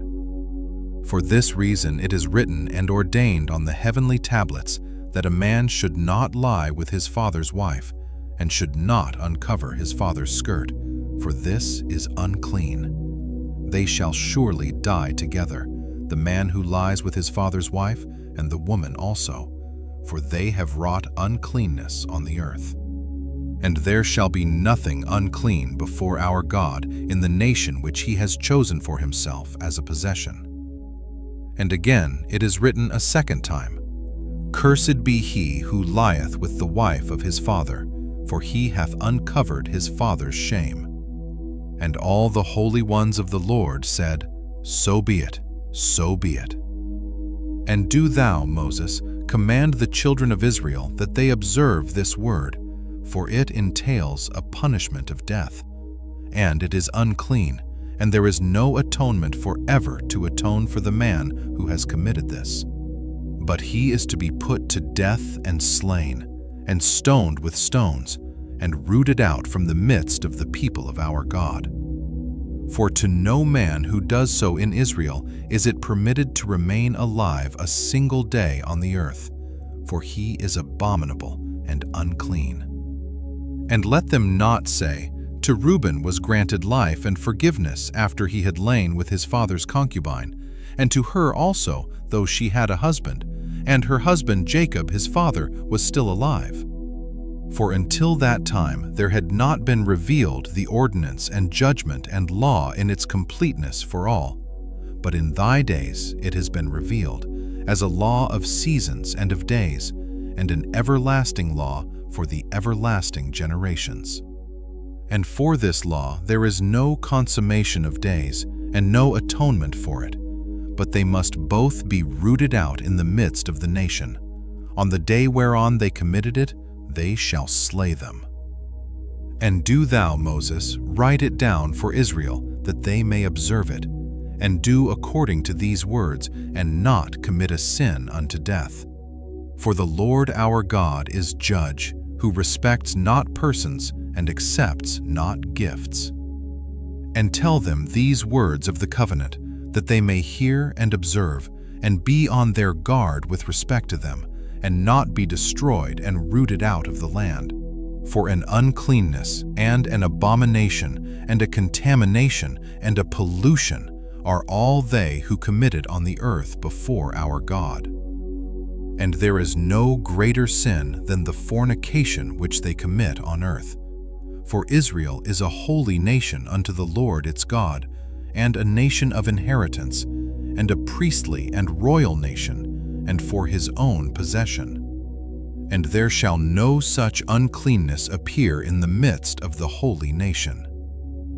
And in the 3rd year of this 6th week, 2145 a.m., Jacob and all his sons went and dwelt in the house of Abraham, near Isaac his father, and Rebekah his mother. And these were the names of the sons of Jacob: the firstborn, Reuben, Simeon, Levi, Judah, Issachar, Zebulun, the sons of Leah, and the sons of Rachel, Joseph and Benjamin, and the sons of Bilhah, Dan and Naphtali, and the sons of Zilpah, Gad and Asher, and Dinah, the daughter of Leah, the only daughter of Jacob. And they came and bowed themselves to Isaac and Rebekah, and when they saw them, they blessed Jacob and all his sons. And Isaac rejoiced exceedingly, for he saw the sons of Jacob, his younger son, and he blessed them. 34. And in the 6th year of this week, of this 44th Jubilee, 2148 a.m., Jacob sent his sons to pasture their sheep, and his servants with them to the pastures of Shechem. And the 7 kings of the Amorites assembled themselves together against them, to slay them, hiding themselves under the trees, and to take their cattle as a prey. And Jacob, and Levi, and Judah, and Joseph were in the house with Isaac, their father, for his spirit was sorrowful, and they could not leave him. And Benjamin was the youngest, and for this reason remained with his father. And there came the king of Taphu, and the king of Arasa, and the king of Saragon, and the king of Silo, and the king of Gaas, and the king of Betharon, and the king of Maani Sakir, and all those who dwell in these mountains, and who dwell in the woods in the land of Canaan. And they announced this to Jacob, saying, Behold, the kings of the Amorites have surrounded thy sons, and plundered their herds. And he arose from his house, he and his 3 sons, and all the servants of his father, and his own servants, and he went against them with 6,000 men who carried swords. And he slew them in the pastures of Shechem, and pursued those who fled, and he slew them with the edge of the sword. And he slew Arasa, and Taphu, and Saragon, and Silo, and Amani Sakir, and Gagaas, and he recovered his herds. And he prevailed over them, and imposed tribute on them that they should pay him tribute, 5 fruit products of their land, and he built Robel and Tamnateres. And he returned in peace, and made peace with them, and they became his servants, until the day that he and his sons went down into Egypt. And in the 7th year of this week, 2149 AM, he sent Joseph to learn about the welfare of his brothers from his house to the land of Shechem, and he found them in the land of Dothan. And they dealt treacherously with him, and formed a plot against him to slay him. But, changing their minds, they sold him to Ishmaelite merchants, and they brought him down into Egypt. And they sold him to Potiphar, the eunuch of Pharaoh, the chief of the cooks, priest of the city of Elu. And the sons of Jacob slaughtered a kid, and dipped the coat of Joseph in the blood, and sent it to Jacob their father on the 10th of the 7th month. And he mourned all that night, for they had brought it to him in the evening, and he became feverish with mourning for his death. And he said, "An evil beast hath devoured Joseph." And all the members of his house mourned with him that day, and they were grieving and mourning with him all that day. And his sons and his daughter rose up to comfort him, but he refused to be comforted for his son. And on that day Bilhah heard that Joseph had perished, and she died mourning him, and she was living in Kaphrateph. And Dinah also, his daughter, died after Joseph had perished. And there came these 3 mournings upon Israel in 1 month. And they buried Bilhah over against the tomb of Rachel, and Dinah also, his daughter, they buried there. And he mourned for Joseph 1 year and did not cease, for he said, "Let me go down to the grave mourning for my son." For this reason it is ordained for the children of Israel that they should afflict themselves on the 10th of the 7th month, on the day that the news which made him weep for Joseph came to Jacob his father, that they should make atonement for themselves thereon with a young goat on the 10th of the 7th month, once a year, for their sins, for they had grieved the affection of their father regarding Joseph his son. And this day has been ordained that they should grieve thereon for their sins, and for all their transgressions, and for all their errors, so that they might cleanse themselves on that day once a year. And after Joseph perished, the sons of Jacob took unto themselves wives. The name of Reuben's wife is Adah, and the name of Simeon's wife is Adelbaah, a Canaanite, and the name of Levi's wife is Melchah, of the daughters of Aram, of the seed of the sons of Terah. And the name of Judah's wife, Betasuel, a Canaanite, and the name of Issachar's wife, Hezakah, and the name of Zabulon's wife, Neeman, and the name of Dan's wife, Eglah, and the name of Naphtali's wife, Rasu'u, of Mesopotamia, and the name of Gad's wife, Makkah, and the name of Asher's wife, Ijonah, and the name of Joseph's wife, Asenath the Egyptian, and the name of Benjamin's wife, Ijasaka. And Simeon repented and took a second wife from Mesopotamia as his brothers. 35. And in the 1st year of the 1st week of the 45th Jubilee, 2157 AM, Rebekah called Jacob her son and commanded him regarding his father and regarding his brother, that he should honor them all the days of his life. And Jacob said, "I will do everything as thou hast commanded me, for this thing will be honor and greatness to me, and righteousness before the Lord, that I should honor them. And thou too, mother, knowest from the time I was born until this day all my deeds and all that is in my heart, that I always think good concerning all. And how should I not do this thing which thou hast commanded me, that I should honor my father and my brother? Tell me, mother, what perversity hast thou seen in me, and I shall turn away from it, and mercy will be upon me." And she said unto him, My son, I have not seen in thee all my days any perverse, but only upright deeds. And yet I will tell thee the truth, my son. I shall die this year, and I shall not survive this year in my life. For I have seen in a dream the day of my death, that I should not live beyond 155 years. And behold, I have completed all the days of my life which I am to live. And Jacob laughed at the words of his mother, because his mother had said unto him that she should die. And she was sitting opposite to him in possession of her strength, and she was not infirm in her strength. For she went in and out and saw, and her teeth were strong, and no ailment had touched her all the days of her life. And Jacob said unto her, Blessed am I, mother, if my days approach the days of thy life, and my strength remain with me thus as thy strength, and thou wilt not die, for thou art jesting idly with me regarding thy death. And she went in to Isaac, and said unto him, One petition I make unto thee. Make Esau swear that he will not injure Jacob, nor pursue him with enmity. For thou knowest Esau's thoughts, that they are perverse from his youth, and there is no goodness in him. For he desires after thy death to kill him. And thou knowest all that he has done since the day Jacob his brother went to Haran until this day, how he has forsaken us with his whole heart, and has done evil to us. Thy flocks he has taken to himself, and carried off all thy possessions from before thy face.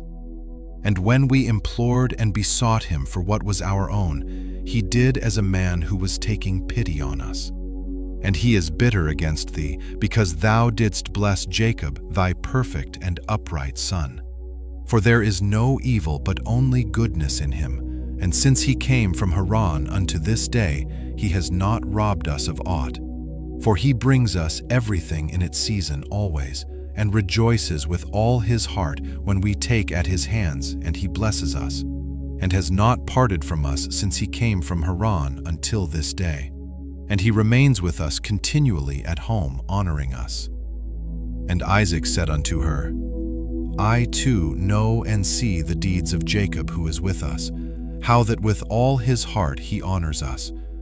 But I loved Esau formerly more than Jacob, because he was the firstborn.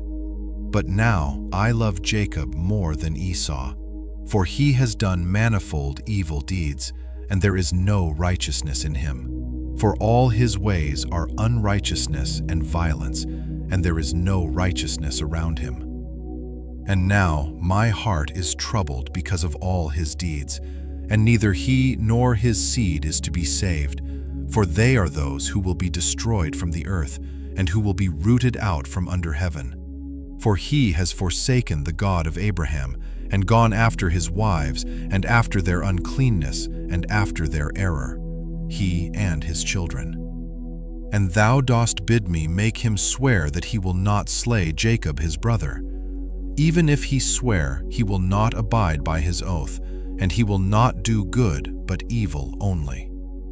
But if he desires to slay Jacob his brother, into Jacob's hands will he be given, and he will not escape from his hands, for he will descend into his hands.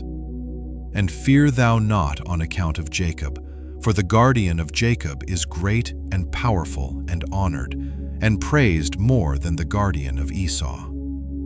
And Rebekah sent and called Esau, and he came to her, and she said unto him, I have a petition, my son, to make unto thee, and do thou promise to do it, my son. And he said, I will do everything that thou sayest unto me, and I will not refuse thy petition. And she said unto him, I ask you that the day I die, thou wilt take me in and bury me near Sarah thy father's mother, and that thou and Jacob will love each other, and that neither will desire evil against the other, but mutual love only. And so ye will prosper, my sons, and be honored in the midst of the land, and no enemy will rejoice over you. And ye will be a blessing and a mercy in the eyes of all those that love you. And he said, I will do all that thou hast told me, And I shall bury thee on the day thou diest near Sarah my father's mother, as thou hast desired, that her bones may be near thy bones. And Jacob my brother also I shall love above all flesh. For I have not a brother in all the earth but him only. And this is no great merit for me, if I love him. For he is my brother, and we were sown together in thy body, and together came we forth from thy womb. And if I do not love my brother, whom shall I love? And I myself beg thee to exhort Jacob concerning me and concerning my sons. For I know that he will assuredly be king over me and my sons. For on the day my father blessed him, he made him the higher, and me the lower. And I swear unto thee that I shall love him, and not desire evil against him all the days of my life, but good only. And he sware unto her regarding all this matter. And she called Jacob before the eyes of Esau, and gave him commandment according to the words which she had spoken to Esau. And he said, I shall do thy pleasure. Believe me that no evil will proceed from me or from my sons against Esau, and I shall be first in naught, save in love only. And they eat and drank, she and her sons, that night, and she died, 3 jubilees and 1 week and 1 year old on that night. And her 2 sons, Esau and Jacob, buried her in the double cave near Sarah, their father's mother. 36. And in the 6th year of this week, 2162 a.m., Isaac called his 2 sons Esau and Jacob, and they came to him. And he said unto them, My sons, I am going the way of my fathers, to the eternal house where my fathers are. Wherefore, bury me near Abraham my father, in the double cave in the field of Ephron the Hittite, where Abraham purchased a sepulchre to bury in. In the sepulchre which I digged for myself, there bury me. And this I command you, my sons, that ye practice righteousness and uprightness on the earth, so that the Lord may bring upon you all that the Lord said that he would do to Abraham and to his seed. And love one another, my sons, your brothers, as a man who loves his own soul. And let each seek in what he may benefit his brother, and act together on the earth, and let them love each other as their own souls. And concerning the question of idols, I command and admonish you to reject them and hate them, and love them not, for they are full of deception for those that worship them, and for those that bow down to them. Remember ye, my sons, the Lord God of Abraham your father, and how I too worshipped him, and served him in righteousness and in joy, that he might multiply you and increase your seed as the stars of heaven in multitude, and establish you on the earth as the plant of righteousness, which will not be rooted out unto all the generations forever. And now I shall make you swear a great oath.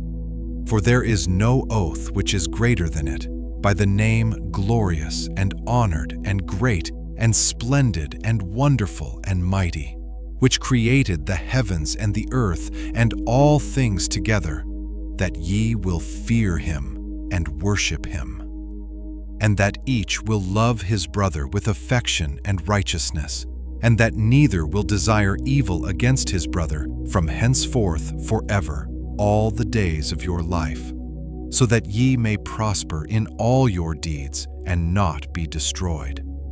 And if either of you devises evil against his brother, know that from henceforth every one that devises evil against his brother shall fall into his hand, and shall be rooted out of the land of the living, and his seed shall be destroyed from under heaven.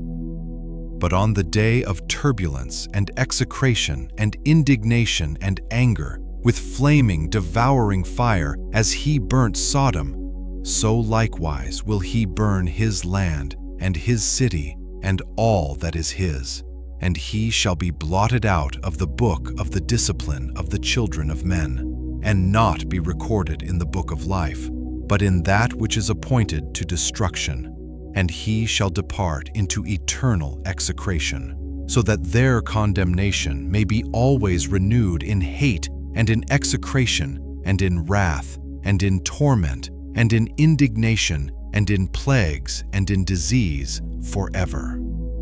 I say and testify to you, my sons, according to the judgment which shall come upon the man who wishes to injure his brother. And he divided all his possessions between the two on that day, and he gave the larger portion to him that was the firstborn, and the tower and all that was about it, and all that Abraham possessed at the well of the oath. And he said, This larger portion I will give to the firstborn. And Esau said, I have sold to Jacob and given my birthright to Jacob. To him let it be given, and I have not a single word to say regarding it, for it is his.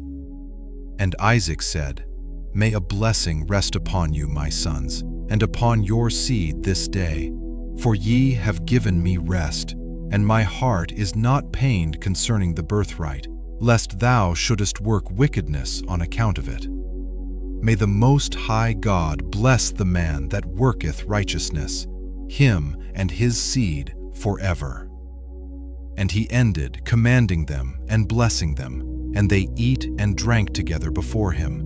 And he rejoiced because there was one mind between them, and they went forth from him and rested that day and slept.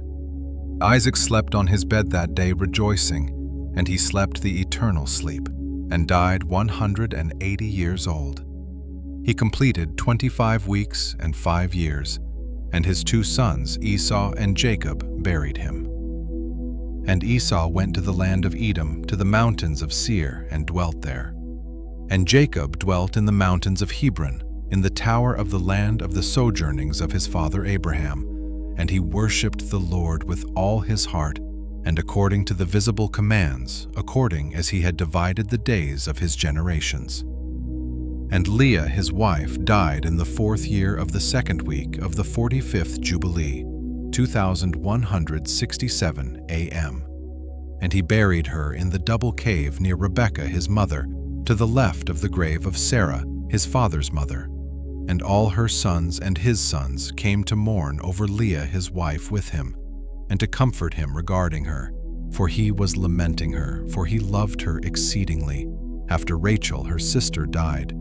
For she was perfect and upright in all her ways, and honored Jacob. And all the days that she lived with him, he did not hear from her mouth a harsh word. For she was gentle and peaceable and upright and honorable. And he remembered all her deeds which she had done during her life, and he lamented her exceedingly, for he loved her with all his heart and with all his soul. 37. And on the day that Isaac the father of Jacob and Esau died, 2162 AM, the sons of Esau heard that Isaac had given the portion of the elder to his younger son Jacob, and they were very angry. And they strove with their father, saying, Why has thy father given Jacob the portion of the elder, and passed over thee, although thou art the elder, and Jacob the younger? And he said unto them, Because I sold my birthright to Jacob for a small mess of lentils. And on the day my father sent me to hunt and catch and bring him something that he should eat and bless me, he came with guile and brought my father food and drink, and my father blessed him and put me under his hand. And now our father has caused us to swear, me and him, that we shall not mutually devise evil either against his brother, and that we shall continue in love and in peace each with his brother, and not make our ways corrupt. And they said unto him, We shall not hearken unto thee to make peace with him, for our strength is greater than his strength, and we are more powerful than he. We shall go against him and slay him, and destroy him and his sons. And if thou wilt not go with us, we shall do hurt to thee also. And now hearken unto us. Let us send to Aram and Philistia and Moab and Ammon, and let us choose for ourselves chosen men who are ardent for battle, and let us go against him and do battle with him, and let us exterminate him from the earth before he grows strong." And their father said unto them, "Do not go, and do not make war with him, lest ye fall before him." And they said unto him, "This too is exactly thy mode of action from thy youth until this day, and thou art putting thy neck under his yoke. We shall not hearken to these words." And they sent to Aram and to Aduram, to the friend of their father, and they hired along with them 1,000 fighting men, chosen men of war. And there came to them from Moab and from the children of Ammon those who were hired, 1,000 chosen men, and from Philistia 1,000 chosen men of war, and from Edom and from the Horites 1,000 chosen fighting men, and from the Kittim mighty men of war. And they said unto their father, "Go forth with them and lead them, else we shall slay thee." And he was filled with wrath and indignation on seeing that his sons were forcing him to go before them to lead them against Jacob his brother. But afterward he remembered all the evil which lay hidden in his heart against Jacob his brother. And he remembered not the oath which he had sworn to his father and to his mother, that he would devise no evil all his days against Jacob his brother.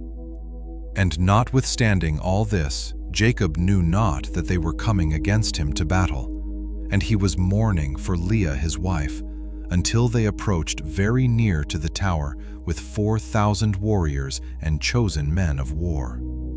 And the men of Hebron sent to him, saying, "Behold, thy brother has come against thee, to fight thee, with 4,000 girt with the sword, and they carry shields and weapons, for they loved Jacob more than Esau."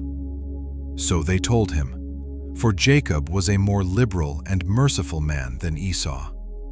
But Jacob would not believe until they came very near to the tower. And he closed the gates of the tower, and he stood on the battlements and spake to his brother Esau, and said, "Noble is the comfort wherewith thou hast come to comfort me for my wife who has died. Is this the oath that thou didst swear to thy father and again to thy mother before they died? Thou hast broken the oath, and on the moment that thou didst swear to thy father wast thou condemned." And then Esau answered and said unto him, "Neither the children of men nor the beasts of the earth have any oath of righteousness, which in swearing they have sworn an oath valid forever. But every day they devise evil one against another, and how each may slay his adversary and foe. And thou dost hate me and my children forever. And there is no observing the tie of brotherhood with thee. Hear these words which I declare unto thee. If the boar can change its skin and make its bristles as soft as wool, or if it can cause horns to sprout forth on its head like the horns of a stag or of a sheep, then will I observe the tie of brotherhood with thee. And if the breasts separated themselves from their mother, for thou hast not been a brother to me. And if the wolves make peace with the lambs so as not to devour or do them violence, and if their hearts are towards them for good, then there shall be peace in my heart towards thee. And if the lion becomes the friend of the ox and makes peace with him, and if he is bound under one yoke with him and plows with him, then will I make peace with thee. And when the raven becomes white as the raza, then know that I have loved thee, and shall make peace with thee. Thou shalt be rooted out, and thy sons shall be rooted out, and there shall be no peace for thee." Jacob saw that he was so evilly disposed towards him with his heart, and with all his soul, as to slay him, and that he had come springing like the wild boar which comes upon the spear that pierces and kills it, and recoils not from it. Then he spake to his own and to his servants that they should attack him and all his companions. 38. And after that, Judah spake to Jacob his father, and said unto him, Bend thy bow, father, and send forth thy arrows, and cast down the adversary, and slay the enemy. And mayest thou have the power, for we shall not slay thy brother. For he is such as thou, and he is like thee. Let us give him this honor. Then Jacob bent his bow, and sent forth the arrow, and struck Esau his brother on his right breast, and slew him. And again he sent forth an arrow, and struck Adoran the Aramean on the left breast, and drove him backward, and slew him. And then went forth the sons of Jacob, they and their servants, dividing themselves into companies on the 4 sides of the tower.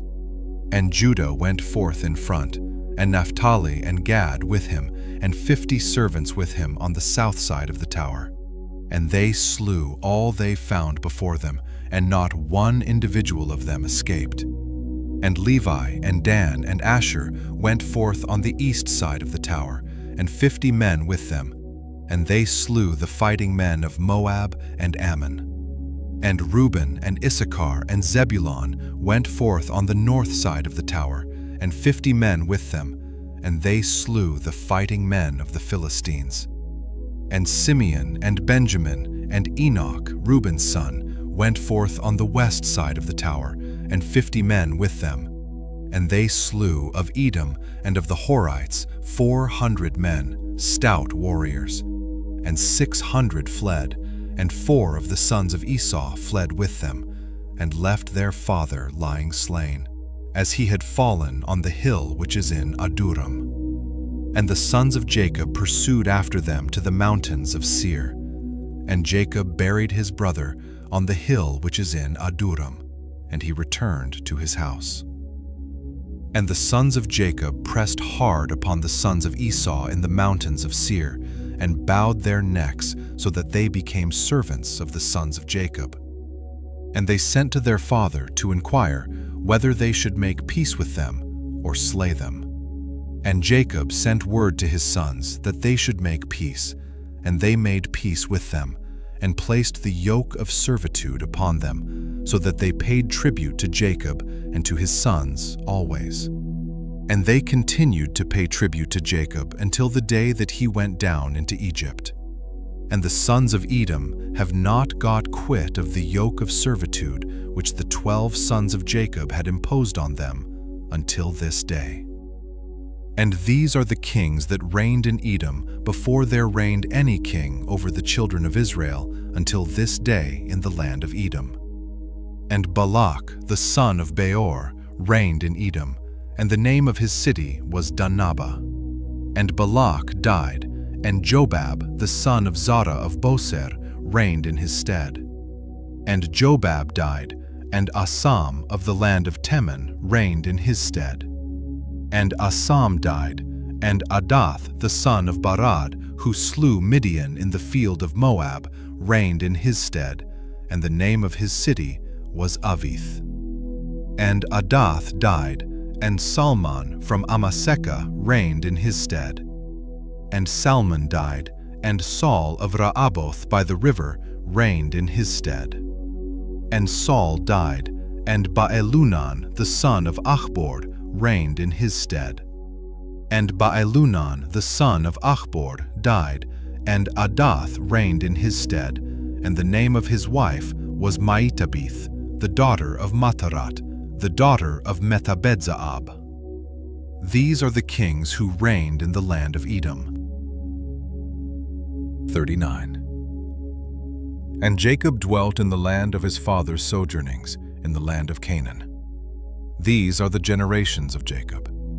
And Joseph was 17 years old when they took him down into the land of Egypt, and Potiphar, an eunuch of Pharaoh, the chief cook, bought him. And he set Joseph over all his house, and the blessing of the Lord came upon the house of the Egyptian on account of Joseph. And the Lord prospered him in all that he did. And the Egyptian committed everything into the hands of Joseph, for he saw that the Lord was with him, and that the Lord prospered him in all that he did. And Joseph's appearance was comely, and very beautiful was his appearance. And his master's wife lifted up her eyes and saw Joseph, and she loved him, and besought him to lie with her. But he did not surrender his soul, and he remembered the Lord, and the words which Jacob his father used to read from amongst the words of Abraham, that no man should commit fornication with a woman who has a husband, that for him the punishment of death has been ordained in the heavens before the Most High God, and the sin will be recorded against him in the eternal books continually before the Lord. And Joseph remembered these words and refused to lie with her. And she besought him for a year, but he refused and would not listen. But she embraced him and held him fast in the house in order to force him to lie with her, and closed the doors of the house and held him fast. But he left his garment in her hands and broke through the door and fled without from her presence. And the woman saw that he would not lie with her, and she calumniated him in the presence of his lord, saying, "Thy Hebrew servant, whom thou lovest, sought to force me so that he might lie with me. And it came to pass, when I lifted up my voice, that he fled, and left his garment in my hands when I held him. And he brake through the door." And the Egyptians saw the garment of Joseph and the broken door, and heard the words of his wife, and cast Joseph into prison, into the place where the prisoners were kept, whom the king imprisoned. And he was there in the prison. And the Lord gave Joseph favor in the sight of the chief of the prison guards, and compassion before him. For he saw that the Lord was with him, and that the Lord made all that he did to prosper. And he committed all things into his hands, and the chief of the prison guards knew of nothing that was with him, for Joseph did everything, and the Lord perfected it. And he remained there 2 years. And in those days Pharaoh, king of Egypt, was wroth against his 2 eunuchs, against the chief butler and against the chief baker. And he put them in ward in the house of the chief cook, in the prison where Joseph was kept. And the chief of the prison guards appointed Joseph to serve them, and he served before them. And they both dreamed a dream, the chief butler and the chief baker, and they told it to Joseph. And as he interpreted to them, so it befell them. And Pharaoh restored the chief butler to his office, and the chief baker he slew, as Joseph had interpreted to them. But the chief butler forgot Joseph in the prison, although he had informed him what would befall him, and did not remember to inform Pharaoh how Joseph had told him, for he forgot. 40. And in those days Pharaoh dreamed 2 dreams in one night, concerning a famine which was to be in all the land. And he awoke from his sleep, and called all the interpreters of dreams that were in Egypt, and magicians, and told them his 2 dreams. And they were not able to declare them. And then the chief butler remembered Joseph, and spake of him to the king. And he brought him forth from the prison, and he told his 2 dreams before him. And he said before Pharaoh that his 2 dreams were one. And he said unto him, 7 years shall come, in which there shall be plenty over all the land of Egypt, and after that 7 years of famine, such a famine as has not been in all the land. And now let Pharaoh appoint overseers in all the land of Egypt, and let them store up food in every city throughout the days of the years of plenty. And there will be food for the 7 years of famine, and the land will not perish through the famine, for it will be very severe. And the Lord gave Joseph favor and mercy in the eyes of Pharaoh. And Pharaoh said unto his servants, We shall not find such a wise and discreet man as this man, for the Spirit of the Lord is with him. And he appointed him the second in all his kingdom, and gave him authority over all Egypt, and caused him to ride in the second chariot of Pharaoh. And he clothed him with byssus garments, and he put a gold chain upon his neck, and a herald proclaimed before him, El wa abirer, and placed a ring on his hand, and made him ruler over all his house, and magnified him, and said unto him, Only on the throne shall I be greater than thou. And Joseph ruled over all the land of Egypt, and all the princes of Pharaoh, and all his servants, and all who did the king's business loved him, for he walked in uprightness. For he was without pride and arrogance, and he had no respect of persons, and did not accept gifts. But he judged in uprightness all the people of the land. And the land of Egypt was at peace before Pharaoh because of Joseph, for the Lord was with him, and gave him favor and mercy for all his generations, before all those who knew him, and those who heard concerning him. And Pharaoh's kingdom was well ordered, and there was no Satan and no evil person therein. And the king called Joseph's name Sephantiphens, and gave Joseph to wife the daughter of Potiphar, the daughter of the priest of Heliopolis, the chief cook. And on the day that Joseph stood before Pharaoh, he was 30 years old when he stood before Pharaoh. And in that year Isaac died. And it came to pass as Joseph had said in the interpretation of his 2 dreams, according as he had said it. There were 7 years of plenty over all the land of Egypt, and the land of Egypt abundantly produced, 1 measure producing 1,800 measures. And Joseph gathered food into every city, until they were full of corn, until they could no longer count and measure it for its multitude. 41. And in the 45th Jubilee, in the 2nd week, and in the 2nd year, 2165 AM, Judah took for his firstborn a wife from the daughters of Aram, named Tamar. But he hated and did not lie with her, because his mother was of the daughters of Canaan, and he wished to take him a wife of the kinsfolk of his mother. But Judah his father would not permit him. And this the firstborn of Judah, was wicked, and the Lord slew him. And Judah said unto Onan his brother, Go in unto thy brother's wife, and perform the duty of a husband's brother unto her, and raise up seed unto thy brother. And Onan knew that the seed would not be his, but his brother's only. And he went into the house of his brother's wife, and spilt the seed on the ground. And he was wicked in the eyes of the Lord, and he slew him. And Judah said unto Tamar his daughter-in-law, Remain in thy father's house as a widow till Shelah my son be grown up, and I shall give thee to him to wife. And he grew up, but Bethuel, the wife of Judah, did not permit her son Shelah to marry. And Bethuel, the wife of Judah, died 2168 AM in the 5th year of this week. And in the 6th year Judah went up to shear his sheep at Timnah, 2169 AM. And they told Tamar, Behold, thy father-in-law goeth up to Timnah to shear his sheep. And she put off her widow's clothes, and put on a veil, and adorned herself, and sat in the gate adjoining the way to Timnah. And as Judah was going along, he found her, and thought her to be an harlot. And he said unto her, Let me come in unto thee. And she said unto him, Come in. And he went in. And she said unto him, Give me my hire.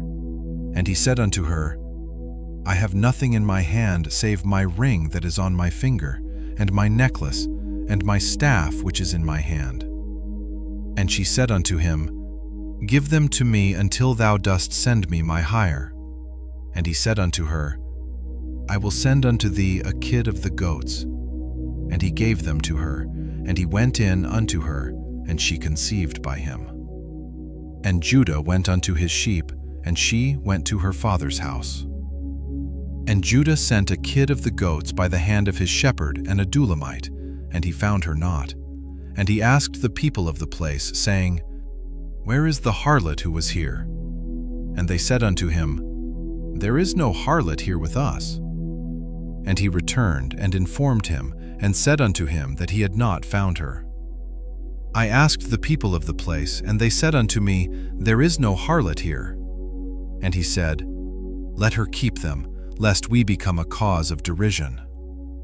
And when she had completed 3 months, it was manifest that she was with child, and they told Judah, saying, "Behold, Tamar thy daughter-in-law is with child by whoredom."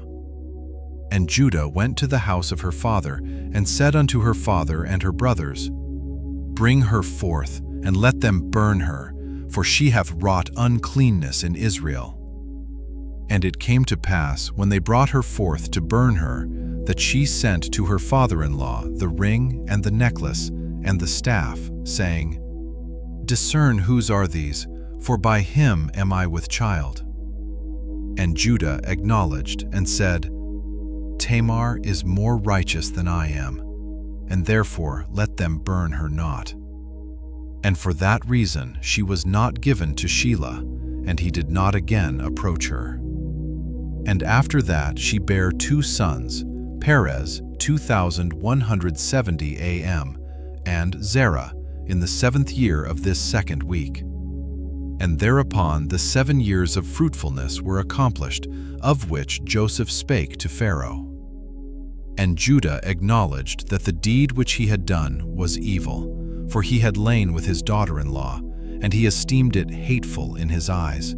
And he acknowledged that he had transgressed and gone astray, for he had uncovered the skirt of his son. And he began to lament and to supplicate before the Lord because of his transgression.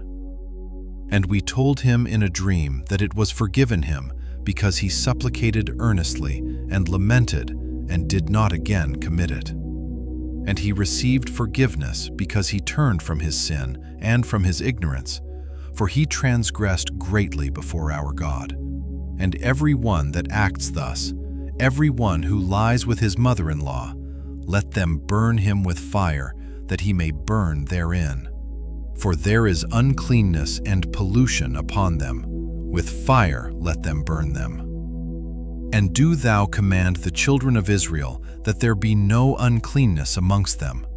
For every one who lies with his daughter-in-law or with his mother-in-law hath wrought uncleanness. With fire let them burn the man who has lain with her, and likewise the woman. And he will turn away wrath and punishment from Israel. And unto Judah we said that his 2 sons had not lain with her, and for this reason his seed was stablished for a 2nd generation, and would not be rooted out. For in singleness of eye he had gone and sought for punishment, namely, according to the judgment of Abraham, which he had commanded his sons. Judah had sought to burn her with fire. 42.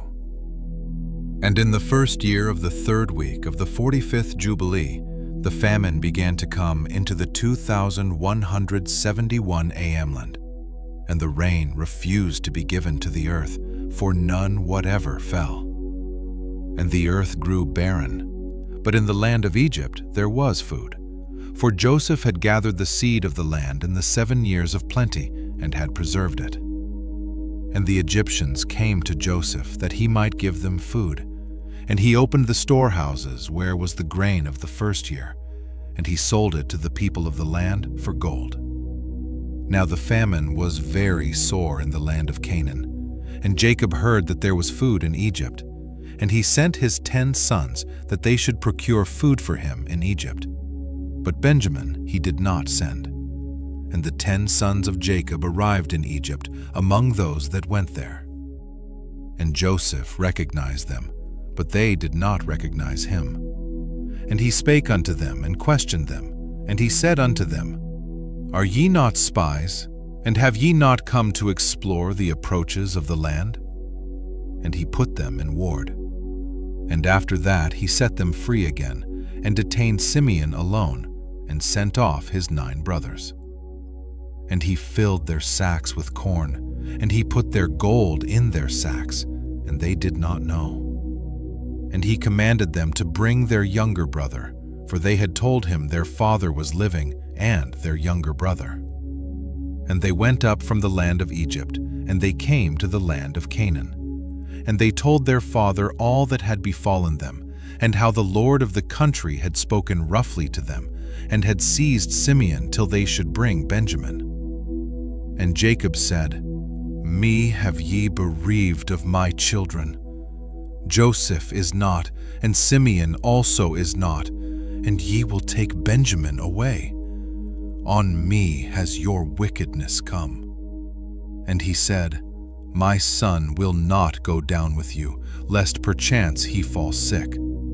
For their mother gave birth to 2 sons, and one has perished, and this one also ye will take from me. If perchance he took a fever on the road, ye would bring down my old age with sorrow unto death. For he saw that their money had been returned to every man in his sack, and for this reason he feared to send him. And the famine increased and became sore in the land of Canaan, and in all lands save in the land of Egypt. For many of the children of the Egyptians had stored up their seed for food from the time when they saw Joseph gathering seed together and putting it in storehouses and preserving it for the years of famine. And the people of Egypt fed themselves thereon during the first year of their famine. But when Israel saw that the famine was very sore in the land, and that there was no deliverance, he said unto his sons, Go again, and procure food for us, that we die not. And they said, We shall not go. Unless our youngest brother go with us, we shall not go. And Israel saw that if he did not send him with them, they should all perish by reason of the famine. And Reuben said, Give him into my hand, and if I do not bring him back to thee, slay my 2 sons instead of his soul. And he said unto him, He shall not go with thee. And Judah came near and said, Send him with me, and if I do not bring him back to thee, let me bear the blame before thee all the days of my life. And he sent him with them in the 2nd year of this week, on the 2172 a.m., 1st day of the month. And they came to the land of Egypt with all those who went. And they had presents in their hands, stacked, and almonds, and terebinth nuts, and pure honey. And they went and stood before Joseph, and he saw Benjamin his brother, and he knew him, and said unto them, Is this your youngest brother? And they said unto him, It is he. And he said, The Lord be gracious to thee, my son. And he sent him into his house, and he brought forth Simeon unto them, and he made a feast for them. And they presented to him the gift which they had brought in their hands. And they eat before him, and he gave them all a portion. But the portion of Benjamin was 7 times larger than that of any of theirs. And they eat and drank, and arose, and remained with their asses. And Joseph devised a plan whereby he might learn their thoughts as to whether thoughts of peace prevailed amongst them. And he said to the steward who was over his house, Fill all their sacks with food, and return their money unto them into their vessels. And my cup, the silver cup out of which I drink, put it in the sack of the youngest, and send them away. 43. And he did as Joseph had told him, and filled all their sacks for them with food, and put their money in their sacks, and put the cup in Benjamin's sack. And early in the morning they departed. And it came to pass that, when they had gone from thence, Joseph said unto the steward of his house, Pursue them, run and seize them, saying, For good ye have requited me with evil. You have stolen from me the silver cup out of which my Lord drinks. And bring back to me their youngest brother, and fetch him quickly, before I go forth to my seat of judgment. And he ran after them, and said unto them according to these words. And they said unto him, God forbid that thy servants should do this thing, and steal from the house of thy Lord any utensil, and the money also which we found in our sacks the first time, we thy servants brought back from the land of Canaan. How then should we steal any utensil? Behold, here are we and our sacks search. And wherever thou findest the cup in the sack of any man amongst us, let him be slain, and we and our asses will serve thy Lord. And he said unto them, Not so. The man with whom I find, him only shall I take as a servant, and ye shall return in peace unto your house. And as he was searching in their vessels, beginning with the eldest and ending with the youngest, it was found in Benjamin's sack. And they rent their garments, and laded their asses, and returned to the city, and came to the house of Joseph. And they all bowed themselves on their faces to the ground before him.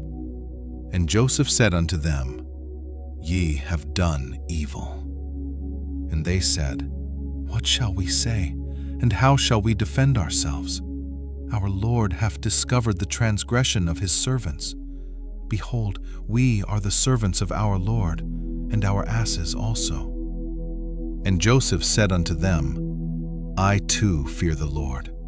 As for you, go ye to your homes, and let your brother be my servant, for ye have done evil. Know ye not that a man delights in his cup, as I with this cup? And yet ye have stolen it from me. And Judah said, O my Lord, let thy servant, I pray thee, speak a word in my Lord's ear. 2 brothers did thy servant's mother bear to our father. One went away and was lost, and hath not been found, and he alone is left of his mother. And thy servant our father loves him, and his life also is bound up with the life of this lad. And it will come to pass, when we go to thy servant our father, and the lad is not with us, that he will die. And we shall bring down our father with sorrow unto death. Now, rather, let me, thy servant, abide instead of the boy, as a bondsman unto my Lord, and let the lad go with his brethren. For I became surety for him at the hand of thy servant our father. And if I do not bring him back, thy servant will hear the blame to our father forever. And Joseph saw that they were all accordant in goodness one with another, and he could not refrain himself. And he told them that he was Joseph. And he conversed with them in the Hebrew tongue, and fell on their neck and wept. But they knew him not, and they began to weep. And he said unto them, Weep not over me, but hasten and bring my father to me. And ye see that it is my mouth that speaketh, and the eyes of my brother Benjamin see. For behold, this is the 2nd year of the famine, and there are still 5 years without harvest, or fruit of trees, or plowing. Come down quickly, ye and your households, so that ye perish not through the famine. And do not be grieved for your possessions. For the Lord sent me before you to set things in order, that many people might live. And tell my father that I am still alive. And ye, behold, ye see that the Lord has made me as a father to Pharaoh, and ruler over his house and over all the land of Egypt. And tell my father of all my glory, and all the riches and glory that the Lord hath given me. And by the command of the mouth of Pharaoh, he gave them chariots and provisions for the way, and he gave them all many-colored raiment and silver. And to their father he sent raiment and silver, and 10 asses which carried corn, and he sent them away. And they went up and told their father that Joseph was alive, and was measuring out corn to all the nations of the earth, and that he was ruler over all the land of Egypt. And their father did not believe it, for he was beside himself in his mind. But when he saw the wagons which Joseph had sent, the life of his spirit revived. And he said, It is enough for me if Joseph lives. I will go down and see him before I die. 44. And Israel took his journey from Haran, from his house, on the new moon of the 3rd month, And he went on the way of the well of the oath, and he offered a sacrifice to the God of his father Isaac on the 7th of this month. And Jacob remembered the dream that he had seen at Bethel, and he feared to go down into Egypt. And while he was thinking of sending word to Joseph to come to him, and that he would not go down, he remained there 7 days, if perchance he could see a vision as to whether he should remain or go down. And he celebrated the harvest festival of the first fruits with old grain, for in all the land of Canaan there was not a handful of seed in the land. For the famine was over all the beasts and cattle and birds, and also over man. And on the 16th the Lord appeared unto him, and said unto him, Jacob, Jacob. And he said, Here am I. And he said unto him, I am the God of thy fathers, the God of Abraham and Isaac. Fear not to go down into Egypt, for I will there make of thee a great nation. I will go down with thee, and I will bring thee up again, and in this land shalt thou be buried, and Joseph shall put his hands upon thy eyes. Fear not, go down into Egypt. And his sons rose up, and his sons' sons, and they placed their father and their possessions upon wagons. And Israel rose up from the well of the oath on the 16th of this 3rd month, and he went to the land of Egypt. And Israel sent Judah before him to his son Joseph to examine the land of Goshen. For Joseph had told his brothers that they should come and dwell there, that they might be near him.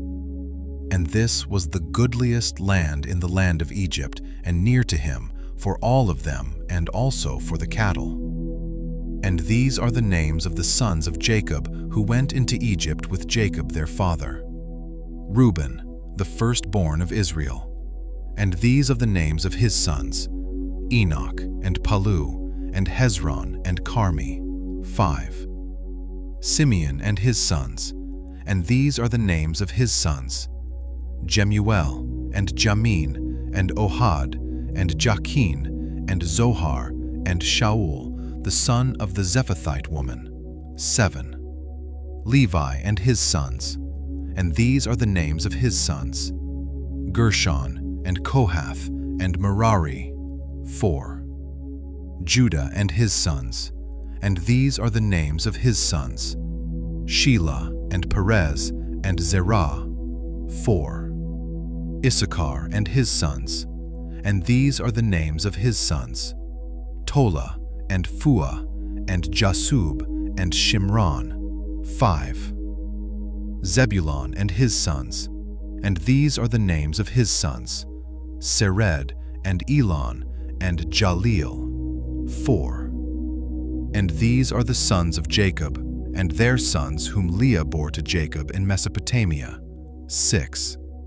And their one sister, Dinah, and all the souls of the sons of Leah, and their sons, who went with Jacob their father into Egypt, were 29, and Jacob their father being with them, they were 30.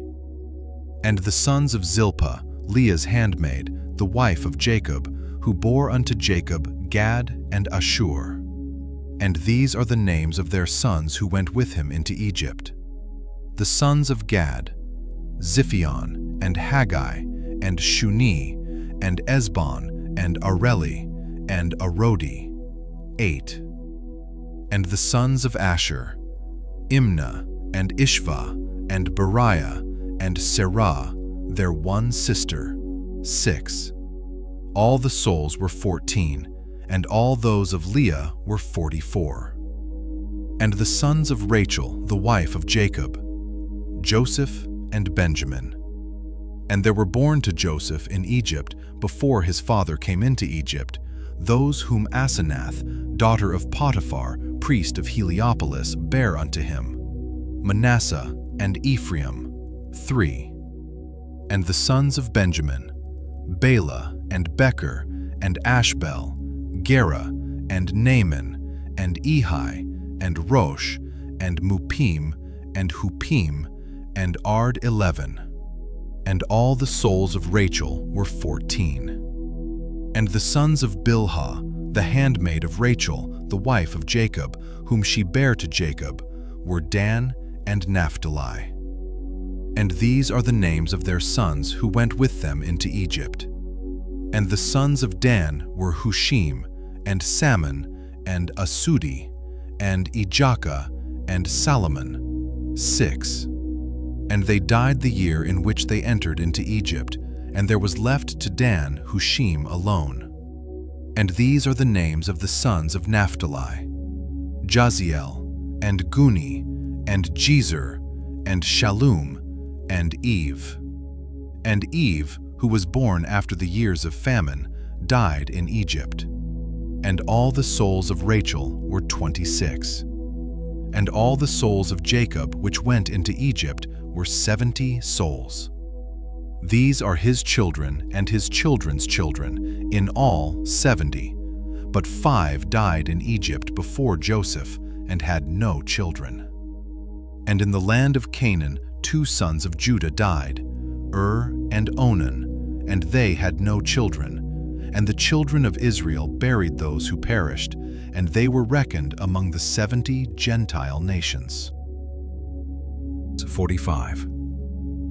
And Israel went into the country of Egypt, into the land of Goshen, on the new moon of the 4th, 2172 a.m. month, in the 2nd year of the 3rd week of the 45th Jubilee.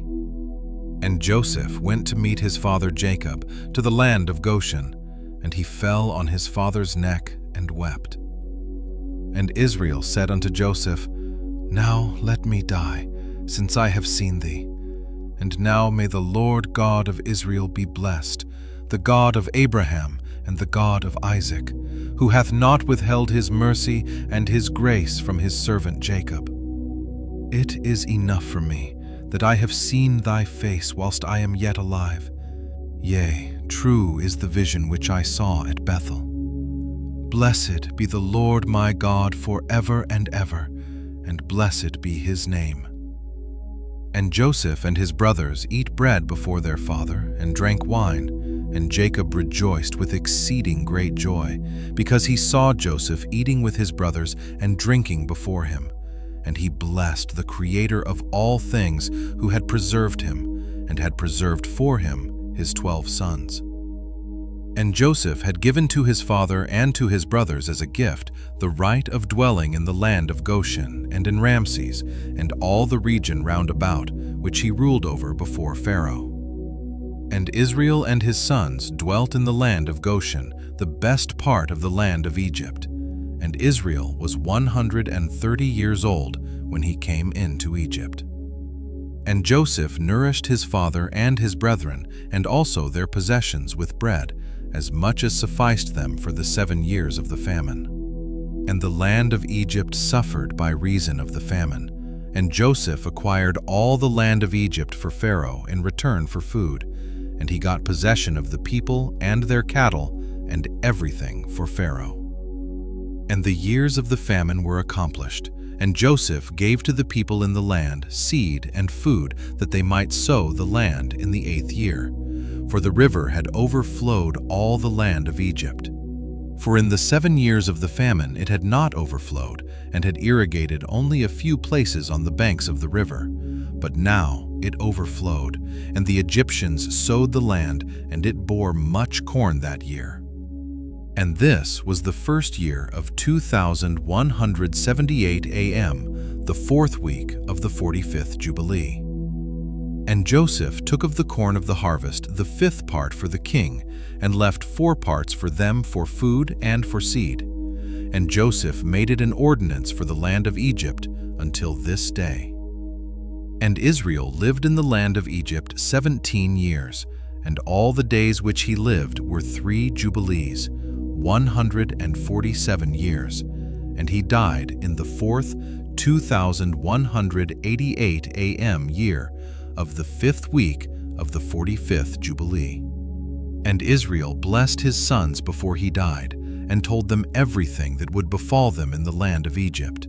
And he made known to them what would come upon them in the last days, and blessed them, and gave to Joseph 2 portions in the land.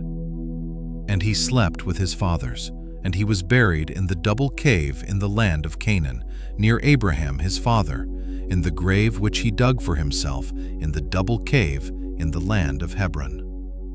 And he gave all his books and the books of his fathers to Levi his son, that he might preserve them and renew them for his children until this day. 46. And it came to pass that after Jacob died, the children of Israel multiplied in the land of Egypt, and they became a great nation. And they were of one accord in heart, so that brother loved brother, and every man helped his brother.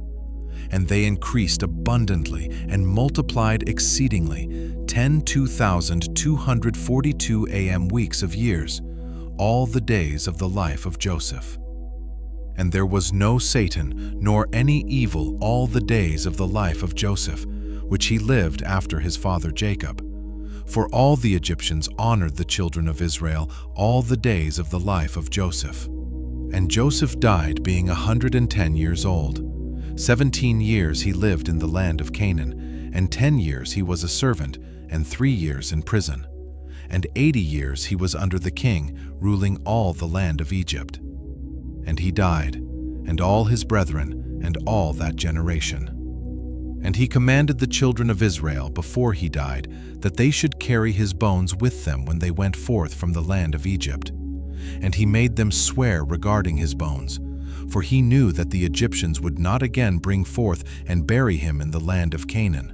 For Macamaron, king of Canaan, while dwelling in the land of Assyria, fought in the valley with the king of Egypt and slew him there, and pursued after the Egyptians to the gates of Ermon. But he was not able to enter, for another, a new king, had become king of Egypt, and he was stronger than he. And he returned to the land of Canaan, and the gates of Egypt were closed, and none went out, and none came into Egypt. And Joseph died in the 46th Jubilee, in the 6th week, in the 2nd year, and they buried him in the land of Egypt. And 2,242 all his brethren died after him. And the king of Egypt went forth to war with the king of Canaan 2,263 in the 47th Jubilee, in the 2nd week, in the 2nd year. And the children of Israel brought forth all the bones of the children of Jacob, save the bones of Joseph. And they buried them in the field in the double cave in the mountain. And the most of them returned to Egypt, but a few of them remained in the mountains of Hebron, and Amram thy father remained with them. And the king of Canaan was victorious over the king of Egypt, and he closed the gates of Egypt. And he devised an evil device against the children of Israel of afflicting them. And he said unto the people of Egypt, Behold, the people of the children of Israel have increased and multiplied more than we. Come, and let us deal wisely with them before they become too many, and let us afflict them with slavery before war come upon us, and before they too fight against us. Else they will join themselves unto our enemies, and get them up out of our land, for their hearts and faces are towards the land of Canaan. And he set over them taskmasters to afflict them with slavery. And they built strong cities for Pharaoh, Pithom, and Ramses. And they built all the walls and all the fortifications which had fallen in the cities of Egypt. And they made them serve with rigor, and the more they dealt evilly with them, the more they increased and multiplied. And the people of Egypt abominated the children of Israel. 47. And in the 7th week, in the 7th year, in the 47th Jubilee, thy father went forth 2,303 from the land of Canaan. And thou wast born in the 4th week, in the 6th year thereof, in the 23:30 48th Jubilee. This was the time of tribulation on the children of Israel. And Pharaoh, king of Egypt, issued a command regarding them, that they should cast all their male children which were born into the river. And they cast them in for 7 months, until the day that thou wast born. And thy mother hid thee for 3 months, and they told regarding her.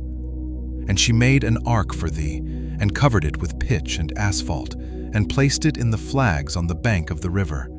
and she placed thee in it 7 days. And thy mother came by night and suckled thee, and by day Miriam thy sister guarded thee from the birds.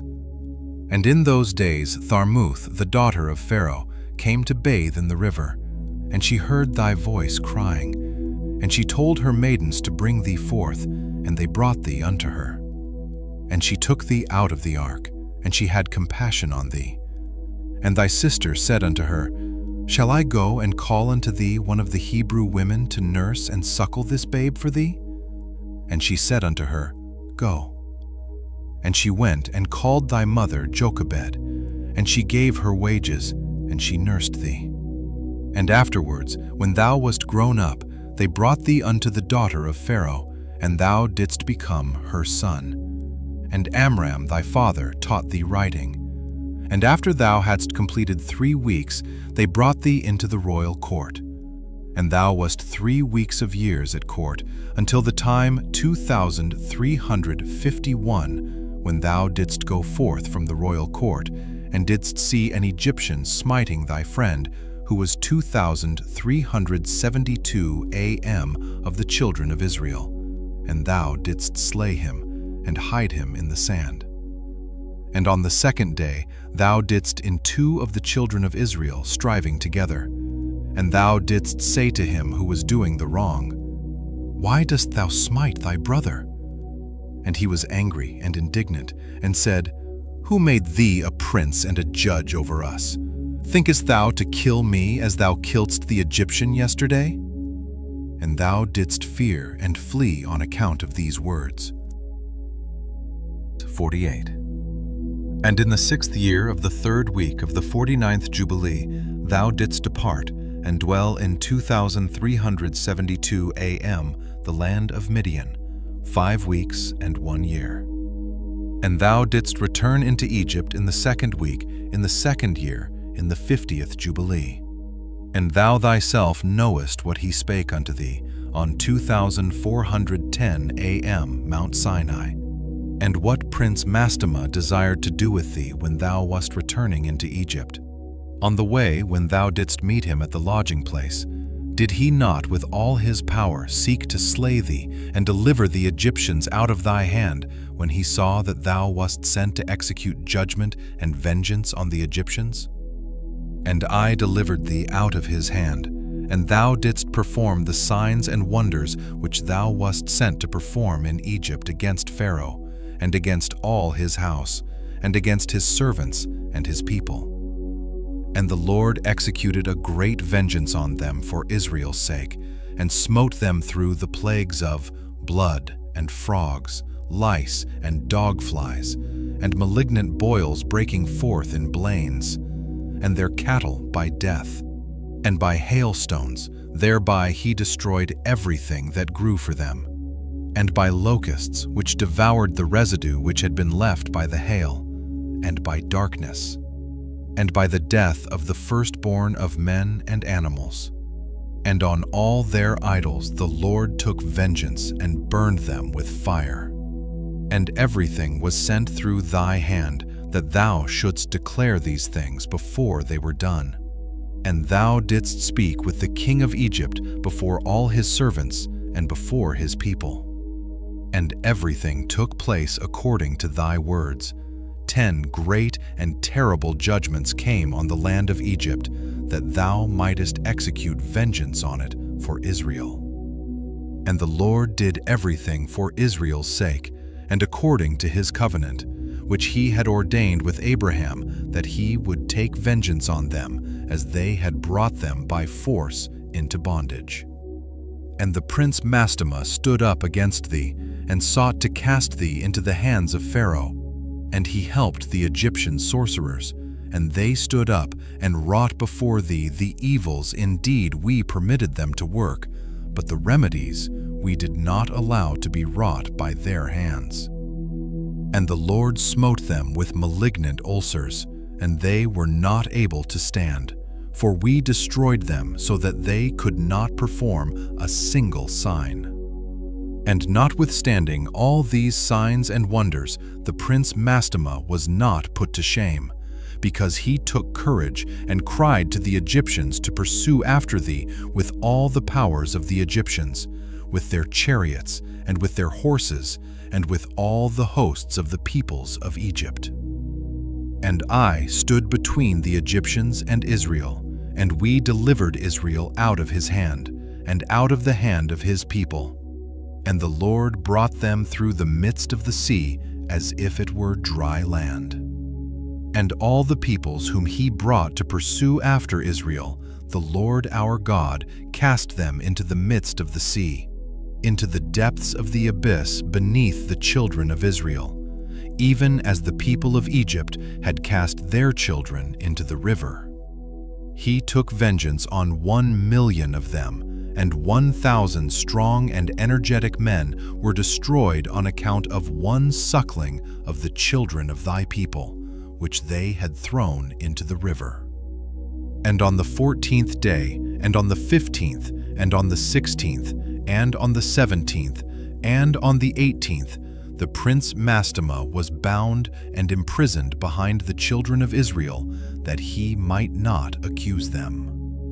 And on the 19th we let them loose, that they might help the Egyptians and pursue the children of Israel.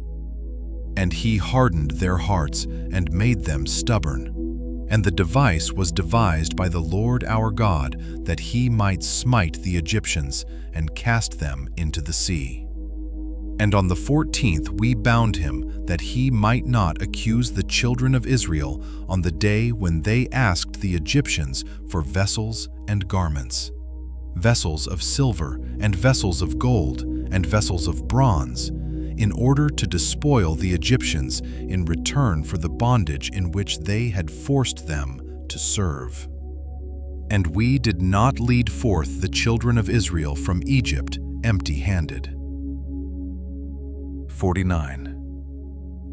Remember the commandment which the Lord commanded thee concerning the Passover, that thou shouldest celebrate it in its season on the 14th of the first month, that thou shouldest kill it before it is evening, and that they should eat it by night on the evening of the 15th, from the time of the setting of the sun. For on this night, the beginning of the festival, and the beginning of the joy, ye were eating the Passover in Egypt, when all the powers of Mastema had been let loose to slay all the firstborn in the land of Egypt, from the firstborn of Pharaoh to the firstborn of the captive maidservant in the mill, and to the cattle.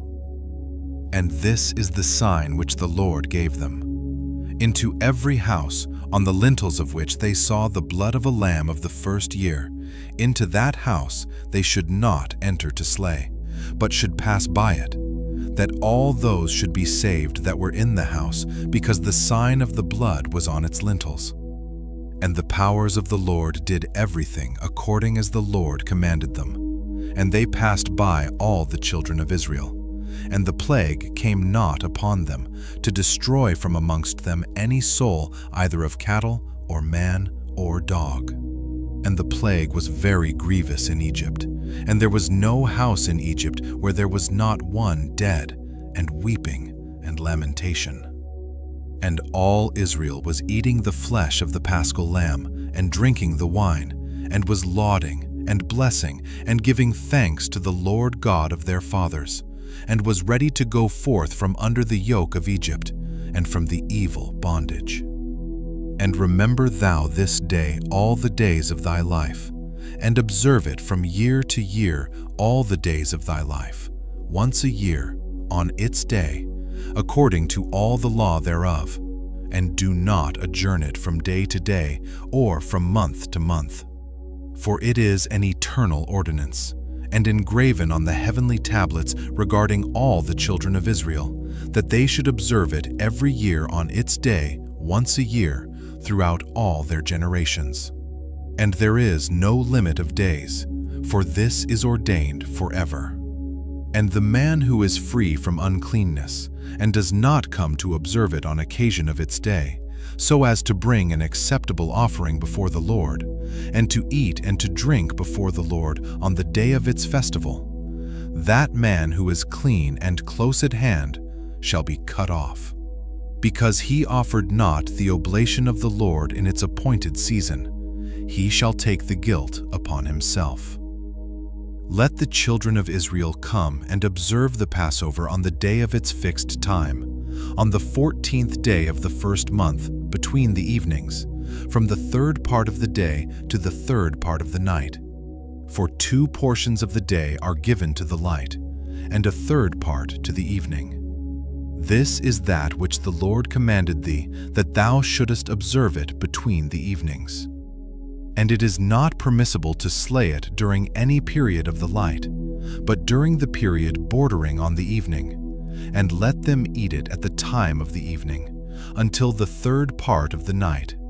And whatever is left over of all its flesh from the third part of the night and onwards, let them burn it with fire. And they shall not cook it with water, nor shall they eat it raw, but roast on the fire. They shall eat it with diligence, its head with the inwards thereof, and its feet they shall roast with fire, and not break any bone thereof. For of the children of Israel no bone shall be crushed. For this reason the Lord commanded the children of Israel to observe the Passover on the day of its fixed time. And they shall not break a bone thereof, for it is a festival day, and a day commanded, and there may be no passing over from day to day and month to month, but on the day of its festival let it be observed. And do thou command the children of Israel to observe the Passover throughout their days, every year, once a year on the day of its fixed time. And it shall come for a memorial well-pleasing before the Lord.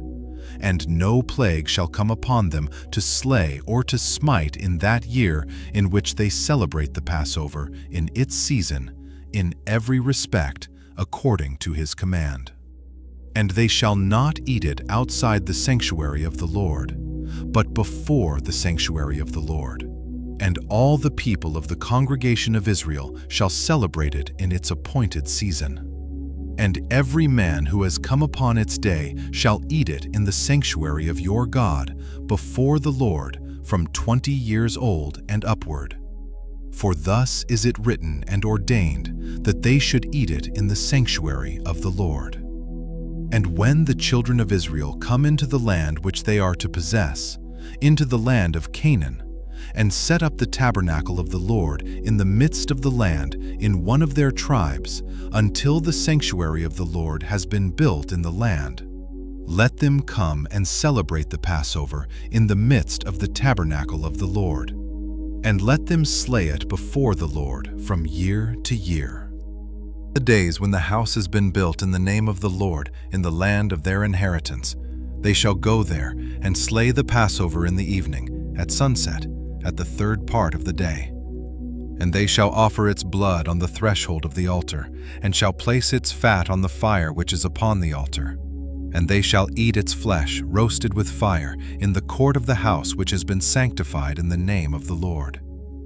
And they may not celebrate the Passover in their cities, nor in any place save before the tabernacle of the Lord, or before his house where his name hath dwelt. And they shall not go astray from the Lord. And do thou, Moses, command the children of Israel to observe the ordinances of the Passover, as it was commanded unto thee. Declare thou unto them every year and the day of its days, and the festival of unleavened bread, that they should eat unleavened bread 7 days, and that they should observe its festival, and that they bring an oblation every day during those 7 days of joy before the Lord on the altar of your God. For ye celebrated this festival with haste when ye went forth from Egypt, till ye entered into the wilderness of Shur. For on the shore of the sea ye completed it. 50. And after this law I made known to thee the days of the Sabbaths in the desert of Sinai, which is between Elim and Sinai. And I told thee of the Sabbaths of the land on Mount Sinai, and I told thee of the Jubilee years and the Sabbaths of years. But the year thereof have I not told thee, till ye enter the land which ye are to possess. And the land also shall keep its Sabbaths while they dwell upon it, and they shall know the Jubilee year. Wherefore I have ordained for thee the year weeks and the years and the Jubilees. There are 49 Jubilees from the days of Adam until this day, 2,410 AM, and 1 week and 2 years. And there are yet 40 years to come, literate, distant, for learning the 2,450 AM commandments of the Lord, until they pass over into the land of Canaan, crossing the Jordan to the west. And the Jubilees shall pass by until Israel is cleansed from all guilt of fornication and uncleanness and pollution and sin and error, and dwells with confidence in all the land. And there shall be no more a Satan or any evil one, and the land shall be clean from that time for evermore. And behold the commandment regarding the Sabbaths. I have written them down for thee, and all the judgments of its laws. 6 days shalt thou labor, but on the 7th day is the Sabbath of the Lord your God. In it ye shall do no manner of work, ye and your sons, and your menservants, and your maidservants, and all your cattle, and the sojourner also who is with you. And the man that does any work on it shall die. Whoever desecrates that day, whoever lies with his wife, or whoever says he will do something on it, that he will set out on a journey thereon in regard to any buying or selling. And whoever draws water thereon which he had not prepared for himself on the 6th day, and whoever takes up any burden to carry it out of his tent or out of his house shall die. Ye shall do no work whatever on the Sabbath day, save what ye have prepared for yourselves on the 6th day, so as to eat and drink and rest, and keep Sabbath from all work on that day, and to bless the Lord your God, who has given you a day of festival and a holy day.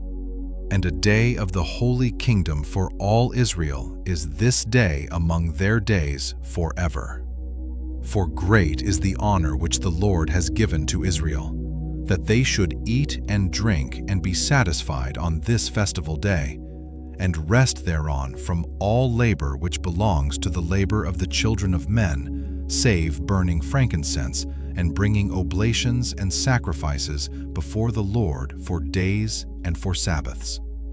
This work alone shall be done on the Sabbath days in the sanctuary of the Lord your God, that they may atone for Israel with sacrifice continually from day to day for a memorial well-pleasing before the Lord, and that he may receive them always from day to day according as thou hast been commanded. And every man who does any work thereon, or goes a journey, or tills his farm, whether in his house or any other place, and whoever lights a fire, or rides on any beast, or travels by ship on the sea, and whoever strikes or kills anything, or slaughters a beast or a bird, or whoever catches an animal or a bird or a fish, or whoever fasts or makes war on the Sabbaths. The man who does any of these things on the Sabbath shall die, so that the children of Israel shall observe the Sabbaths according to the commandments regarding the Sabbaths of the land, as it is written in the tablets, which he gave into my hands, that I should write out for thee the laws of the seasons, and the seasons according to the division of their days. Herewith is completed the account of the division of the days. Thank you for listening to the Book of Jubilees. From creation to covenant, from Adam to Noah, from Abraham to Jacob, this ancient book has carried us through generations of promise, warning, obedience, rebellion, judgment, and mercy. Jubilees reminds us that God is not careless with time. He remembers His word. He watches over the generations. He calls His people to walk in holiness, faithfulness, and reverence. May this reading strengthen your understanding. May it stir your hunger for truth. May it remind you that the ancient paths still matter. And may your heart remain turned toward God, the one who keeps covenant, the one who rules over time, and the one whose promises do not fail. Until next time, peace be with you.